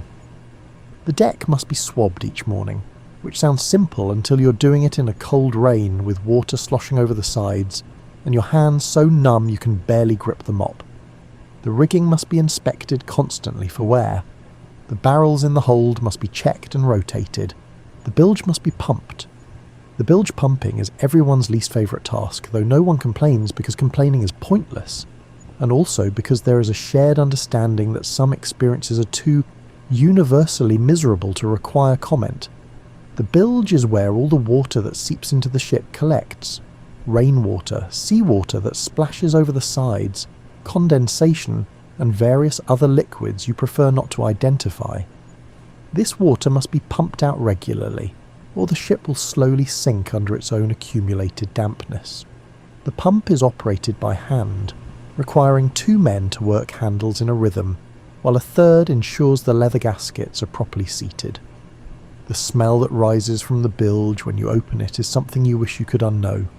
It is decay and rot and sourness all combined into a visible miasma that seems to cling to your clothes for days afterward.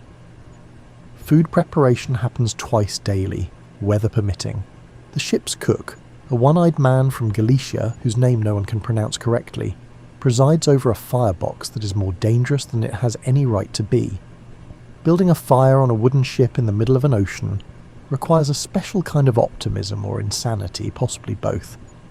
The firebox sits on a bed of sand and is surrounded by buckets of water, but everyone understands that if a fire ever got loose below deck, you would all die screaming long before you could lower a boat. The cook boils everything. Peas are boiled until they disintegrate into a greyish paste. Salt pork is boiled until it achieves a texture somewhere between leather and rubber. On good days, when the seas are calm enough and the supplies hold out, you might get a stew made from the ship's biscuit pounded into crumbs, boiled with pork fat and whatever dried vegetables have survived the damp. This concoction is grandly called lobscouse and is supposed to be nourishing. It tastes like wallpaper paste mixed with regret. Your daily wine ration is distributed at noon and in the evening. The wine, if you can call it that, has turned to vinegar and then evolved beyond vinegar into something that might strip paint. You drink it anyway because water stored in wooden barrels for weeks develops interesting properties, including a greenish tinge and small swimming things you try not to examine too closely. The wine, however vile, is at least reliably vile in ways you understand. Thursdays are supposed to be different because Thursday is meat day. On Thursdays you receive your full ration of salt pork, whereas on other days you make do with peas and biscuit. The anticipation of Thursday pork becomes absurdly important. You find yourself thinking about it days in advance, remembering the taste of meat, however preserved and however boiled, as if it were some delicacy instead of a chunk of pig that has been sitting in a barrel for the better part of a year. Between watches, during the brief periods when you're neither working nor sleeping, you exist in a strange limbo. There is nothing to do. There is nowhere to go. You cannot take a walk. You cannot visit a friend in another part of town. You cannot even really have a proper conversation because the wind and waves create a constant background noise that makes talking exhausting. So you sit, you stare at the water, you watch the clouds, you count the barrels lashed to the deck. You examine your hands and notice how the calluses have calluses now. You think about food you have eaten on land. You remember what it felt like to walk on ground that didn't move. Some men carve. They make small figures from scraps of wood, or they practice fancy knotwork with bits of rope. Some men gamble, using dried peas as currency since actual money is useless aboard ship. Some men sleep whenever possible, banking rest against the next storm or emergency. A few men have brought books, which they read until the pages begin to separate from the damp, and then they read them again because there is nothing else. You discover that boredom has depths you never suspected. There is surface boredom, the kind you feel waiting for something specific to happen. Below that is a deeper boredom, a kind of grey mental fog where you stop even wishing for stimulation and simply exist in a state of numb acceptance. Below that is something else, a strange place where your mind starts generating its own entertainment from nothing, where you can spend 20 minutes watching a particular wave and finding it genuinely interesting, and where the waylight hits the sail becomes a source of actual fascination. You understand that the ship is being navigated, but the actual process remains mysterious and somewhat magical to you, and most of the common sailors. The officers possess instruments that they consult with great seriousness, a cross staff, an astrolabe, and a compass that sits in a special box near the helm. They take measurements of the sun's height at noon, making marks on charts and performing calculations that involve numbers larger than you ever learned in the village school where you spent 3 winters learning to read and write. The compass at least makes basic sense. The needle points north, always north, drawn by some invisible force toward the top of the world, At night, when the clouds clear, you can see the North Star holding its position while the other stars wheel around it like dancers.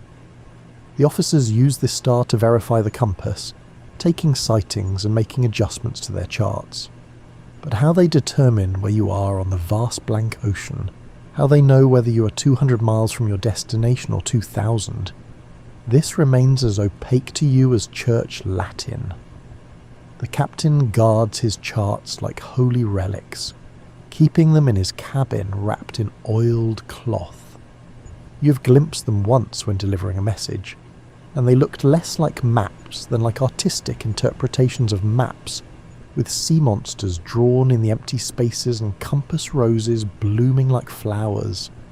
The coastlines are approximate, the distances are approximate. Everything about ocean travel you are coming to understand is approximate. Dead reckoning is the primary method of navigation, which sounds ominous until you learn it simply means calculating your position based on your speed, direction, and time travelled. The ship's speed is measured by throwing a log tied to a knotted rope over the stern and counting how many knots pass through your hands in a specific time period. This gives you your speed in what will eventually be called knots, though right now it is just called making good way, or barely moving depending on the number of rope sections that slip by. Direction comes from the compass, assuming the compass is working correctly and has not been confused by lightning or the mysterious magnetic variations that occur in certain parts of the ocean. Time comes from the hourglass, which must be turned every half hour by whoever has been assigned glass-watching duty. If the glass-watcher falls asleep or forgets, or simply does not care, your entire navigation system slides into inaccuracy.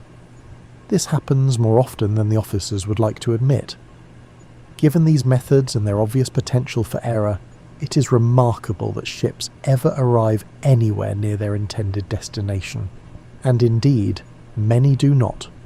The ocean bottom is littered with ships that miscalculated, that thought they were farther from land than they were, or farther from rocks, or that simply got lost in the featureless blue and ran out of food before finding anything solid.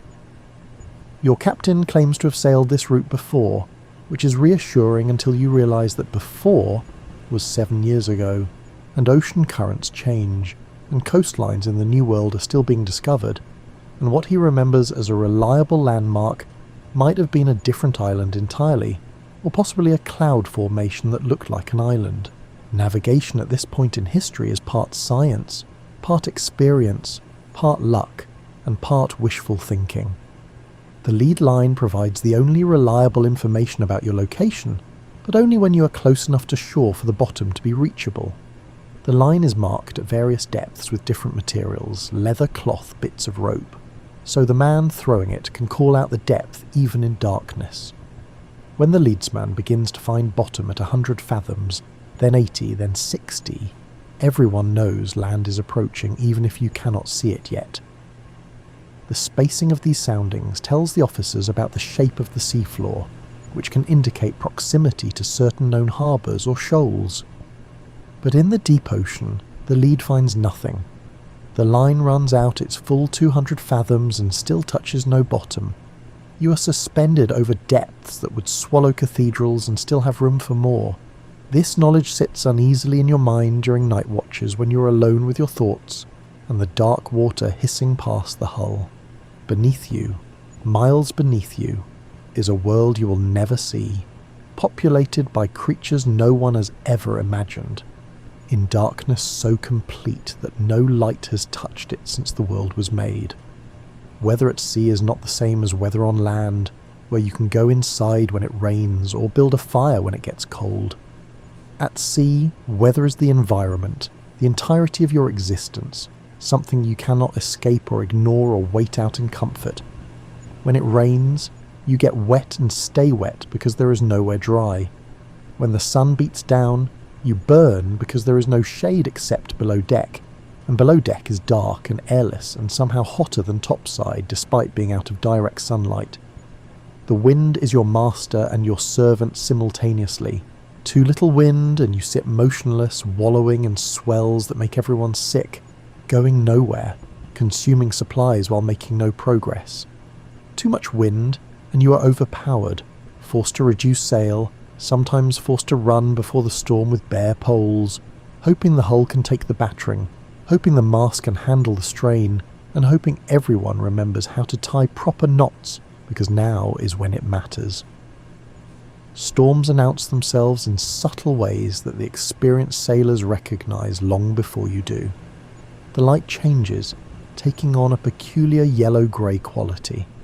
The clouds build in specific formations that mean nothing to you, but cause the boatswain to start checking the lashings on everything movable. The wind shifts direction and picks up speed, and there is a smell to it, a charged electric smell that makes the hair on your arm stand up. When a storm hits properly, it is nothing like thunder showers on land. This is not rain you can watch from a window. This is water coming from every direction at once, from above, from the sides, over the rails, and up through the deck seams. The ship tilts at angles that seem geometrically impossible. You cling to whatever you can grip and try to follow, shouted orders you can barely hear over the wind's roar. The sails that you do not take down in time tear themselves to pieces with sounds like cannon fire. Waves break over the bow with enough force to knock a man off his feet and wash him overboard if he's not secured. The worst part of storms is not the fear, though there is plenty of that. The worst part is the helplessness. There is nothing you can really do except hold on and wait. You cannot fight a storm. You cannot negotiate with it. You cannot even hide from it effectively. You can only endure and hope the ship is strong enough, the officers skilled enough, and luck favourable enough to see it through. After a storm passes, the work begins. There are always repairs, torn sails to be replaced, rope to be respliced, and deck cargo to be resecured. There are always injuries to be tended, though the ship's surgeon is more enthusiastic than qualified, and his preferred treatment for almost everything is bleeding, which seems counterproductive for men who are already exhausted and battered. And there is always the inventory of what was lost, barrels washed overboard, provisions ruined by seawater, sometimes men who were there yesterday and are not there anymore, simply gone, taken by a wave or a falling spar or the sea's casual violence. But there are also days of perfect weather, days when the wind is steady from the right quarter, and the sun is warm but not scorching, and the sea is that impossible deep blue that does not exist on land. On these days the ship seems to sail herself, requiring only minor adjustments to the helm. The crew's mood lifts, someone sings, someone else tells a story, the cook makes something almost edible. You remember why people have been going to sea for thousands of years, despite all the evidence suggesting this is a terrible idea. The doldrums are worse than storms in their own way. When the wind dies completely and the ship sits motionless on glassy water, everything becomes urgent and nothing can be done. You're consuming supplies, you're drinking water and eating food, but you're going nowhere, making no progress toward the destination that holds the promise of fresh provisions and solid ground. The heat becomes oppressive. The ship stinks worse than usual because the air does not move. Tempers fray. Small disagreements become arguments. Arguments become grudges that will last the entire voyage. During one stretch of calm that lasts 6 days, you watch a barrel floating in the distance, noting with growing unease that its position relative to the ship does not change. For 6 entire days, you make no progress whatsoever. The barrel mocks you, floating there in the same spot on the horizon, a wooden reminder that forward movement is not a given, but a gift from wind and current that can be withdrawn without notice. Life on a ship creates its own peculiar society, a small floating village where everyone knows everyone else far too well, and there is no possibility of privacy or escape from people you have come to dislike. Friendships form quickly and intensely. Enmities form just as quickly, and can last entire voyages over incidents that would be forgotten in a day on land. There is the carpenter from Seville in the space next to yours, the one who snores. His name is Miguel, and he is 40-something years old with hands scarred from decades of working with tools. He has sailed this route 5 times before, and treats the ocean with the casual familiarity of someone who knows exactly how dangerous it is, but has stopped being impressed by the danger. He shares his tobacco with you sometimes, and you share the dried figs your mother pressed into your hand before you left. Neither of you says much, but there is a companionship in the silence. Rodriguez, the young rope maker who started the voyage sick, recovers by the second week and reveals himself to be relentlessly cheerful, in a way that should be annoying but somehow is not. He is 18 years old and has never been farther from Cadiz than Barcelona. Everything about this voyage amazes him. The size of the waves, the depth of the water, and the speed at which dolphins swim alongside the ship. His enthusiasm is infectious enough that even the surliest sailors find themselves explaining things to him, showing him knots and telling him stories. The boatswain is a different sort entirely. He is perhaps 35, broad-shouldered and perpetually sunburned, with a voice that could cut through a hurricane. His job is to enforce order and maintain discipline, which he does with a combination of shouted commands and creative profanity that could blister paint. But he is also fair in his way, expecting everyone to work hard, but expecting no more than he himself does. When a spar breaks during a storm and needs to be replaced immediately in conditions that are frankly terrifying, he is up in the rigging alongside everyone else, working as hard as the youngest sailor.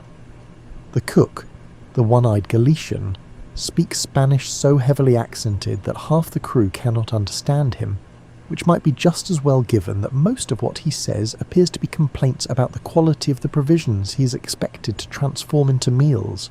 He's been sailing since before you were born and has opinions about everything: the correct way to store salt pork, the uselessness of Portuguese navigation methods, and the superiority of Galician wine over the vinegar you are currently drinking.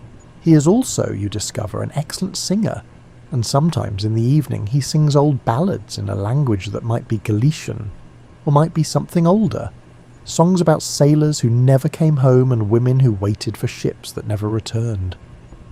There is a boy aboard, perhaps 14 years old, who serves as cabin boy to the captain and runs messages between officers. He's quick and clever, and learning navigation from the master, and everyone knows he'll be an officer himself in a few years if he survives. He treats this voyage as an education, asking questions about everything, examining the charts when allowed, and practicing his knots during spare moments.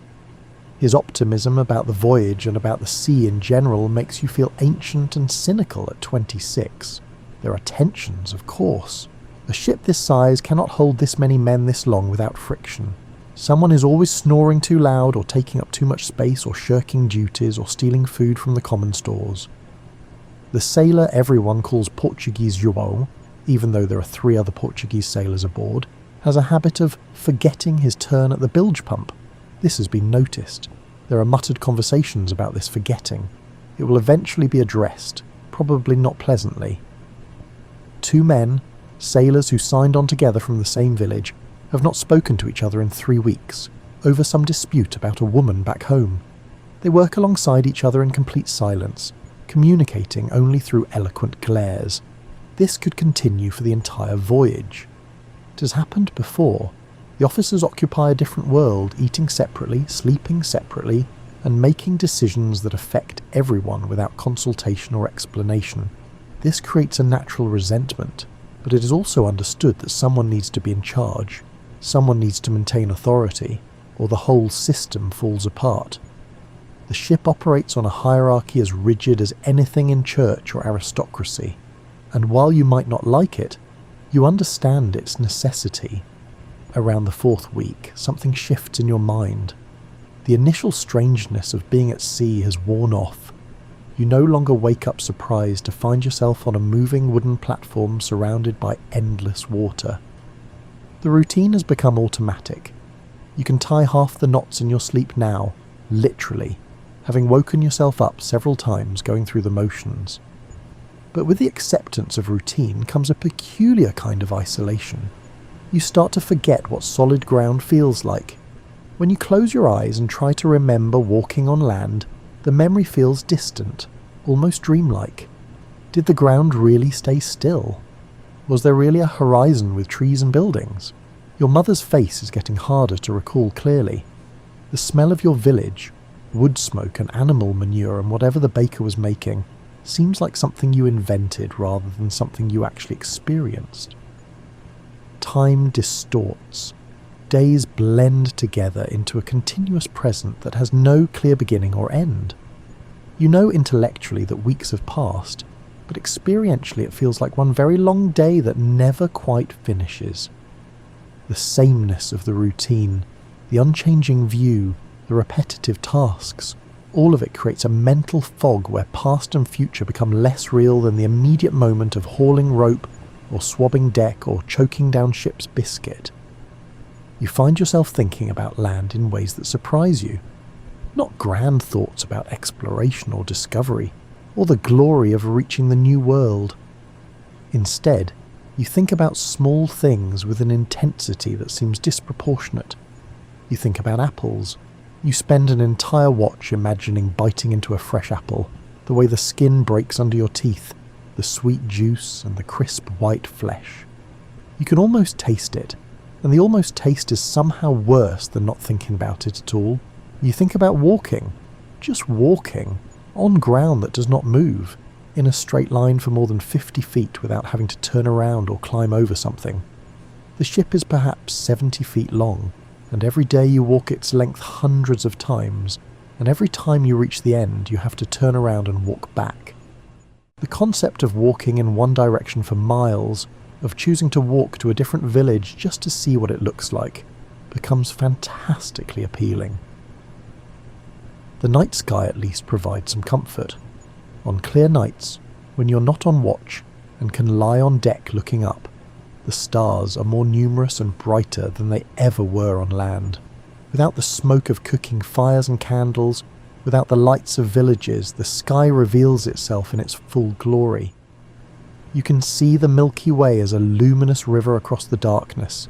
You can watch shooting stars arc across the heavens. You can find the constellations the Master has taught you, the ones sailors use for navigation, but also the ones that are just there, ancient patterns traced by Greeks and Romans and Phoenicians before them. There is something deeply unsettling about the ocean at night. During the day, at least you can see. You can watch the waves, spot potential problems, and take comfort in the visible presence of your shipmates and the ship herself. But at night, especially on moonless nights, the darkness is absolute. The ocean becomes a presence you can only hear. The endless slap and hiss of water against the hull, the groan of timbers, and the singing of wind through rigging. You are suspended in darkness over depths you cannot see, cannot comprehend, trusting that the ship will continue to float, that the navigator knows where you're going, and that dawn will eventually come. Some men handle this isolation better than others. Rodriguez continues his cheerful chatter, apparently unfazed by the monotony. Miguel simply accepts it, having done this enough times that he knows it will end eventually, and there is no point complaining about what cannot be changed. But others withdraw into themselves. You watch men become quieter week by week, speaking only when necessary, spending their free time staring at the water with expressions of profound absence. There is one sailor, an older man from Portugal whose name you never learned, who stopped speaking entirely around week 5. Not because anything dramatic happened, no argument, no injury, no incident. He simply stops talking. He still does his work. He still eats his rations. But he has retreated somewhere inside himself where words are not needed or have stopped making sense. The officers notice but do nothing as long as he continues working. Silence is not against any rule, though it unsettles the other sailors in ways they do not discuss. You develop small rituals to mark the passage of time and maintain your sense of self. Every morning you count your remaining small store of figs, even though the number decreases by predictable increments, and counting them serves no purpose except to confirm that time is passing. You keep a small pebble from home in your pocket and touch it periodically, as if maintaining contact with this small piece of solid earth will keep you anchored to the reality of land. You whisper your own name to yourself sometimes just to hear it, to remind yourself that you are still you, and not just another pair of hands hauling rope. The psychological weight of the voyage accumulates slowly like water seeping into the bilge. Each day adds only a little to the burden, but week after week the accumulated weight becomes significant. You are tired in ways that sleep does not fix. You are lonely despite being surrounded by men. You are homesick for places and people you were not even particularly fond of before leaving. The village baker, who always shortchanged everyone on bread weight, now seems like a charming character you would give anything to argue with again. By week 6, the food situation has become genuinely concerning. The ship's biscuit has developed an ecosystem. Small grey weevils live in the barrels, and the biscuit pieces are often more whole than substance. The accepted practice is to tap your biscuit against the table before eating it, which dislodges some of the weevils.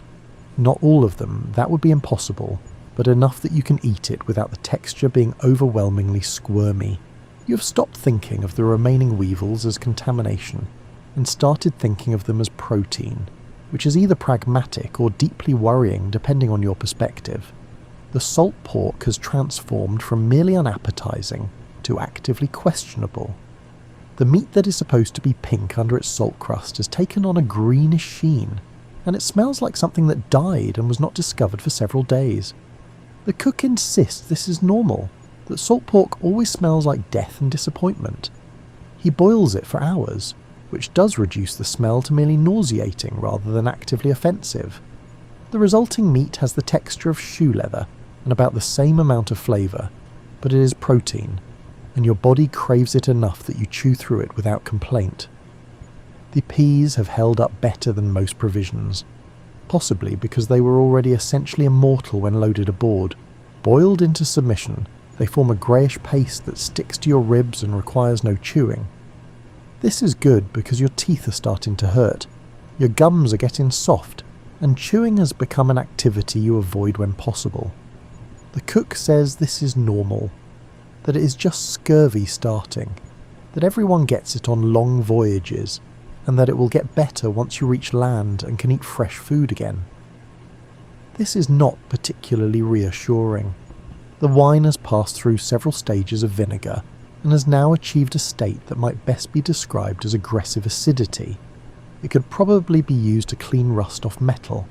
You drink it anyway, holding your breath and swallowing quickly, because the alternative is water that has turned green in the barrels and hosts small swimming creatures that were definitely not present when the water was first stored.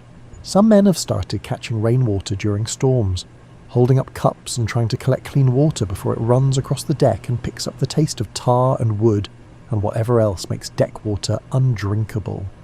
Protein becomes an obsession.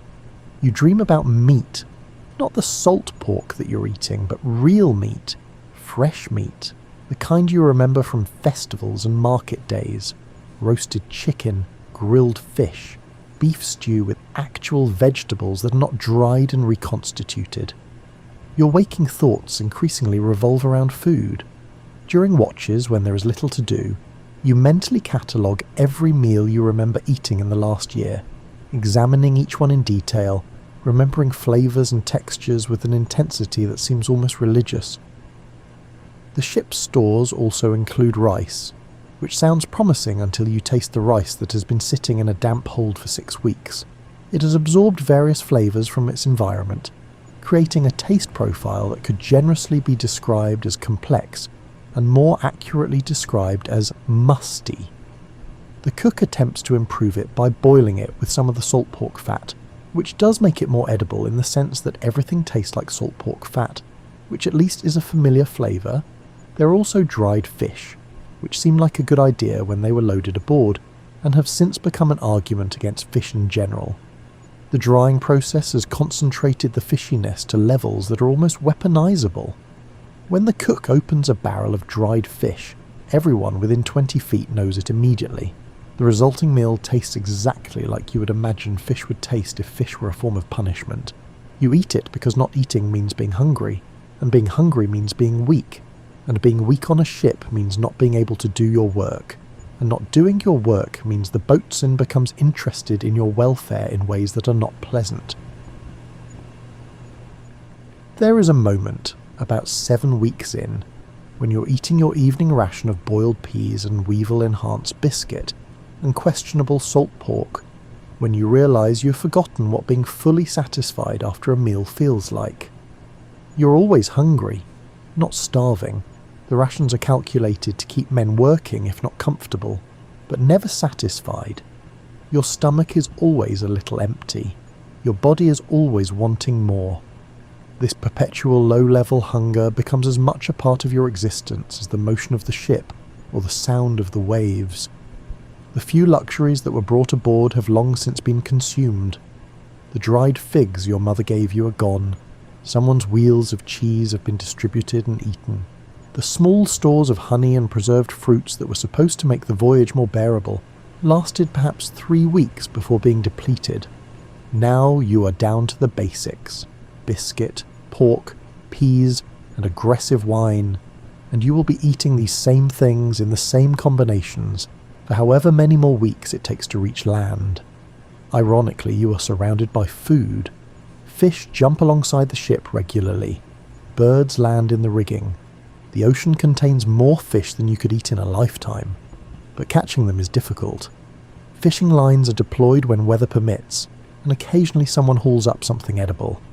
These fish are distributed among the crew and devoured with a desperate enthusiasm that surprises everyone who experiences it.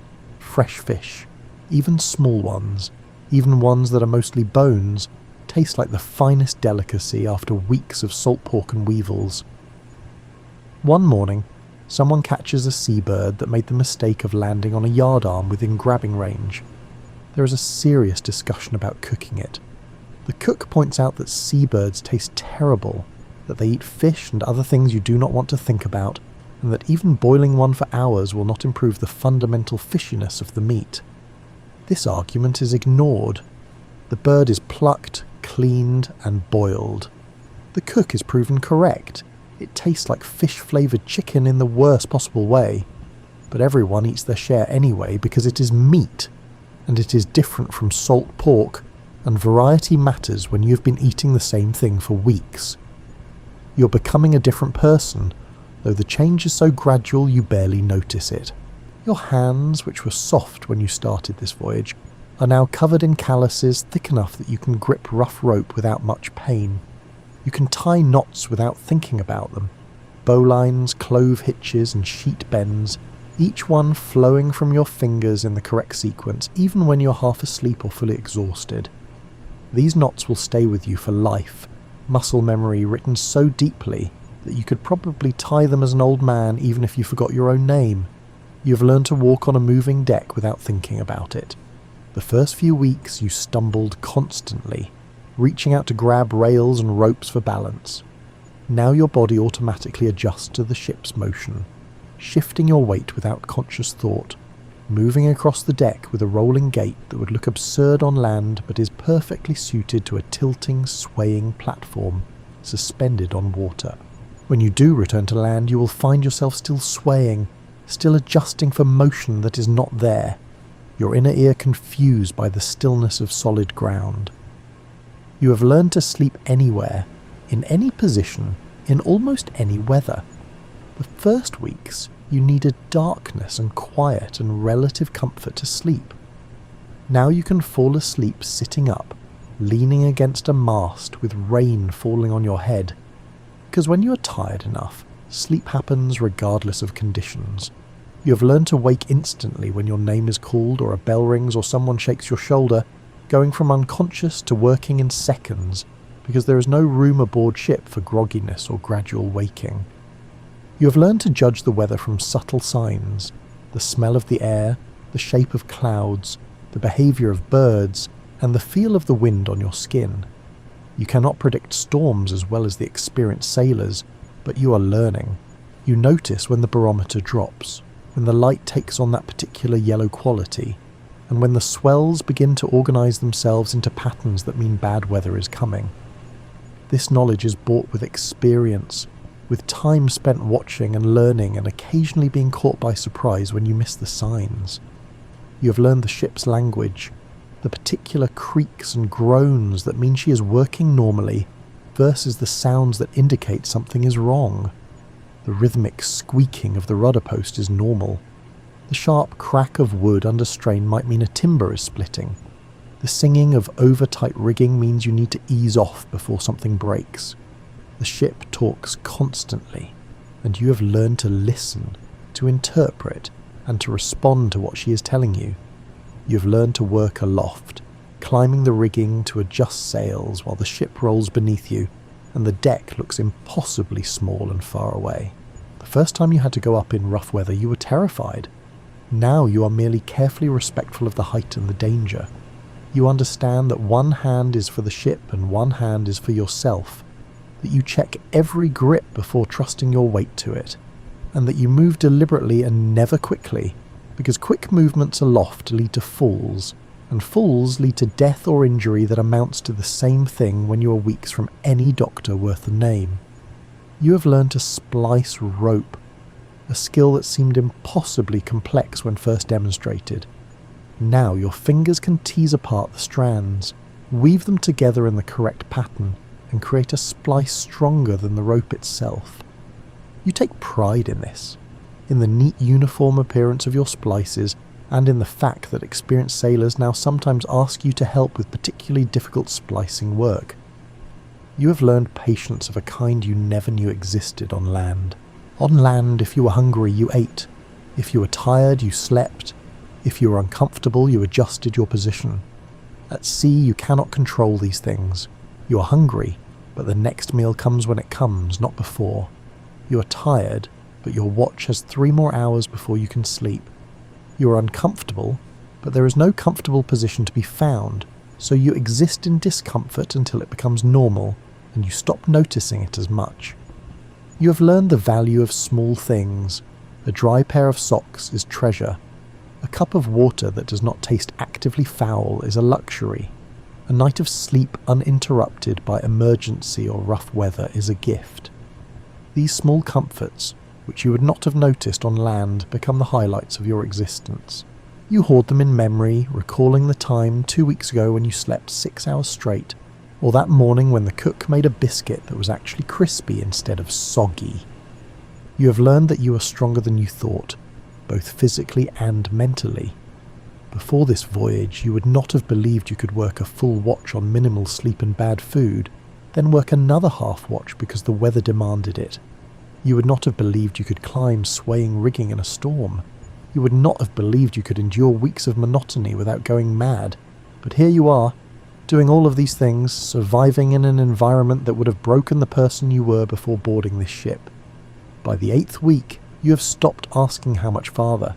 Everyone has stopped asking how much farther.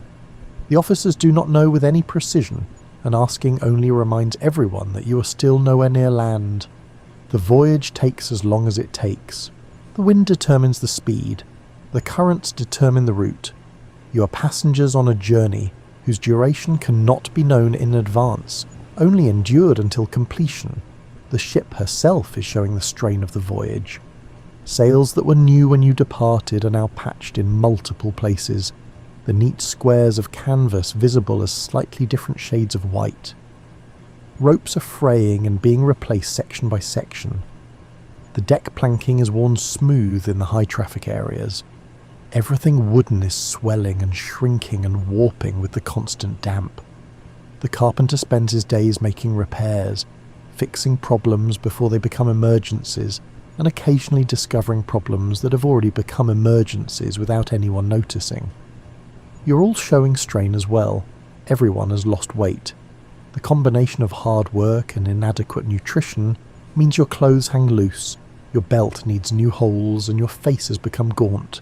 Your gums are definitely bleeding now when you eat the hard biscuit, leaving pink stains that you try not to examine too closely. Several men have developed sores that do not heal properly, the early signs of serious scurvy. The ship's surgeon bleeds them, which helps nothing but at least gives the appearance of medical intervention. Tempers are shorter. The small irritations that were amusing in week 2 are infuriating in week 8.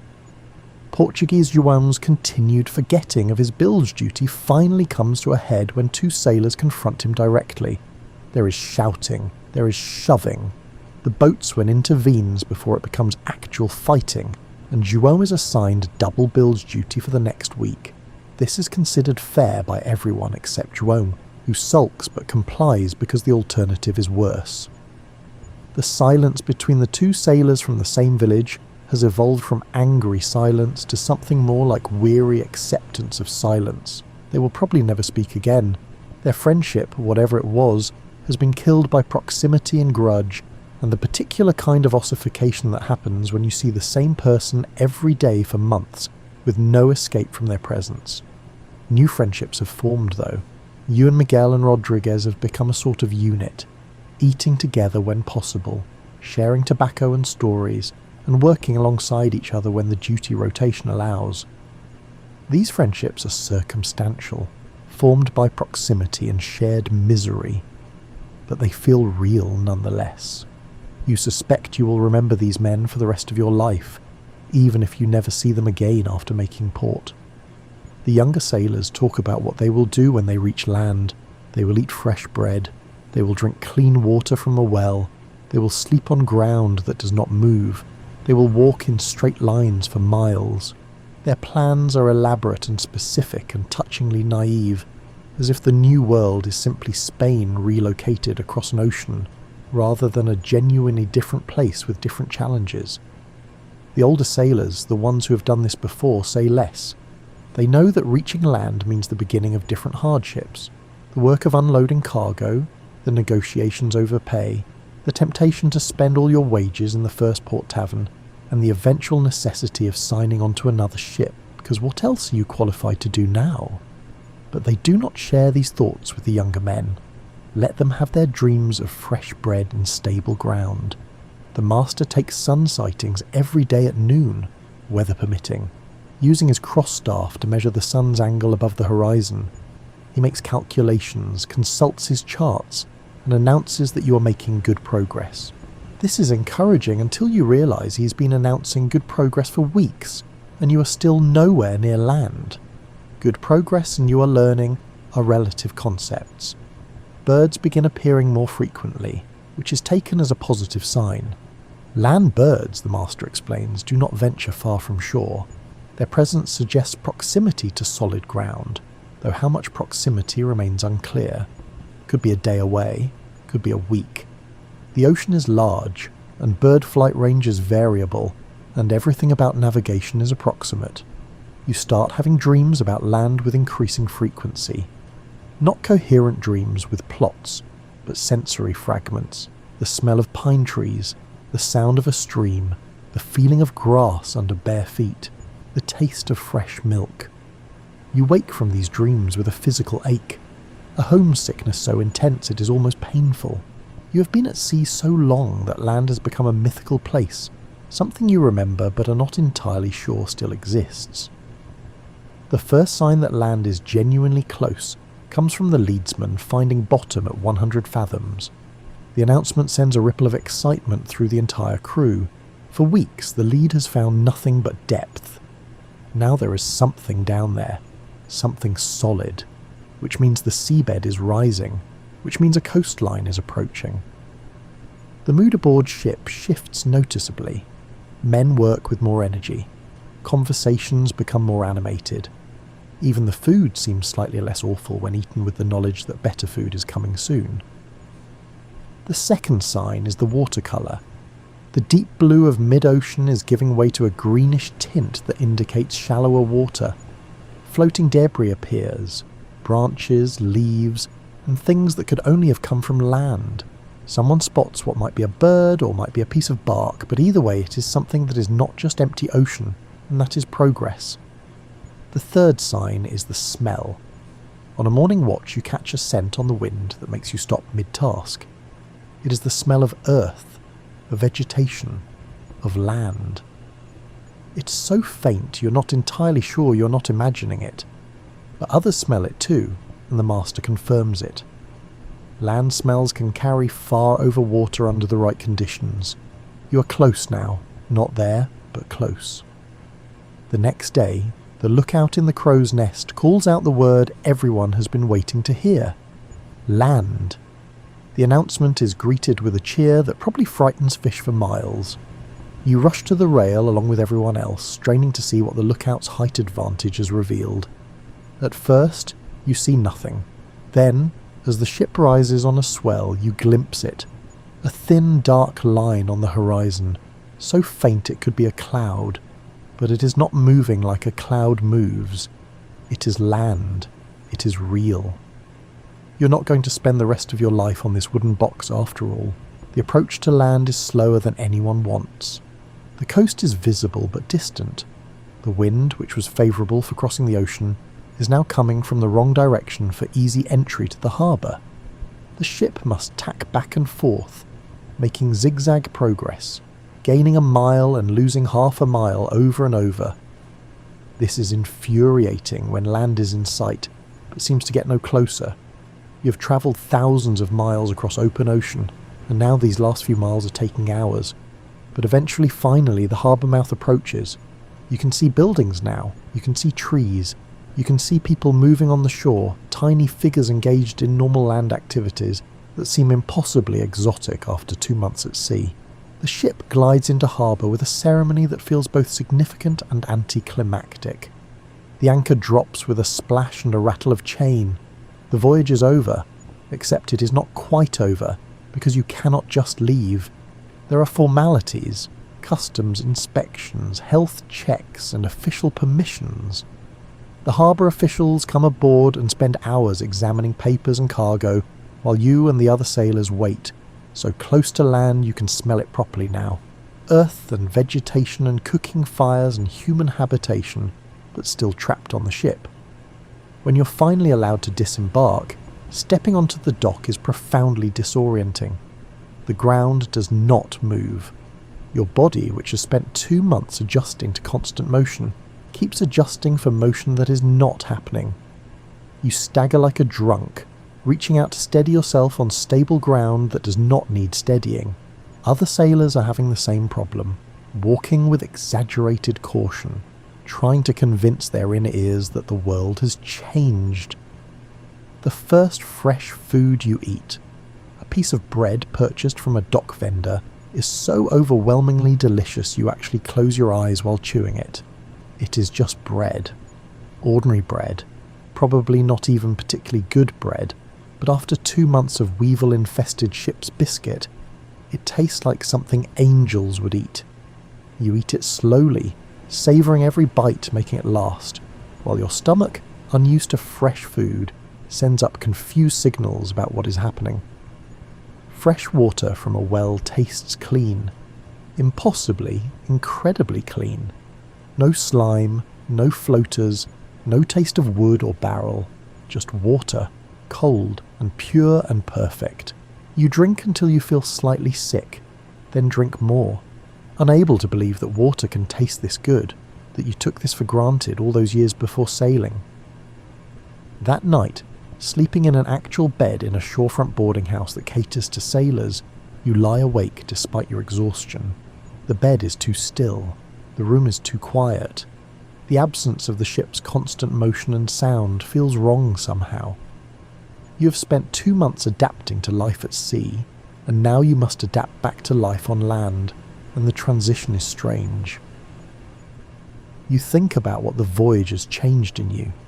You are physically different, lighter, harder, more scarred, but the mental changes are harder to quantify. You have experienced something most people never will, seen horizons most people never see, and survived conditions that would terrify your former self. You have learned that you are capable of more than you believed, both in terms of endurance and in terms of adaptation. You think about the crew, dispersed now to various boarding houses and taverns, pursuing their own versions of the fresh food and stable ground they have craved for weeks. You will probably never see most of them again. Ships scatter their crews with each voyage, picking up new sailors and losing old ones to other ships or other ports or other fates. But you will remember them. Miguel with his casual competence, Rodriguez with his unflagging enthusiasm, and the cook with his songs in languages you could not identify. You think about the ocean itself, which you have come to know in ways that are impossible to explain to people who have not experienced it. The ocean is not one thing but many things, beautiful and terrifying, monotonous and surprising, life-giving and deadly, often simultaneously. It is vast beyond human comprehension, yet intimate in the way it surrounds and contains and defines life aboard ship. You have spent 2 months suspended over depths you cannot imagine, trusting your life to wood and rope and wind and the skill of men who were strangers when you started. The voyage has given you stories you will tell for years, though you suspect they will sound more dramatic in the telling than they felt in the living. The truth about long ocean voyages is that they are mostly boring. The dramatic moments, storms, dangers, crises, are real, but brief. The vast majority of the time is spent doing routine work in routine ways, while slowly travelling across a featureless expanse of water. But that is the story no one wants to hear. People want drama and adventure, not the reality of weevil-filled biscuits and endless rope splicing. You wonder if you will do this again. Right now, lying in a real bed on the stable ground, you cannot imagine voluntarily getting back on a ship. The memory of constant dampness and bad food and endless watches is too fresh. But you know that memory fades. The discomforts will become less vivid over time, while the sense of accomplishment, of having done something difficult and survived it, will remain. In a few months, when your savings run low and you need work, the sea will call again. It always does for men who have sailed. The ocean gets into your blood in ways you cannot explain and do not fully understand until you have experienced it. You think about time and how it has operated differently during the voyage. 2 months at sea felt simultaneously endless and brief. Each day felt long in its monotony, yet weeks passed in a blur of similar days. You left Spain in one season and arrived in the New World in another. You departed as one version of yourself and arrived as a slightly different version, shaped by experience and hardship and the peculiar demands of life aboard ship. The sounds of the port drift through your window, men shouting in Spanish and Portuguese and languages you do not recognize, carts rumbling on cobblestones, music from a nearby tavern, and the ordinary sounds of human habitation. After 2 months of hearing only wind and waves and the creaking of your own ship, these sounds are almost overwhelming in their variety and complexity. The world on land is so full of things, so crowded with stimuli and activity and options. At sea, life was simple even when it was hard.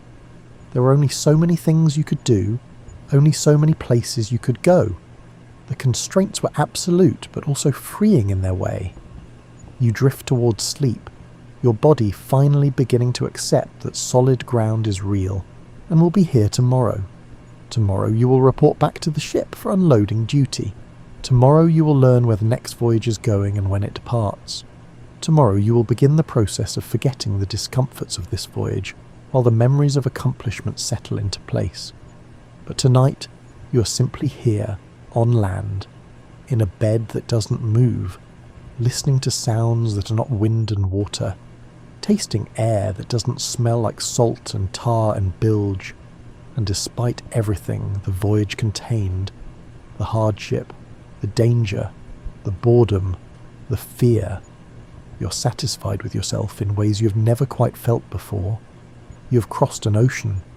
You have endured what needed enduring. You have learned what needed learning. You have become, in some fundamental way, a different person than you were when you boarded that ship in Spain 2 months ago. And whether or not you ever sail again, this will remain true. The ocean has marked you, taught you, and changed you in ways that will last long after the calluses fade and the rope burns heel. Outside your window, the ship rocks gently at anchor, already preparing for her next voyage, already forgetting this crew in anticipation of the next. But you will remember her, and the journey, and the impossible endlessness of water and sky, and the slow transformation that happens when you spend enough time suspended between two worlds belonging fully to neither. And with that thought, finally, you sleep.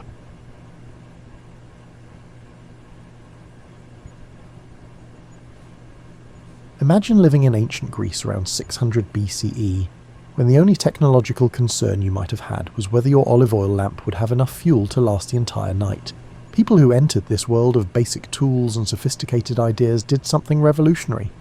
They began to ask why, rather than merely accepting because the gods said so. Instead of calling themselves physicists, the first physicists called themselves natural philosophers, which sounds far more respectable than people who spend too much time wondering why rocks fall down instead of up.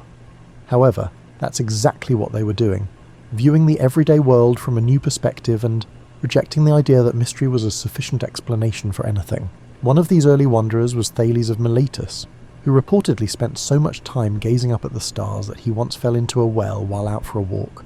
According to reports, his maid made fun of him by pointing out that he was attempting to comprehend the heavens while ignoring the ground beneath his feet. This may be the earliest known case of someone becoming so engrossed in theoretical physics that they failed to observe their surroundings, a practice that is still common in physics departments all over the world. However, Thales had a crucial insight. According to his theory, water in its various forms makes up everything in the universe.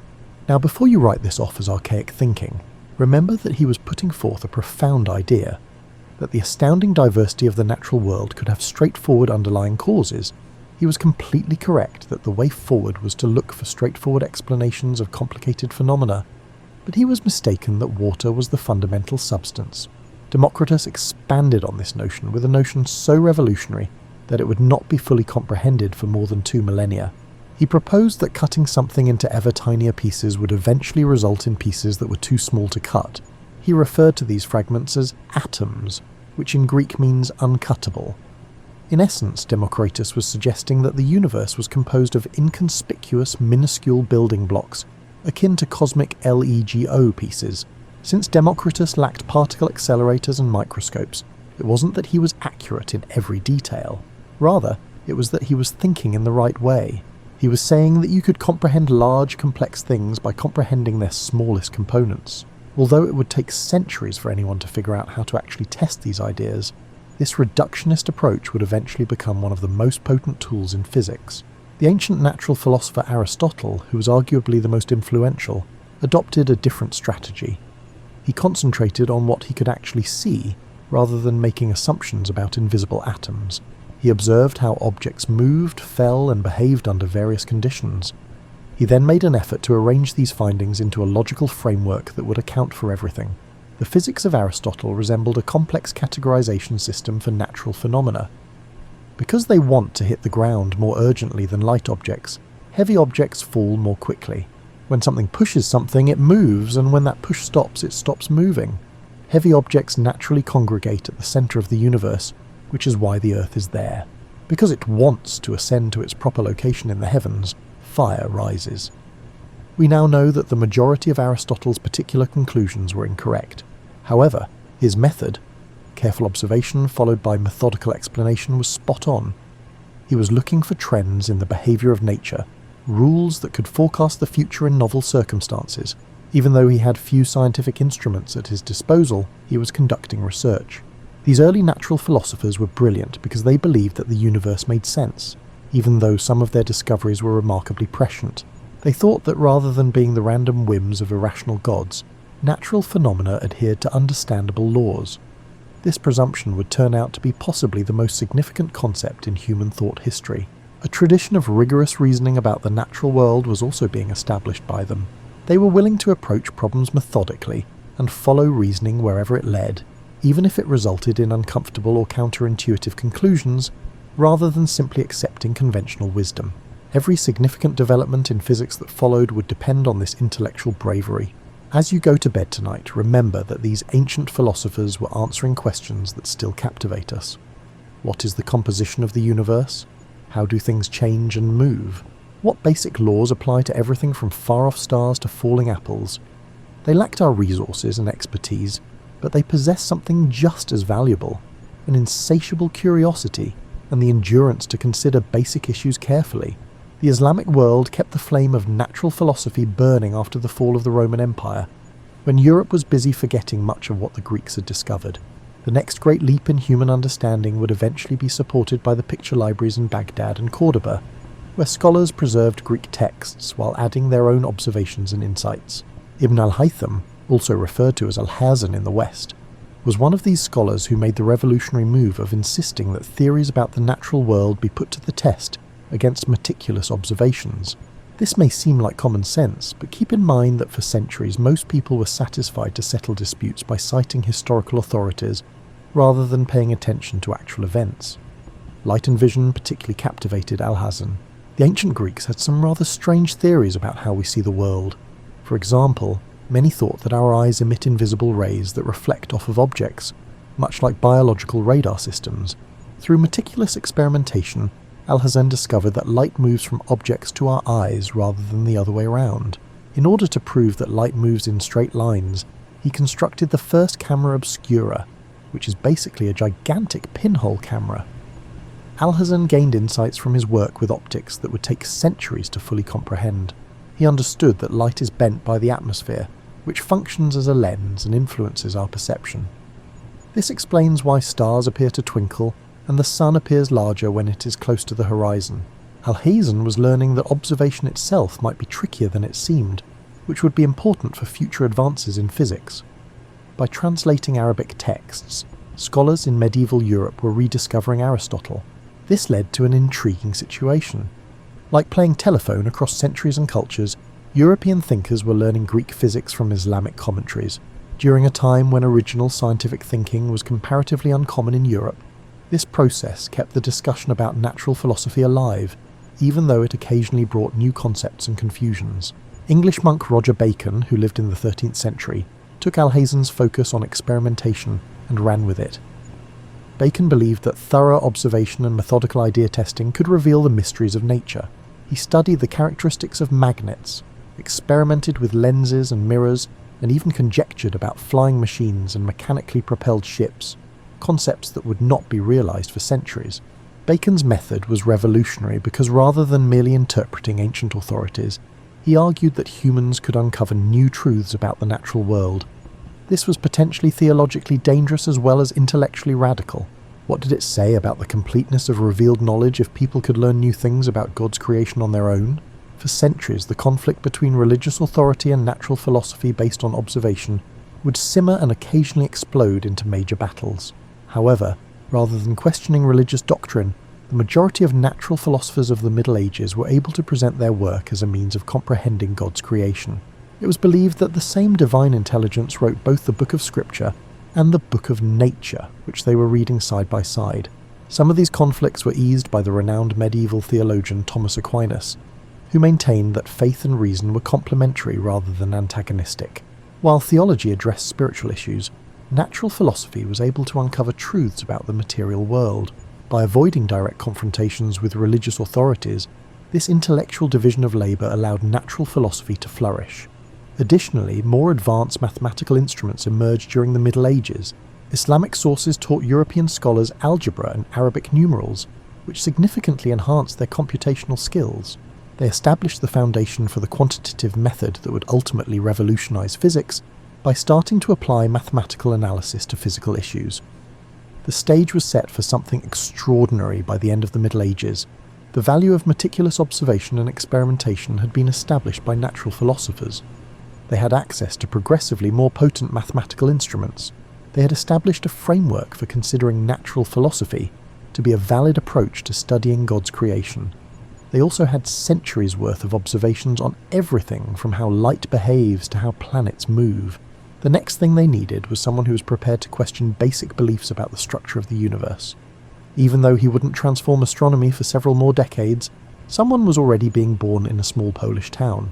It's important to recognize the amount of intellectual foundation that had been established by centuries of patient thinkers who were happy to make observations, pose questions, and gradually advance human knowledge of the natural world before we met. Nicolaus Copernicus. Imagine living a lifetime under the assumption that the sun, moon, planets, stars, and earth all revolve around us in a complex celestial dance, and that the earth remains motionless at the center of the universe. Then picture someone gently pointing out that perhaps we're in reverse, that perhaps we're the ones dancing while the sun remains motionless.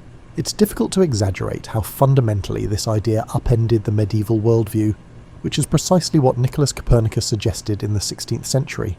Copernicus had no intention of igniting a revolution. In reality, he was a fairly conservative man. a church canon who managed church finances, occasionally practiced medicine, and had a hobby of studying mathematics and astronomy. A technical issue in Ptolemaic astronomy troubled him. The mathematical models used to forecast planetary motions were growing more complex and laborious. He thought it was inelegant to keep adding circles within circles to account for observed planetary positions, like a lovely equation ruined by too many correction factors. Copernicus therefore attempted a thought experiment. What if the Sun, not the Earth, were at the centre of the planetary system? Something lovely occurred when he solved the math. The limited range of Mercury and Venus from the Sun, the way Mars occasionally seems to move backwards against the background stars, and many other complex aspects of planetary motion suddenly made perfect sense. These were the inevitable results of tracking planetary motion from a moving platform, not enigmatic anomalies that needed intricate explanations. It was similar to realizing that the scenery outside a train window seems to move backwards because you are moving and not the scenery itself. Everything else's apparent motion becomes completely understandable once you comprehend your own motion. Copernicus, however, was reluctant to publish this theory. He realized that implying that the Earth moves was a fundamental challenge to how people perceive their place in the universe, not just a technical astronomical adjustment. According to the medieval perspective, humanity's unique place in God's creation was symbolized by the Earth's location at the center of the universe. Humanity appeared to be devalued from the center of divine attention to just another wandering planet. When the Earth was moved out to orbit the Sun, Copernicus spent decades refining his mathematical models and gathering evidence, but he was reluctant to expose his ideas to public criticism. Finally, in 1543, he published On the Revolutions of the Celestial Spheres, presenting his heliocentric model as a mathematical convenience that happened to provide more elegant explanations for astronomical observations. The book was dedicated to the Pope and carefully framed to minimize theological controversy. The immediate reaction was remarkably muted. Most astronomers treated the Copernican system as an interesting mathematical tool rather than a literal description of reality. It was useful for calculations, but didn't necessarily mean the Earth actually moved. This response allowed the heliocentric idea to circulate and gain supporters without immediately triggering the religious backlash that Copernicus had feared. But some people understood the broader implications immediately. If the Earth was just another planet orbiting the Sun, what did that say about humanity's special status? If the universe was much larger than previously thought, and it had to be to explain why we don't observe stellar parallax as Earth orbits the Sun, what did that suggest about our cosmic significance? These questions would trouble theologians and philosophers for generations. The Copernican revolution also demonstrated something important about how scientific ideas develop and spread. Revolutionary concepts often begin as technical solutions to narrow problems within specialized fields. Copernicus was trying to improve astronomical calculations, not overthrow medieval cosmology. But ideas have consequences that extend far beyond their original contexts, and those consequences can transform entire worldviews. Moreover, the acceptance of new ideas often depends as much on their practical utility as on their theoretical elegance. The Copernican system gained supporters partly because it provided better predictions of planetary positions, which was important for navigation, calendar reform, and astrological calculations. People adopted heliocentric astronomy not necessarily because they were convinced the Earth actually moved, but because it worked better for practical purposes. This pattern, technical improvements leading to conceptual revolutions, would repeat throughout the history of physics. Improvements in mathematical techniques, observational instruments, or experimental methods often reveal new phenomena that require fundamental changes in theoretical understanding. The Copernican revolution was one of the first clear examples of this process, but it certainly wouldn't be the last. As you drift off tonight, consider how comfortable assumptions about the nature of reality can be quietly undermined by patient technical work. Copernicus didn't set out to revolutionize human thought. He just wanted to make astronomical calculations more elegant. But sometimes the pursuit of mathematical beauty leads to profound insights about the structure of the universe. Insights that force us to reconsider our most basic assumptions about our place in the cosmic order. Picture yourself in 1609, living in a world where the most distant things you can see clearly are perhaps a few miles away on a clear day. Suddenly, someone hands you a device that lets you see the craters on the moons of Jupiter, and thousands of previously invisible stars. This is what happened when Galileo Galilei turned his newly improved telescope toward the sky, and the universe has never looked the same since. Galileo didn't invent the telescope. That honour belongs to Dutch spectacle makers who discovered that certain combinations of lenses could magnify distant objects. But Galileo heard about these devices, immediately grasped their potential, and set about improving their design with the enthusiasm of someone who had found the perfect tool for satisfying his curiosity about the natural world. Within months, Galileo had built telescopes that magnified objects 20 times or more, far better than anything previously available. Then he did something that seems obvious in retrospect but was actually quite revolutionary. He pointed his telescope at the night sky and systematically observed what he saw there. Most people had been using telescopes to observe distant ships or enemy fortifications, practical applications that everyone could understand. Galileo was using them to explore the cosmos. What he discovered changed everything. The moon, which had appeared to be a perfect smooth sphere in classical astronomy, turned out to have mountains, valleys, and what appeared to be ancient impact craters. The Milky Way, which looked like a faint cloud to the naked eye, resolved into thousands of individual stars. Venus showed phases like the moon, cycling from full to crescent as it orbited the sun. Most dramatically, Galileo discovered 4 moons orbiting Jupiter. These weren't just distant stars that moved slightly from night to night. These were clearly satellites revolving around the giant planet in regular, predictable patterns. For the first time in human history, someone had direct observational evidence that not everything in the universe revolved around Earth. The discovery of Jupiter's moons was particularly significant because it demolished one of the main objections to the Copernican system. Critics had argued that if the Earth moved through space, it would leave the moon behind, like a horse outrunning its rider. But here was Jupiter, clearly moving through the heavens while keeping 4 moons in tow. If Jupiter could maintain satellites while moving, why couldn't Earth do the same? Galileo published his telescopic observations in a book called Sidereus Nuncius, the Starry Messenger, and it became an immediate sensation. Educated people across Europe were fascinated by these revelations about the true nature of the celestial realm. Some were sceptical. How could a mere optical instrument reveal truths that had been hidden from human eyes for all of recorded history? Others worried about the theological implications of discovering that the heavens were far more complex and diverse than anyone had imagined. But Galileo's telescopic observations were just the beginning of his contributions to physics. He was equally fascinated by motion here on Earth, and he approached the study of moving objects with the same systematic methodology that he applied to astronomy. This terrestrial work would prove even more revolutionary than his celestial discoverers. Galileo realized that Aristotelian physics, which had dominated European thought for over a millennium, was simply wrong about some fundamental aspects of motion. Aristotle had taught that heavy objects fall faster than light ones, that objects in motion naturally come to rest, and that the motion of projectiles required continuous pushing by the surrounding air.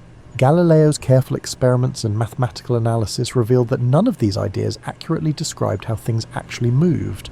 Through ingenious experiments with inclined planes, pendulums, and projectiles, Galileo discovered that all objects fall at the same rate in the absence of air resistance, that objects in motion tend to stay in motion unless something stops them, and that projectile motion can be understood as a combination of horizontal motion at constant velocity and vertical motion under constant acceleration. These insights laid the groundwork for a completely new understanding of mechanics. Perhaps more importantly, Galileo pioneered the use of mathematics to describe physical phenomena quantitatively. Instead of just saying that objects fall quickly or slowly, he measured exactly how their velocities change with time. Instead of simply observing that pendulums swing back and forth, he discovered the mathematical relationship between a pendulum's length and its period of oscillation. This mathematical approach to physics was revolutionary because it allowed theories to make precise, testable predictions. If you knew the mathematical laws governing motion, you could predict exactly where a projectile would land, how long a pendulum would take to complete its swing, or how fast an object would be moving after falling a given distance. Physics was becoming a quantitative science capable of making precise predictions about natural phenomena. Galileo's combination of systematic observation, careful experimentation, and mathematical analysis established the methodology that would guide physics for centuries to come. He showed that human beings could discover the mathematical laws governing natural phenomena through patient, systematic investigation. This was a profoundly optimistic vision. The universe might be vast and complex, but it was also comprehensible to human intelligence, equipped with the right tools and methods. There's something deeply satisfying about the story of Newton's apple, even though it probably never happened quite the way popular legend tells it. The image of a young man sitting under a tree struck by inspiration when a piece of fruit falls on his head captures something essential about the nature of scientific discovery. Sometimes the most profound insights come from paying attention to the most ordinary phenomena. The real Newton was far more complex than the legend suggests. He was a mathematician of extraordinary talent, an alchemist who spent years trying to transmute base metals into gold, a theologian who wrote more about biblical prophecy than about physics, and a natural philosopher who somehow managed to create a unified mathematical description of motion that worked equally well for falling apples and orbiting planets. When Newton began his serious work on mechanics and gravitation in the 1660s, he inherited a collection of important but disconnected insights from his predecessors. Galileo had discovered the mathematical laws governing motion on Earth. Kepler had discovered that planets move in elliptical orbits according to precise mathematical relationships. Descartes had suggested that all natural phenomena could be understood through mechanical principles, but no one had figured out how to tie these discoveries together into a coherent theoretical framework. Newton's genius lay in recognizing that terrestrial and celestial mechanics were really the same thing. The force that makes an apple fall from a tree is the same force that keeps the moon in orbit around Earth and the planets in orbit around the sun. This insight, the universality of gravitation, was one of the most profound unifying principles in the history of science. But Newton didn't just propose that gravity was universal. He worked out the mathematical details with extraordinary precision. He showed that gravitational force decreases with the square of the distance between objects, and that this inverse square law could account for all of Kepler's observational discoveries about planetary motion. He demonstrated that the same mathematical principles could explain the tides, the precession of Earth's rotation, and the complex motions of comets. The mathematical sophistication of Newton's work was unprecedented. To solve the problems he was tackling, Newton had to invent entirely new mathematical techniques, what we now call calculus. He developed methods for analysing continuously changing quantities, for understanding the relationship between instantaneous velocity and position, and for calculating the forces required to produce complex motions. Newton's Principia Mathematica, published in 1687, was unlike anything that had ever been written. It presented a complete mathematical system for understanding motion and force, derived from just a few basic principles and applicable to everything from projectiles to planets. The book was so mathematically sophisticated that only a handful of people in Europe could fully understand it when it was first published. But the implications of Newton's work extended far beyond technical mathematics. He had shown that the universe operated according to precise mathematical laws that human beings could discover and understand. The same principles that governed the laboratory bench also governed the motions of stars and galaxies. This was a breathtakingly unified vision of nature, and it suggested that everything in the universe, from the smallest particle to the largest celestial body, was part of a single, coherent, mathematically describable system. Newton's mechanics also established a new standard for what scientific theories should accomplish. A good theory didn't just explain known phenomena, it made precise predictions that could be tested against future observations. Newton's gravitational theory predicted the existence of previously unknown celestial objects, explained puzzling features of cometary orbits, and even allowed astronomers to discover new planets by analysing tiny irregularities in the motions of known planets. The success of Newtonian mechanics had profound cultural implications. If the universe operated like a vast, precise clockwork mechanism, what did that suggest about the role of divine intervention in natural affairs? If human reason could discover the mathematical laws governing all natural phenomena, what were the limits of human knowledge? These questions would occupy philosophers and theologians for generations. Newton himself was deeply religious, and saw his scientific work as revealing the mathematical harmony of God's creation. He believed that the elegant mathematical structure of natural laws provided evidence for divine intelligence and design, but later thinkers would sometimes use Newtonian mechanics to support more materialistic or deterministic worldviews. The practical applications of Newtonian mechanics were equally revolutionary. Engineers could now calculate the precise forces and motions involved in mechanical systems, leading to dramatic improvements in everything from mill machinery to naval architecture. Navigators could predict the positions of celestial bodies with unprecedented accuracy. The Industrial Revolution was built in part on the mathematical understanding of mechanics that Newton had provided. As you settle into sleep tonight, consider the extraordinary intellectual achievement that Newton represented. He took the scattered insights of his predecessors and wove them into a mathematical tapestry that revealed the fundamental architecture of the physical universe. For the first time in human history, people could understand the cosmos not as a collection of mysterious phenomena, but as a single, integrated system operating according to comprehensible mathematical principles. While Newton was revealing the mathematical architecture of motion and gravitation, other natural philosophers were grappling with phenomena that seemed more subtle and mysterious: heat, light, electricity, and magnetism. These forces could be felt and observed, but they didn't fit neatly into the mechanical framework that worked so well for understanding the motion of solid objects. Consider heat, something so fundamental to human experience that we rarely think about what it actually is. For centuries, most people assumed that heat was a kind of invisible fluid called caloric that flowed from hot objects to cold ones like water flowing downhill. But Dalton's atoms were still hypothetical entities inferred from indirect evidence. Nobody had actually seen an atom or measured its properties directly. The atoms remained invisible and, for all practical purposes, undetectable by any direct means available to 19th century science. The first hints that atoms might have internal structure came from studies of electricity. Michael Faraday's experiments with electrolysis, passing electric currents through solutions of various compounds, showed that electric charge and matter were related in precise quantitative ways. It took a definite amount of electric charge to deposit a definite amount of any given element from solution, suggesting that atoms themselves might carry discrete amounts of electric charge. These studies led to the discovery of what we now call the electron. J.J. Thomson, working at Cambridge University in the 1890s, was studying the behaviour of electric currents in evacuated glass tubes. He found that these currents consisted of streams of tiny, negatively charged particles that were much lighter than any known atom. These corpuscles, as Thomson initially called them, seemed to be fundamental constituents of matter, pieces of atoms rather than complete atoms. Thomson's discovery was revolutionary because it showed that atoms were not indivisible after all. They had internal structure and could be broken apart under the right conditions. This raised fascinating questions. If atoms contain negatively charged electrons, they must also contain positively charged material to balance the negative charge. How are these positive and negative components arranged within atoms? Thomson proposed what became known as the plum pudding model of atomic structure. Atoms consisted of a diffuse sphere of positive charge with negatively charged electrons embedded within it, like raisins in a pudding. This model explained the overall electrical neutrality of atoms while accounting for the emission of electrons under certain conditions. But the plum pudding model wouldn't survive for long.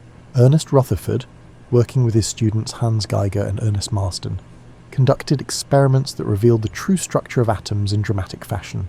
They fired alpha particles, energetic, positively charged particles emitted by radioactive elements, at thin gold foils and observed how these particles were deflected. According to the plum pudding model, alpha particles should pass through the diffuse positive charge of gold atoms with only slight deflections, like bullets passing through soft targets. Instead, Rutherford's team found that while most alpha particles did pass through with little deflection, a small percentage bounced back almost directly toward their source. This was completely unexpected. As Rutherford later said, it was like firing artillery shells at tissue paper and having some of them bounce back. The only way to explain these results was to assume that atoms had a very different structure than Thomson had proposed. Instead of diffuse spheres of positive charge, atoms must contain tiny, dense nuclei carrying all the positive charge and most of the mass, with electrons orbiting these nuclei like planets around the Sun. Most alpha particles pass through the mostly empty space between nuclei, but the few that happened to approach nuclei closely were deflected or reflected by the intense electrical forces near these dense concentrations of positive charge. Rutherford's nuclear model of the atom was a triumph of experimental physics. It showed that atoms were mostly empty space. If an atom were expanded to the size of a football stadium, the nucleus would be about the size of a marble at the centre, with electrons somewhere in the stands. This was a startling picture of the structure of matter. The solid objects of everyday experience were revealed to be mostly emptiness, held together by electromagnetic forces between tiny, widely separated particles. But the nuclear model also created new puzzles. According to classical electromagnetic theory, orbiting electrons should continuously emit electromagnetic radiation, lose energy, and spiral into the nucleus in a fraction of a second. Atoms should be completely unstable, yet they were obviously stable enough to constitute the entire material universe. something was seriously wrong with the classical understanding of electromagnetic radiation at atomic scales. Meanwhile, other investigators were discovering even more puzzling aspects of atomic behavior. Studies of atomic spectra, the light emitted or absorbed by atoms, showed that atoms could only emit or absorb radiation at very specific frequencies, producing characteristic patterns of bright or dark lines. These spectral lines were like fingerprints that could be used to identify different elements, but classical physics provided no explanation for why only certain frequencies were allowed. Max Planck's work on blackbody radiation had already suggested that energy might come in discrete packets, rather than continuous amounts. Einstein's explanation of the photoelectric effect had proposed that light itself consisted of discrete particles carrying quantized amounts of energy. Now, atomic spectroscopy was suggesting that atoms themselves could only exist in discrete energy states. All of these discoveries were pointing toward a radical conclusion. The classical physics that worked so well for describing the behavior of large objects might not apply to the microscopic world of atoms and electrons. The atomic realm seemed to operate according to different rules. Rules that allowed only certain energies, certain orbital paths, and certain frequencies of radiation. As you settle in for the night, consider how these early atomic investigators were discovering that the familiar, solid world of everyday experience was built from components that behaved in utterly unfamiliar ways. The atoms that make up your pillow, your blanket, and even your own body are mostly empty space populated by particles obeying rules that would have seemed like magic to earlier generations of scientists. The universe was revealing itself to be far stranger and more wonderful than anyone had imagined. As the 19th century drew to a close, physics found itself in a curious position. On one hand, the achievements were breathtaking. Newton's mechanics explained the motion of everything from billiard balls to planets. Maxwell's electromagnetism unified light with electricity and magnetism, and thermodynamics had revealed the fundamental principles governing heat and energy. The universe appeared to be a vast, comprehensible mechanism operating according to mathematical laws that human intelligence had successfully decoded. Yet careful observers were noticing cracks in this magnificent edifice, small experimental results that didn't quite fit the theoretical predictions, puzzling phenomena that seemed to violate established principles, strange behaviours that suggested the familiar laws of physics might not apply everywhere and under all conditions. These weren't dramatic failures that demanded immediate attention, but subtle anomalies that hinted at deeper mysteries. The behaviour of light presented some of the most perplexing puzzles. Maxwell's electromagnetic theory had triumphantly explained light as waves in the electromagnetic field, and this wave picture successfully accounted for interference, diffraction, and most other optical phenomena. But certain experiments seemed to require treating light as discrete particles rather than continuous waves. The photoelectric effect was particularly troubling. When light shines on certain metals, electrons are emitted from the surface, a phenomenon that should be easily explained by electromagnetic theory. The energy of the light waves should be transferred to electrons, heating them up until some have enough energy to escape the metal. This suggested that brighter light should produce more energetic electrons, just as brighter sunlight produces more heating.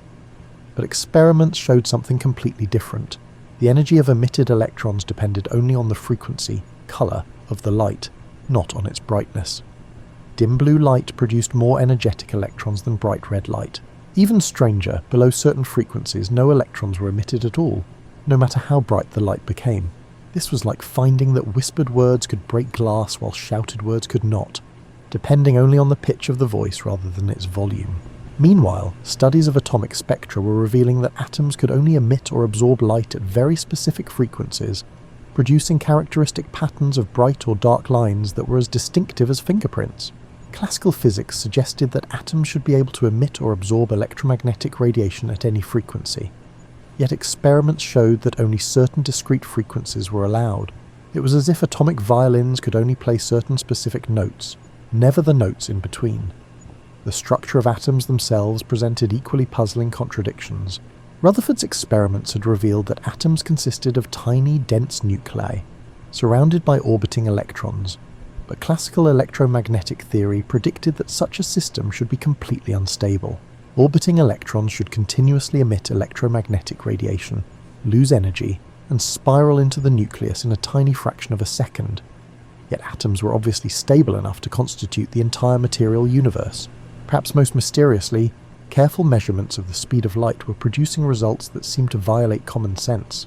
Maxwell's equations implied that light should travel at a constant speed relative to the electromagnetic field that supported it, just as sound travels at a constant speed relative to the air that carries it. This suggested that there should be a preferred reference frame, the frame in which the electromagnetic field was at rest, and that measurements of light speed should depend on the observer's motion relative to this frame. But the famous Michelson-Morley experiment found no evidence for such a preferred frame. The speed of light appeared to be the same for all observers, regardless of their motion. This was like finding that the sound of a train whistle had the same pitch whether you were running toward or away from the train, a result that seemed to contradict everything physics had learned about waves and relative motion. These experimental puzzles were accumulating throughout the 1890s and early 1900s, creating a sense that classical physics, despite its remarkable successes, was approaching the boundaries of its applicability. The clockwork universe was still running remarkably well for most purposes, but careful examination was revealing phenomena that didn't quite fit the classical mechanical framework. Most physicists initially assumed that these puzzles would eventually be resolved through minor modifications to existing theories, perhaps by discovering new effects or making more precise calculations. The basic principles of classical physics, Newton's laws of motion, Maxwell's electromagnetic theory, and the kinetic theory of heat, seemed so well established and so successful that fundamental revision seemed almost unthinkable. But a few prescient investigators were beginning to suspect that something more radical might be required. Lord Kelvin's famous comment about two small clouds on the otherwise clear horizon of physics reflected the general optimism that these minor puzzles would soon be resolved. Instead, these small clouds would grow into the conceptual storms that would transform our understanding of space, time, matter, and energy. The stage was set for the most profound revolution in the history of physics. The classical worldview had reached its limits, and nature was ready to reveal principles far stranger and more wonderful than anyone had imagined. The comfortable mechanical universe of the 19th century was about to give way to a cosmos governed by quantum uncertainty and relativistic space-time. A universe in which the familiar rules of everyday experience would prove to be approximations valid, only under limited conditions. But that's a story for another bedtime tale. For now, it's enough to appreciate how the patient, systematic work of 19th century physicists had pushed human understanding to the very edges of the classical worldview. They had explored the mechanical universe as thoroughly as it could be explored, discovered its fundamental principles and mapped its boundaries. In doing so, they had unknowingly prepared the ground for the revolutionary insights that would follow. As we near the end of our journey through pre-Einstein physics, it's worth pausing to appreciate the extraordinary pattern that had emerged from centuries of patient investigation. What had begun with ancient philosophers wondering why things fell down instead of up had evolved into a magnificent intellectual edifice that revealed deep mathematical harmonies underlying the apparent chaos of natural phenomena. The story of physics before Einstein is really a story about the gradual discovery that the universe speaks mathematics. Not the dry abstract mathematics of homework assignments, but a living, breathing mathematical language that describes everything from the flutter of falling leaves to the dance of distant galaxies. Each generation of investigators had decoded a little more of this cosmic language, gradually revealing the elegant simplicity that underlies nature's complexity. Newton's great insight was recognizing that the same mathematical principles governed motion everywhere in the universe. The parabolic path of a thrown stone and the elliptical orbit of Mars were both consequences of the same underlying laws. This mathematical unity suggested that the universe was not a collection of separate, unrelated phenomena, but a single, integrated system operating according to comprehensible principles. Maxwell's electromagnetic theory extended this unification even further, showing that light, electricity, and magnetism were all manifestations of a single electromagnetic field oscillating through space. The rainbow of colours in a sunset, the spark from a doorknob on a dry day, and the invisible forces that aligned compass needles were all different notes in an electromagnetic symphony that filled the universe. The kinetic theory of heat revealed that thermal phenomena, the warmth of sunlight, the expansion of heated metals, the pressure of steam in engines, were really consequences of the random motion of countless tiny particles. Temperature was molecular motion. Heat transfer was the sharing of kinetic energy between particles. The gas laws were statistical descriptions of particle behavior. Once again, apparently different phenomena were revealed to be different manifestations of the same underlying reality. This progressive unification was more than just intellectual satisfaction for physicists. It demonstrated that human reason, equipped with careful observation and mathematical analysis, could penetrate the deepest mysteries of nature. The universe might be vast and complex, but it was also comprehensible. Natural phenomena might appear chaotic and unpredictable, but they followed mathematical laws that could be discovered and understood. This was an extraordinarily optimistic worldview. It suggested that every mystery could eventually be solved, every phenomenon eventually understood, and every natural law eventually decoded. The universe was like an enormous but finite book written in the language of mathematics. Human beings had learned to read this language, and given enough time and effort, they could eventually read the entire book. The practical consequences of this mathematical understanding were transforming human civilization. Steam engines designed using thermodynamic principles were powering the Industrial Revolution. Telegraph systems based on electromagnetic theory were shrinking the world by enabling near-instantaneous communication across vast distances. Precision navigation using gravitational astronomy was making global commerce safer and more reliable. But perhaps most remarkably, the mathematical laws discovered by physicists were revealing unexpected connections between apparently unrelated phenomena. The same equations that described the vibration of violin strings also described the oscillation of electromagnetic fields. The same principles that governed the flight of projectiles also governed the orbits of comets.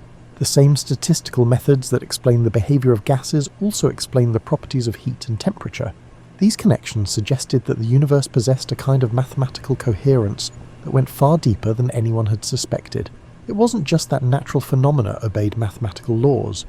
It was that these laws were interconnected in ways that revealed a profound underlying unity. The universe appeared to be constructed according to mathematical principles that human minds could discover and appreciate. This mathematical harmony had an almost musical quality.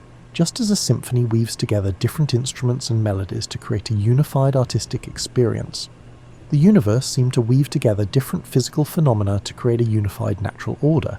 The ancients had spoken of the music of the spheres, the idea that celestial motions produced harmonious sounds that reflected the mathematical order of creation. While this literal interpretation had been abandoned, 19th century physics had revealed a deeper sense in which the universe really did possess mathematical harmony. Yet even as physicists celebrated these achievements, they were beginning to encounter phenomena that didn't quite fit the established patterns. The small experimental anomalies we discussed earlier were like discordant notes in an otherwise harmonious symphony. They suggested that the classical mathematical description of nature, however successful, might be incomplete. These puzzles weren't necessarily failures of the classical approach. They might simply indicate that nature's mathematical language was richer and more subtle than anyone had realized. Just as a simple melody can be developed into complex variations that reveal hidden possibilities within the original theme, the mathematical laws of classical physics might be special cases of more general principles that would prove even more beautiful and unified. This possibility was both exciting and unsettling. Exciting because it suggested that the greatest discoveries might still lie ahead, that the universe might possess mathematical depth that would dwarf even the remarkable achievements of Newton and Maxwell. Unsettling because it implied that the comfortable mechanical worldview of classical physics might need to be abandoned in favour of principles that would challenge basic assumptions about the nature of space, time, matter, and causality. As you drift off to sleep tonight, listen for the mathematical music that classical physicists had learned to hear in the natural world. The steady tick of a clock measures the flow of time according to principles Newton would recognise. The warm glow of a lamp represents electromagnetic radiation behaving exactly as Maxwell's equations predict. The gentle settling of your house reflects thermal expansion and contraction governed by the kinetic theory of heat. But also consider that this familiar music might be just the beginning of a much grander composition, one that would require new mathematical languages to appreciate fully and new conceptual frameworks to understand completely. The classical symphony of physics had reached a magnificent conclusion, but the universe was preparing to reveal entirely new movements that would transform our understanding of reality itself. As our journey through pre-Einstein physics draws to a close, take a moment to appreciate the extraordinary intellectual adventure we've shared. We've travelled from ancient Greek philosophers throwing rocks and wondering about the nature of motion, through medieval scholars rediscovering Aristotle and inventing new ways to think about natural phenomena, to 19th century investigators revealing the mathematical harmonies that govern everything from heat and light to electricity and magnetism. What emerges from this long story is a picture of human curiosity gradually unveiling the deep structure of reality through patient observation, careful experimentation, and creative mathematical thinking.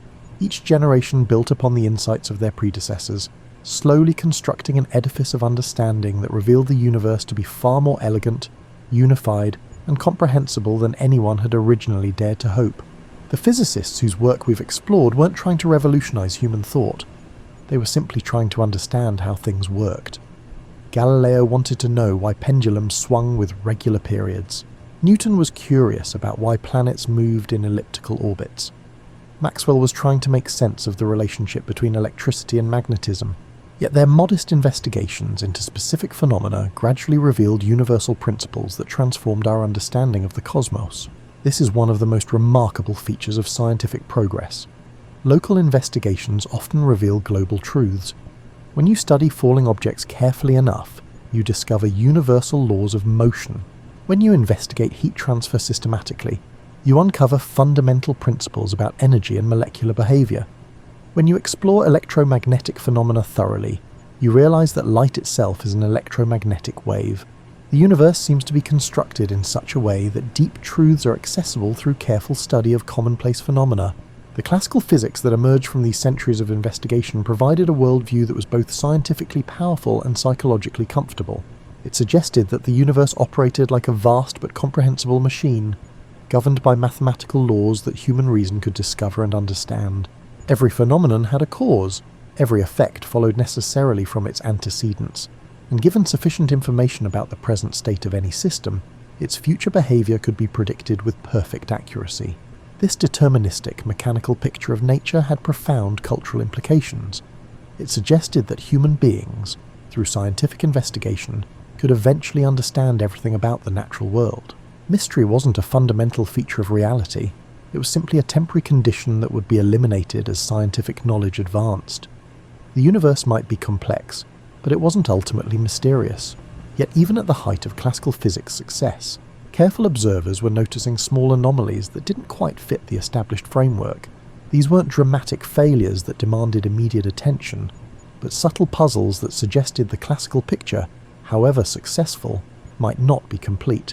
The photoelectric effect, atomic spectra, the stability of atoms, and the constancy of light speed. These phenomena hinted that nature might operate according to principles stranger than anyone had imagined. These puzzles were like faint sounds from a distant country, barely audible but suggesting the existence of territories that hadn't yet been explored. Classical physics had mapped the familiar landscape of everyday experience with extraordinary precision, but there were regions beyond this familiar territory where different rules might apply, where new kinds of phenomena might exist, and where reality itself might prove to be far stranger and more wonderful than the clockwork universe of 19th century physics. Standing on the threshold of the 20th century, physics was in a position remarkably similar to geography in the 15th century. The known world had been mapped with increasing accuracy, trade routes had been established, and navigation had become a reliable science. But beyond the edges of the known world lay vast territories waiting to be discovered, territories that would prove to be far larger and more diverse than the familiar landscapes of Europe and the Mediterranean. Einstein and his contemporaries would prove to be the explorers of these new physical territories, discovering that space and time were far more flexible than Newton had imagined, that matter and energy were interchangeable, that uncertainty was built into the fundamental structure of reality, and that the universe was expanding, evolving, and far stranger than anyone had dreamed. But these revolutionary discoveries were only possible because of the solid foundation that classical physics had provided. You can't appreciate the strangeness of relativistic space-time without first understanding Newtonian mechanics. You can't grasp the weirdness of quantum uncertainty without first mastering classical electromagnetic theory. The revolution that was about to unfold in physics wasn't a rejection of classical insights. It was their fulfillment and transcendence. As you settle into sleep, consider that you've been privileged to witness one of the greatest intellectual adventures in human history. The gradual discovery that the universe is both more orderly and more mysterious than common sense suggests. The work of Galileo, Newton, Maxwell, and their colleagues established that human reason, carefully applied, could penetrate the deepest secrets of nature. Their successors would discover that those secrets were far deeper and more wonderful than anyone had imagined. Tomorrow's sunrise will illuminate a world governed by the same physical laws that fascinated these earlier investigators. Gravity will still follow Newton's inverse square law for all practical purposes. Light will still behave as electromagnetic waves as Maxwell described. Heat will still flow according to the principles of thermodynamics. The classical physics we've explored together continues to govern the world of everyday experience with remarkable accuracy. But that same sunrise will also illuminate a universe that extends far beyond everyday experience.